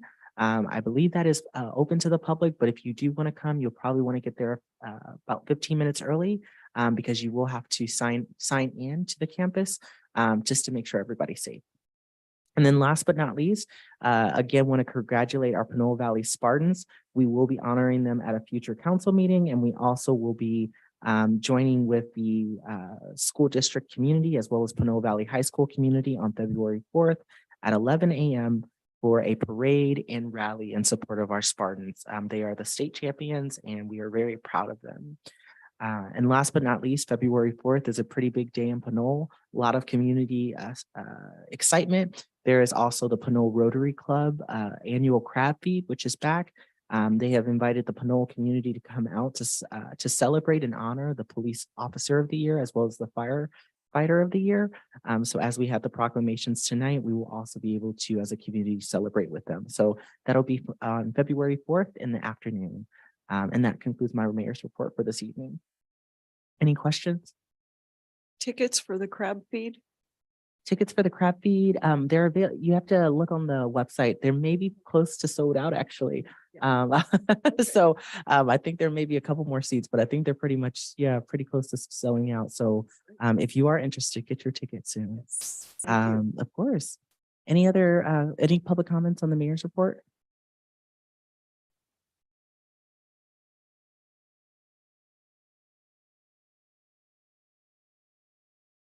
I do have a hand, Cordell Hindler.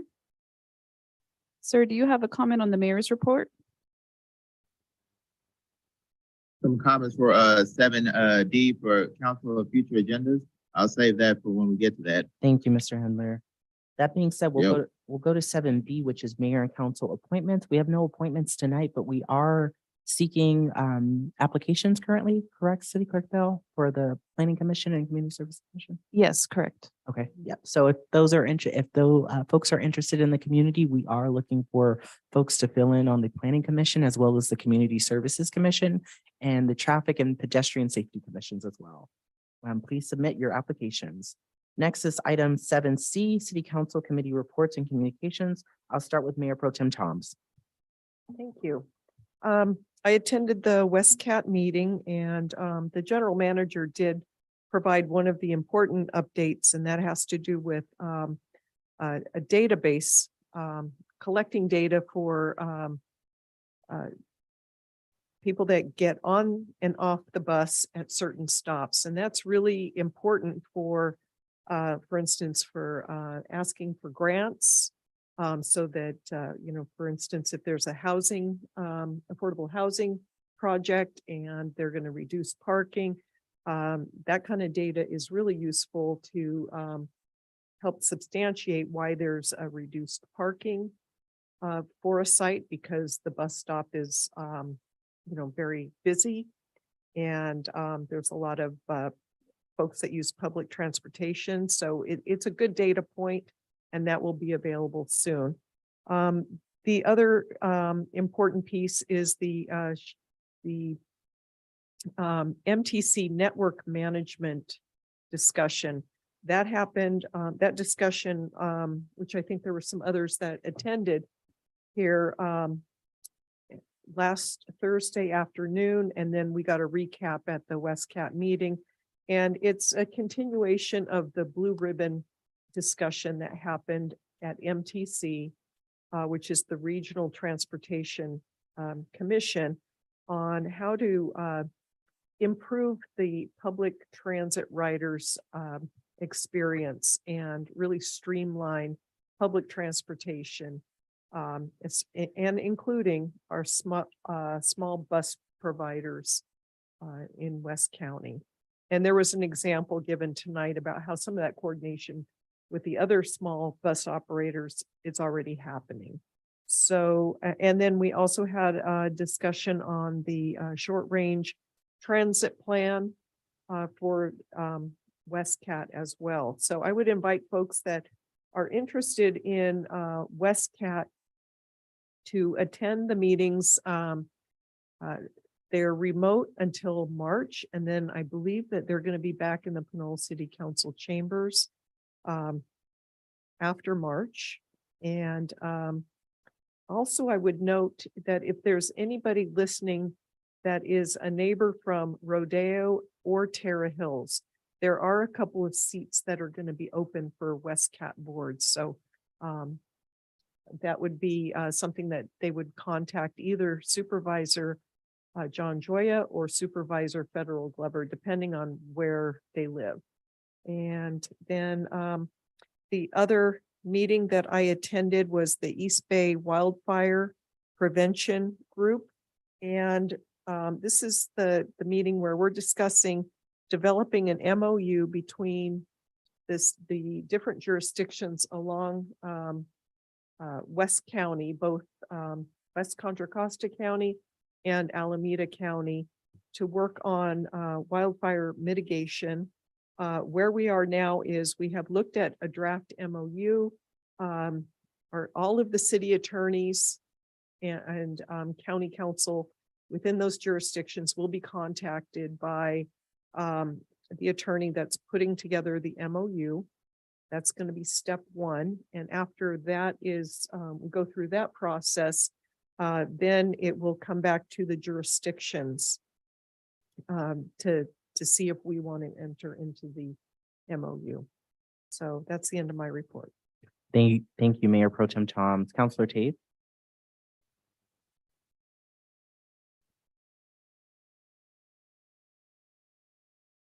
Mr. Mayor, I'm not sure if this is an appropriate time, but I just wanted to follow up on a couple memos that were given by the city manager, or is that more appropriate the city manager's report?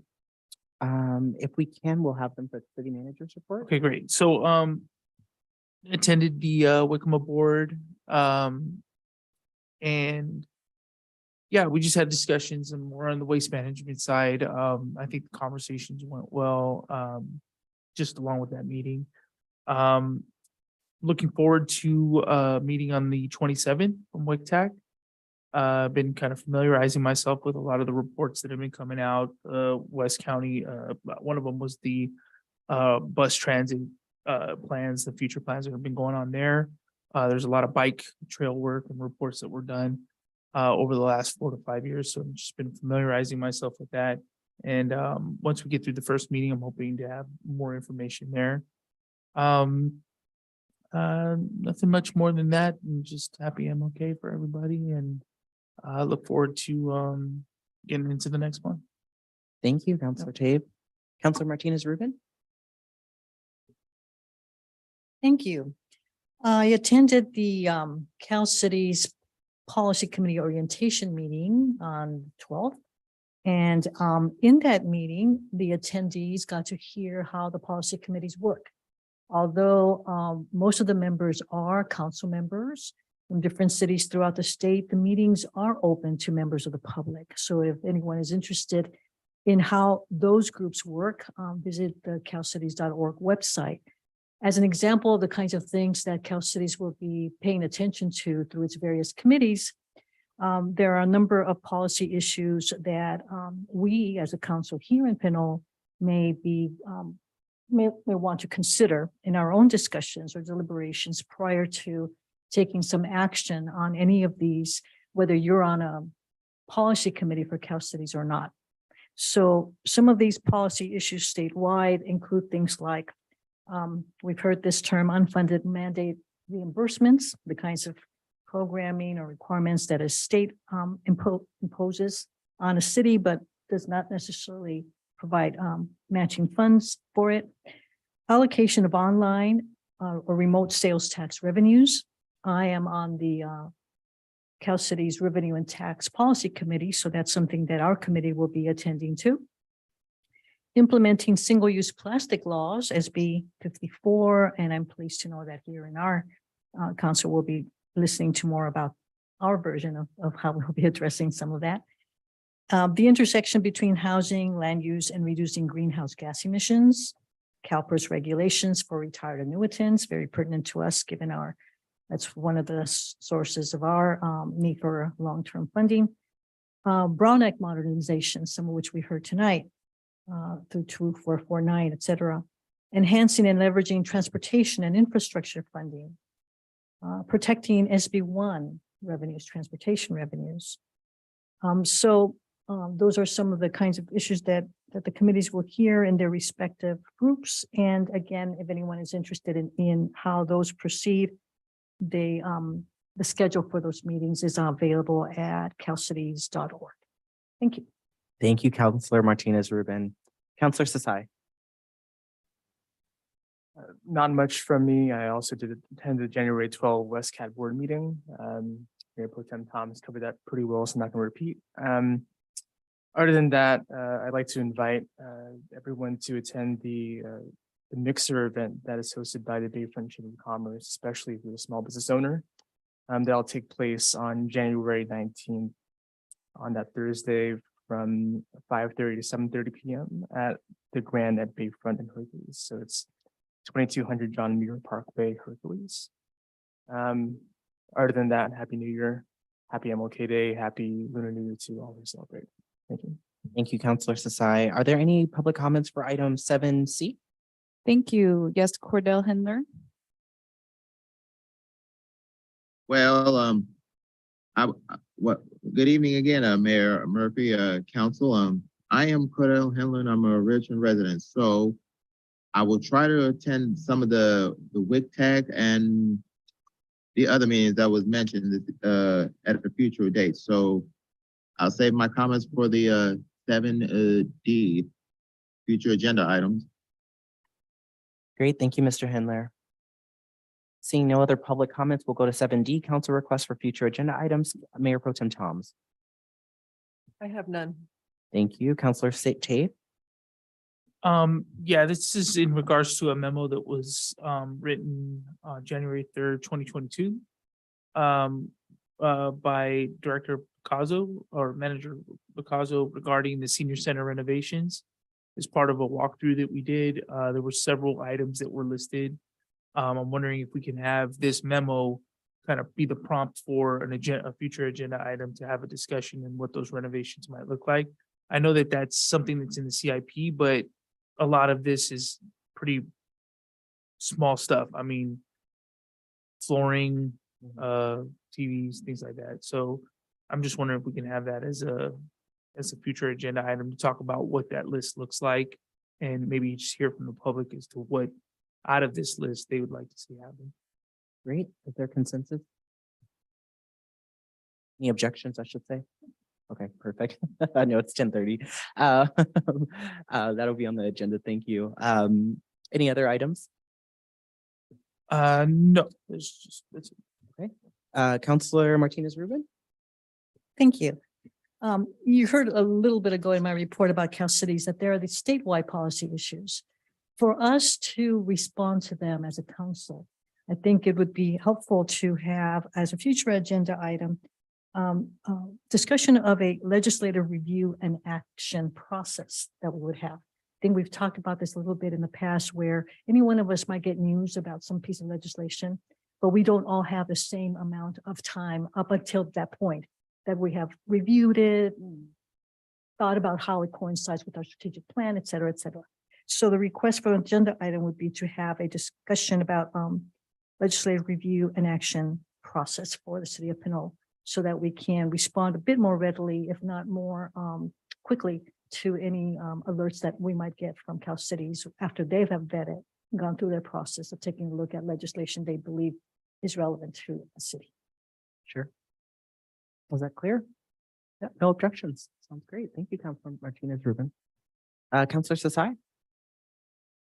Yes, I'd like to request a future agenda item to discuss a just cause eviction ordinance and getting that process underway. And to specifically have that scheduled for the February 21 meeting. Or did you say November 2020? February 21 meeting. February 21. Or, for the February 21 meeting, I'm sorry. Yes, to have a Gotcha. discussion on the February 21. Gotcha. All right, any objections? I'm not sure that we direct the date in which something will be brought back because that does involve staff reviewing something. And then the other piece of it, I'm not sure if it should come back to the council or get referred to the municipal code committee. Just a couple items, concerns. Yep, so the motion is for a date. There is, that is an okay motion, if that's okay with the council, of course, with consensus. But it is okay to add a date to a motion, for sure. I'm just saying, I don't know that it's reasonable to have staff stop what they're already planning for the next month to add something else in. So that was my concern. Can we ask staff? Yeah. Okay. City Manager Murray, are you, sorry about that. What would be possible to introduce a city just cause city ordinances February 21st date possible? No, I don't think that's possible for the introduction of an ordinance. I mean, there's public noticing requirements. I think it is fine to have a date certain as part of a future agenda item request. I think it's possible for staff to present some information about common program types and elements as kind of a background into the city council on that date. It might mean displacing another item just in terms of how many items we can reasonably have on an agenda for that date. And that might supplant some other things staff is working on, but you and I can discuss the timing of that as part of our check-ins about the future agenda forecast. So I think it's possible to have kind of a backgrounder on that topic on that date. Great. And then at that meeting, we can probably take next steps, but I think that's better, probably even more fair for our council to have more of an information and background session. Is that okay with everybody? Yeah. Councilor Sasai? Great. Okay. Any other items? Okay, wonderful. Mayor Pro Tem Thomas, did you have another? Okay. I do have a couple items. First and foremost, I wanted to bring forward a resolution for consideration of a memorandum of commitment / an MOU to join the Alliance for Renewable Clean Hydrogen Energy Systems. This is also known as ARCHES. It's a public-private hydrogen hub consortium to accelerate the development of clean, renewable hydrogen projects and infrastructure. So the background here is the United States Department of Energy is awarding $8 billion to up to 10 regional hydrogen hubs to build self-sustaining hydrogen economies of producers, infrastructure, and users. This is also in partnership with the Governor's Office of Business and Economic Development. So would love to bring a resolution to both discuss this and also have a memorandum of understanding. Any objections? Again, I will turn to staff about, first of all, getting some background on this and then determining what actually it entails to make a statement that would commit us to something that we, at this point, don't know the extent of. Sure. We'll get a staff report when it comes to the item. Well, the agenda item is resolution or a session where we are introduced to this concept. Most likely both. I think most of our staff reports have the background as well as the recommended action and alternatives. So I'll add that that's at the council's discretion. So we've handled it both ways. Sometimes on issues, we've had the agenda item, the scope of the agenda item be the background. But sometimes even the first time the council's hearing an item, it's the background and an opportunity for council to take action. So, if council's prepared to take action at that meeting, that's fine, or it could. So it totally depends on how the city council defines the scope. It could be consideration of an MOU and agreement, that's fine for the first time. If you wanted to, you could make it a more constrained scope and just have it be a background. Either's fine. And we've done it both ways. Thank you. Any objections? I just have a question. Is there a standard MOU? Yeah, there is. There's a standard, so we Yeah, wouldn't be asking council to. We'll be asking council to provide feedback because we may want adjustments. I'm pointing at legal counsel. We will be asking legal counsel to review that MOU prior to them putting it on the agenda for sure. Okay. Great. And then my second item is proclamation for Lawrence Choi. Some folks may know Lawrence Choi. He is, according to the postmaster, he's been in working for the U.S. Postal Office in Pinole for 42 years. He actually just retired. He's my postman. If you live in East Pinole, he's more than likely your postal service worker. So just wanted to do a proclamation for his retirement at a future date. Of course, dependent upon his attendance to our meeting, that would be great. Any objections? Great. Last but not least, I wanted two presentations. One from the California Department. Well, both of these presentations are in reference to next steps for our public bank or the conversations around the public bank that we've had previously. I would like to request a presentation from the California Department of Financial Protection and Innovation. This is the agency responsible for overseeing cities' jurisdiction of public banks and how that would work. So this would be an opportunity for us as a council to ask those questions or concerns or those things. Any objections? Again, clarification, of presentation for us to find out more about this. I What am it requesting a entails. presentation for a council meeting. Thank Yep. All right. Thank you. And then my last is a presentation from the East Bay Public Bank, which is an actual developing model for a public bank that's working with cities like Berkeley, Richmond, and I believe Oakland. And we would also be receiving a presentation from them as well. Can we make the presentation subsequent, whereas the big ones, the first one seems to be like the umbrella? That would be ideal, Then- yeah, but I don't know if they always work like that. So I don't want to constrain. I think what Councilor Martinez Rubin is asking is having a back-to-back presentation for those two entities. Ideally, we would set that up if we can, but sometimes scheduling doesn't happen that way. So it may have to, one may come after the other or different agendas. Yeah, the added piece to that is processing what information we will have received about this big concept, and then allowing some time for us to actually think a little bit more clearly about what that means in Pinole. And that's a matter of scheduling, yeah, availability of the presenters, but as well what works best for us in terms of actually being able to do something reasonable with the information that we get. Sure. Point of clarification for my sake.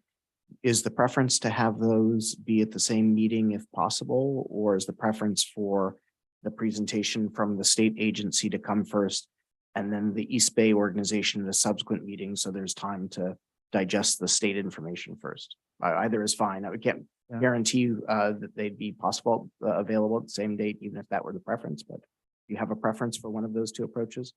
I think as a requester of the items, there's no preference for me. I think what I heard from Councilor Martinez Rubin is ideally they would be on the same meeting. No, the opposite, because The the way we opposite, function, the way we function to allow us to think, have some reasonable thinking about what's presented is to schedule them sequentially, but on different dates. Sure. So whatever works for their schedule, but a future presentation from those two entities. Great. Thank you. Any other items, excuse me, any other public comments? Yes, we have 3 hands raised. I'll start with Cordell Hindler. That's me. So can you hear me, Heather? Yes, go ahead. So good evening again, Mayor Murphy, Council. I am Cordell Handler, and I have 3 items for your consideration. So for next month's agenda, possibly, since we're talking about proclamations, here's a thought. Since February is Black History Month, it is very important to have this proclamation to share with people about what Black history is about and other things, because we have a lot of famous African Americans have done a great deal of, they've done a lot of good things for our society. For example, Barack Obama and Michelle Obama. That's just a couple of examples. 1. Number 2 is you just mentioned about having the Pinole Valley Spartans football team.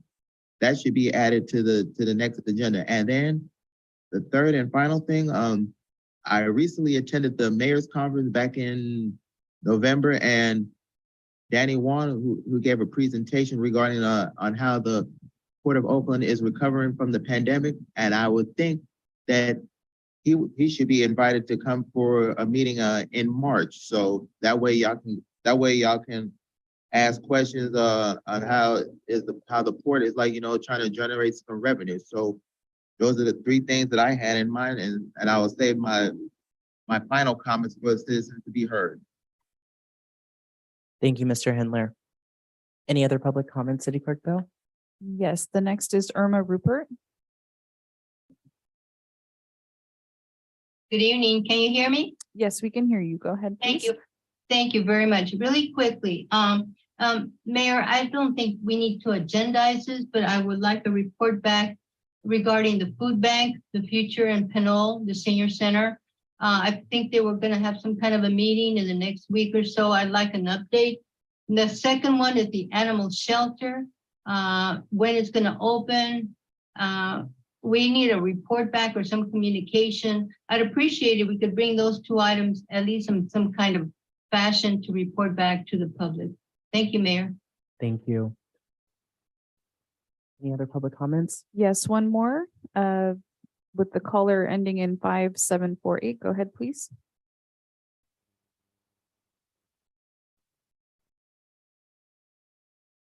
Hello, can you hear me? Yes, we can hear you. Go Hello? ahead. Yes, I had 4 items that I would like to have seriously be considered by the mayor and city council for future agenda items for discussion or reports on the following, related basically to our city's public overall health, safety, and quality of life, both in the short term and long term, but to be scheduled over the next few months, if not couple of months. One would be with regard to climate change and excess carbon emissions throughout the world, and we experience it with these heavy floods and so on. It's not a 100-year flood anymore or a 150-year flood. It's going to happen like every so many years or every other year, or droughts and what have you. But with the carbon emissions, I asked for on numerous occasions, and I'm going to ask again, and people in the city will ask again, to do a formal traffic study up and down Pinole Valley Road. That's like a pilot study for the rest of the city, where we have way too many stoplights, but to replace those stoplights with other traffic calming measures like stop signs or rubberized speed bumps like they have in the city of Richmond. They have these heavy duty rubberized bolted down speed bumps. That was never brought up in a TAPS meeting or your last meeting where you awarded $1 million for those 2 street intersections on Pear and Plum. Why can't we use like what the city of Richmond did on Ream Avenue, laying down about a dozen speed bumps? We could do that in and around Tennant Avenue or certain parts of the city, Sarah Drive, Shade Drive, what have you. But getting back to the street lights, the numerous 5 or 6 sets of street lights on Pinole Valley Road, I think they should be reduced possibly to half. I think they got carried away when they had the high school build out and they were remodeling other things in and around the library and other things. And case in point, tonight we had over an hour and a half of power outages. The street lights weren't working. People were stopping on their own without stop signs. The police wasn't around for an hour and a half or 2 hours to help direct the traffic, stop the traffic, direct the traffic. So why can't, we just, to eliminate carbon emissions by upwards from 10 to 30%, it's a stop and go driving on the gas pedal, off the gas pedal at these different stop signs or lit intersections, not to mention that they're not timed right. So you have to stop at every intersection or every other major intersection because the lights aren't timed out right or queued up right in a normal fashion. And then the other thing is to have a satellite police station on Fitzgerald Drive because of the high rate of crime that's been going on. We should do a study on that. And lastly, hello, can you hear me? Yes, we can. Oh, lastly, I'd just like to finish by bringing back the question, why can't we have a study in conjunction with Caltrans and That's our time, Mayor. Thank you. city department? Thank you, to Mr. do a Anthony. I'm trying to finish the sentence. Your time is up. Thank you. So do we have any other public comments? It looks like that concludes the comments. Thank you. Thank you. Wonderful. Well, I just wanted to speak on most of those items because I think the public would be excited to know. So the first was around resolutions. We will be having a Black History Month proclamation at our February 7th meeting. We invite the public to come in person or via Zoom. And we will be celebrating, of course, on February 4th, our Pinole Valley High School students and their accomplishments this past year. We invite the public to that. To what I thought the second speaker spoke about the food distribution program, which is a monthly program out of our community services department. The overview of that city food distribution program around the food bank and providing new staff direction is a piece of new business on our February 7th meeting. We invite you to come and talk about how we can make these next steps successful for this program and how we can pull in community input around that. And that's on our February 7th meeting. And the last speaker who spoke talked a lot about climate action. As I said in my inaugural address, I am a climate mayor. Climate action is at the top of my agenda, and we will be showcasing that also at our February 7th meeting. Not only are we awarding an active transportation plan contract, we're considering a resolution supporting the phasing out of oil and gas. There's a number of acceptances of awards, including a $40,000 contract to implement expedited solar permitting system for the city. And of course, pedestrian safety is at the top of this council's agenda. At our February 7th meeting, we'll be discussing the adoption of our local road safety plan. We invite the public to come out and speak. We want to hear from you. We want to engage. And so your comments tonight are very much heard, very much warranted. And we invite you to continue to make those comments. We'd like to hear from you. But we are not stopping today. We will be working on this agenda all year. And so thank you again for your comments tonight. And thank you for your recommended agenda items. They will be on our future council meeting. City Clerk Bell, are there any other comments from the public? Let me do one last check. This item. I don't see any hands. All right, so we'll go to the city manager's report and department staff report. Great, thank you. Mayor Murphy, you covered many of the items that we're forecasting for our next council item. I'll just recap those quickly. We'll have a proclamation for Black History Month. We'll have a presentation from the new president of Contra Costa College on activities there. As mentioned, we're expecting to award a contract for a firm to help us develop our active transportation plan. We are going to be reviewing the city's numerous commissions and other advisory bodies, their role, form, and authority, and getting council direction on that, as well as compensation for commissioners. As mentioned, we will be providing an update on the food bank's new plans for food distribution, what's possible in Pinole.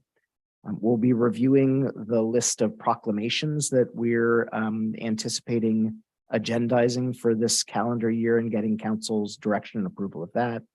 Adopting the local road safety plan, getting direction on Earth Day 2023 activities from the council, and also discussing the methodology for prioritizing our capital improvement plan projects. So many significant items of community and council interest.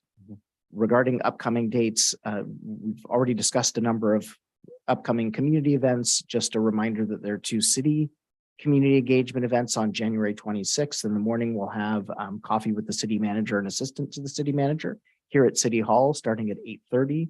We welcome you to join us for conversation about what's happening at the city. Also, just want to mention that as part of our communication and engagement plan, we're making incremental changes and improvements to a lot of our different communication platforms. If you visited the city website recently, you'll notice that we've changed, updated some of the content, the navigation and architecture, as well as the look and feel. We anticipate that later this calendar year, we'll actually transition to a new web service platform that has better uptime and is more user-friendly. We'll continue to make incremental changes to the layout and design of the web page. Ultimately, when we move to that platform, we'll bring a proposed architecture and look to the city council for its feedback and approval. But in the meantime, we're testing some incremental changes to those things. And that's it for the city manager's report. Thank you, City Manager Murray. Are there any questions by council member? Councilor Martinez Rubin? Yes, please. There's also another community engagement event on the 26th. Oh, yeah, you mentioned the coffee, but Oh, not I'm the sorry, workshop. yes, in the evening, the first community workshop for the climate action and adaptation plan And where will that occur? in City Hall. Yeah. Yes. In the chambers. Thank you. A lot on climate action this year. We're really excited about it. Other questions from the city council? Councilor Tate, did you have a question on this item? Yeah, it's more of a motion or just an action on this part. February 14, 2022, we received a report or a memo regarding the crack sealing and patch paving the work that was going on in the city. And, you know, as I was campaigning and, you know, now being on for a second term, I got a lot of questions about, well, how much road is actually being done? In the report, it was mentioned that there was about $250,000 for the patch paving truck, $80,000 for the crack sealing. And there was a reference to 12 miles of city streets being crack sealed. I'm wondering if the city manager can provide or a motion to have the city manager provide just 3 stats. How many linear feet of crack sealing's been done on a monthly basis? And how much patch paving square footage has been done on a monthly basis?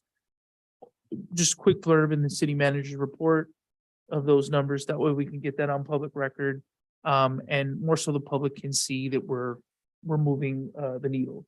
After all of the rains in this memo, it mentioned water intrusion is the main reason why a lot of our roads are breaking down at a faster rate.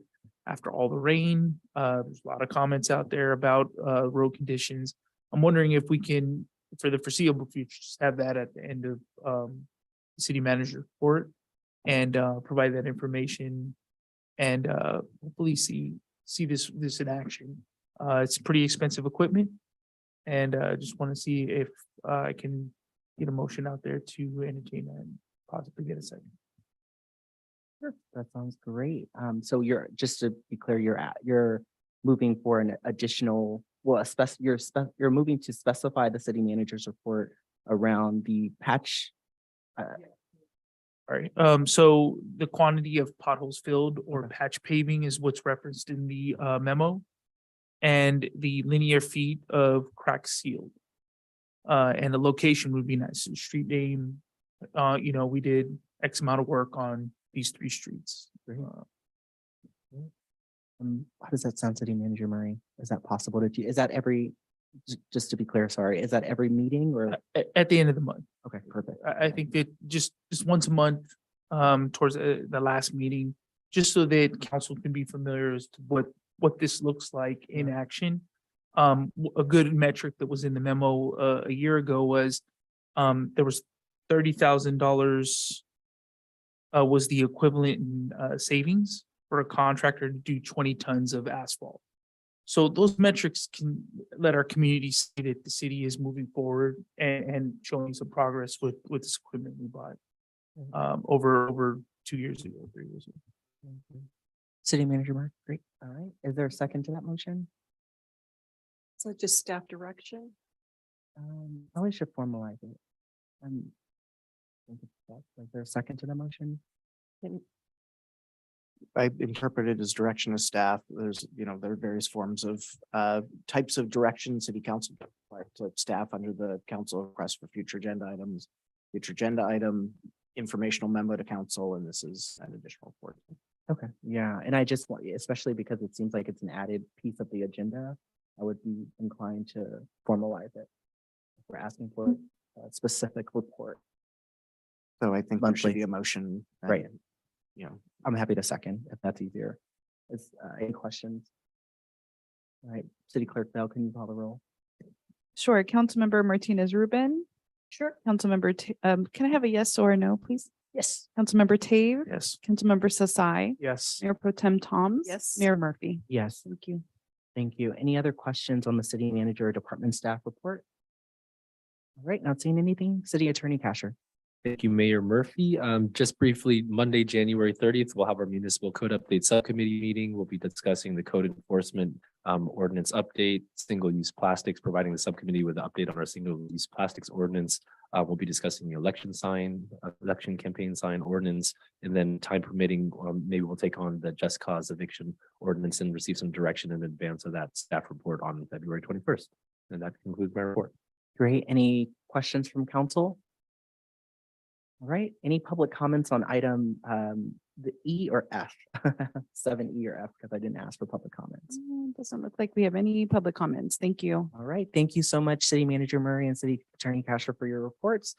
Council, we're going to keep moving and we're almost wrapping up this evening. The last item is item 13, which is citizens to be heard for the second time tonight. Are there any other public comments or citizens to be heard? Yes, we have two, Irma Rupert and Cordell Hindler. Go ahead, Mr. Thank you. Hindler.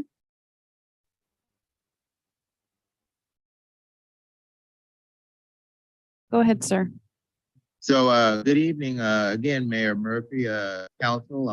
I am Cordell Handler and I'm a Richmond resident. So I kind of agree with Mr. Tony, that you have cut people off. They wanted to speak on the items that they wanted to speak on, and I feel that that is not fair, because I have been waiting patiently to provide my comments, and so given the fact that it's almost 11 o'clock, I feel that is very I feel that my voice is not being heard, because I have been sitting here waiting to say my piece. I feel that you want to bring some transparency. You got to think about the residents of Pinole and other jurisdictions. If they want to be at the table, you got to hear from them. And I feel that to me, that hurts me.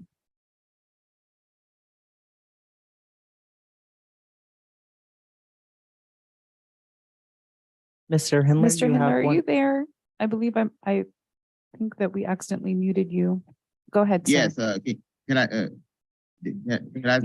get the rest of my time? That I was got my cut off mistake, Mayor, so I just want to call that out. Go That's ahead, sir. okay. So is it possible I get my time back? Yes, sir. We'll add 10 more seconds to your time. Okay, so as I was saying, I'm teaching my nieces and nephews how to stand up for themselves. And I feel that if you want to engage the community, you have to listen to the youth, because they're part of they're stakeholders too. So I agree with Mr. Tony. You trying to bring transparency, that hurts me and the other residents of Pinole. That is uncalled for. One, and then if you recall at the December 20th meeting, when there was an item on the agenda regarding the training for council members, I did look at the staff report, and it shows that that to attend the Contra Costa Mayor's Conference, it was like $50 a person. But correction, the city of Richmond, we had charged people $55 a person to attend the Mayor's Conference, and so it was nice to see people that they have not seen in quite some time. And then third and finally is again, transparency.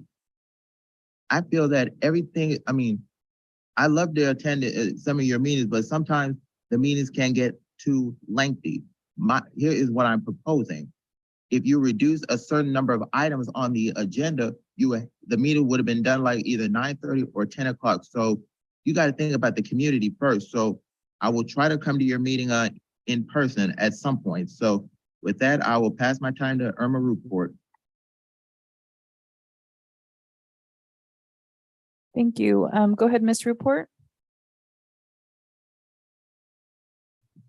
Good evening again. I just want to wish everybody a happy new year and congratulate all the council members that got elected. And I just want to say one thing, Mayor and Council, let's look forward to a better year, time with the community. Let's all get along. And I disagree with the prior speaker, Mayor. You're doing great. I think we have to have time limits. People have to understand we can't go all night. And the fact that it has nothing to do with transparency. You're giving an opportunity before and after the agenda to speak. So I have nothing but good things to say about this council, Mayor, and keep doing what you're doing. You guys are doing a great job. And I have nothing else to say other than Happy New Year. And let's all look out for one another, be safe, and do better for everybody. Thank you. Thank you, Mayor. Okay, the last speaker with the phone number ending in 5748. Go ahead.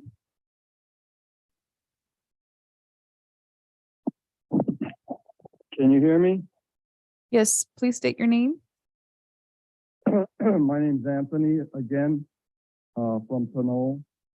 And, you know, as citizens and people like me that keep stepping up to the plate to present some of the issues and some of the good things and not so good things with the city of Pinole that deserve more respect by the mayor and the city council and maybe some of the staffers moving forward. You know, as far as professional decorum, Brown Act rules, you know, you can't have it both ways on the Brown Act benefit you and not the general public. So I echo part of what Mr. Handler has said, and he may have used the wrong word out of context or overused the word transparency, but I'm talking about public communications and public engagement here, okay? When you can't let a person have another 10 or 15 seconds to finish their thought or their sentence when they've waited all night or decided to call the city council or show up at one of your meetings and what have you, come rain or shine, you ought to treat them with more dignity and respect as part of the community. You know, we all voted for you and we can all vote you out as well.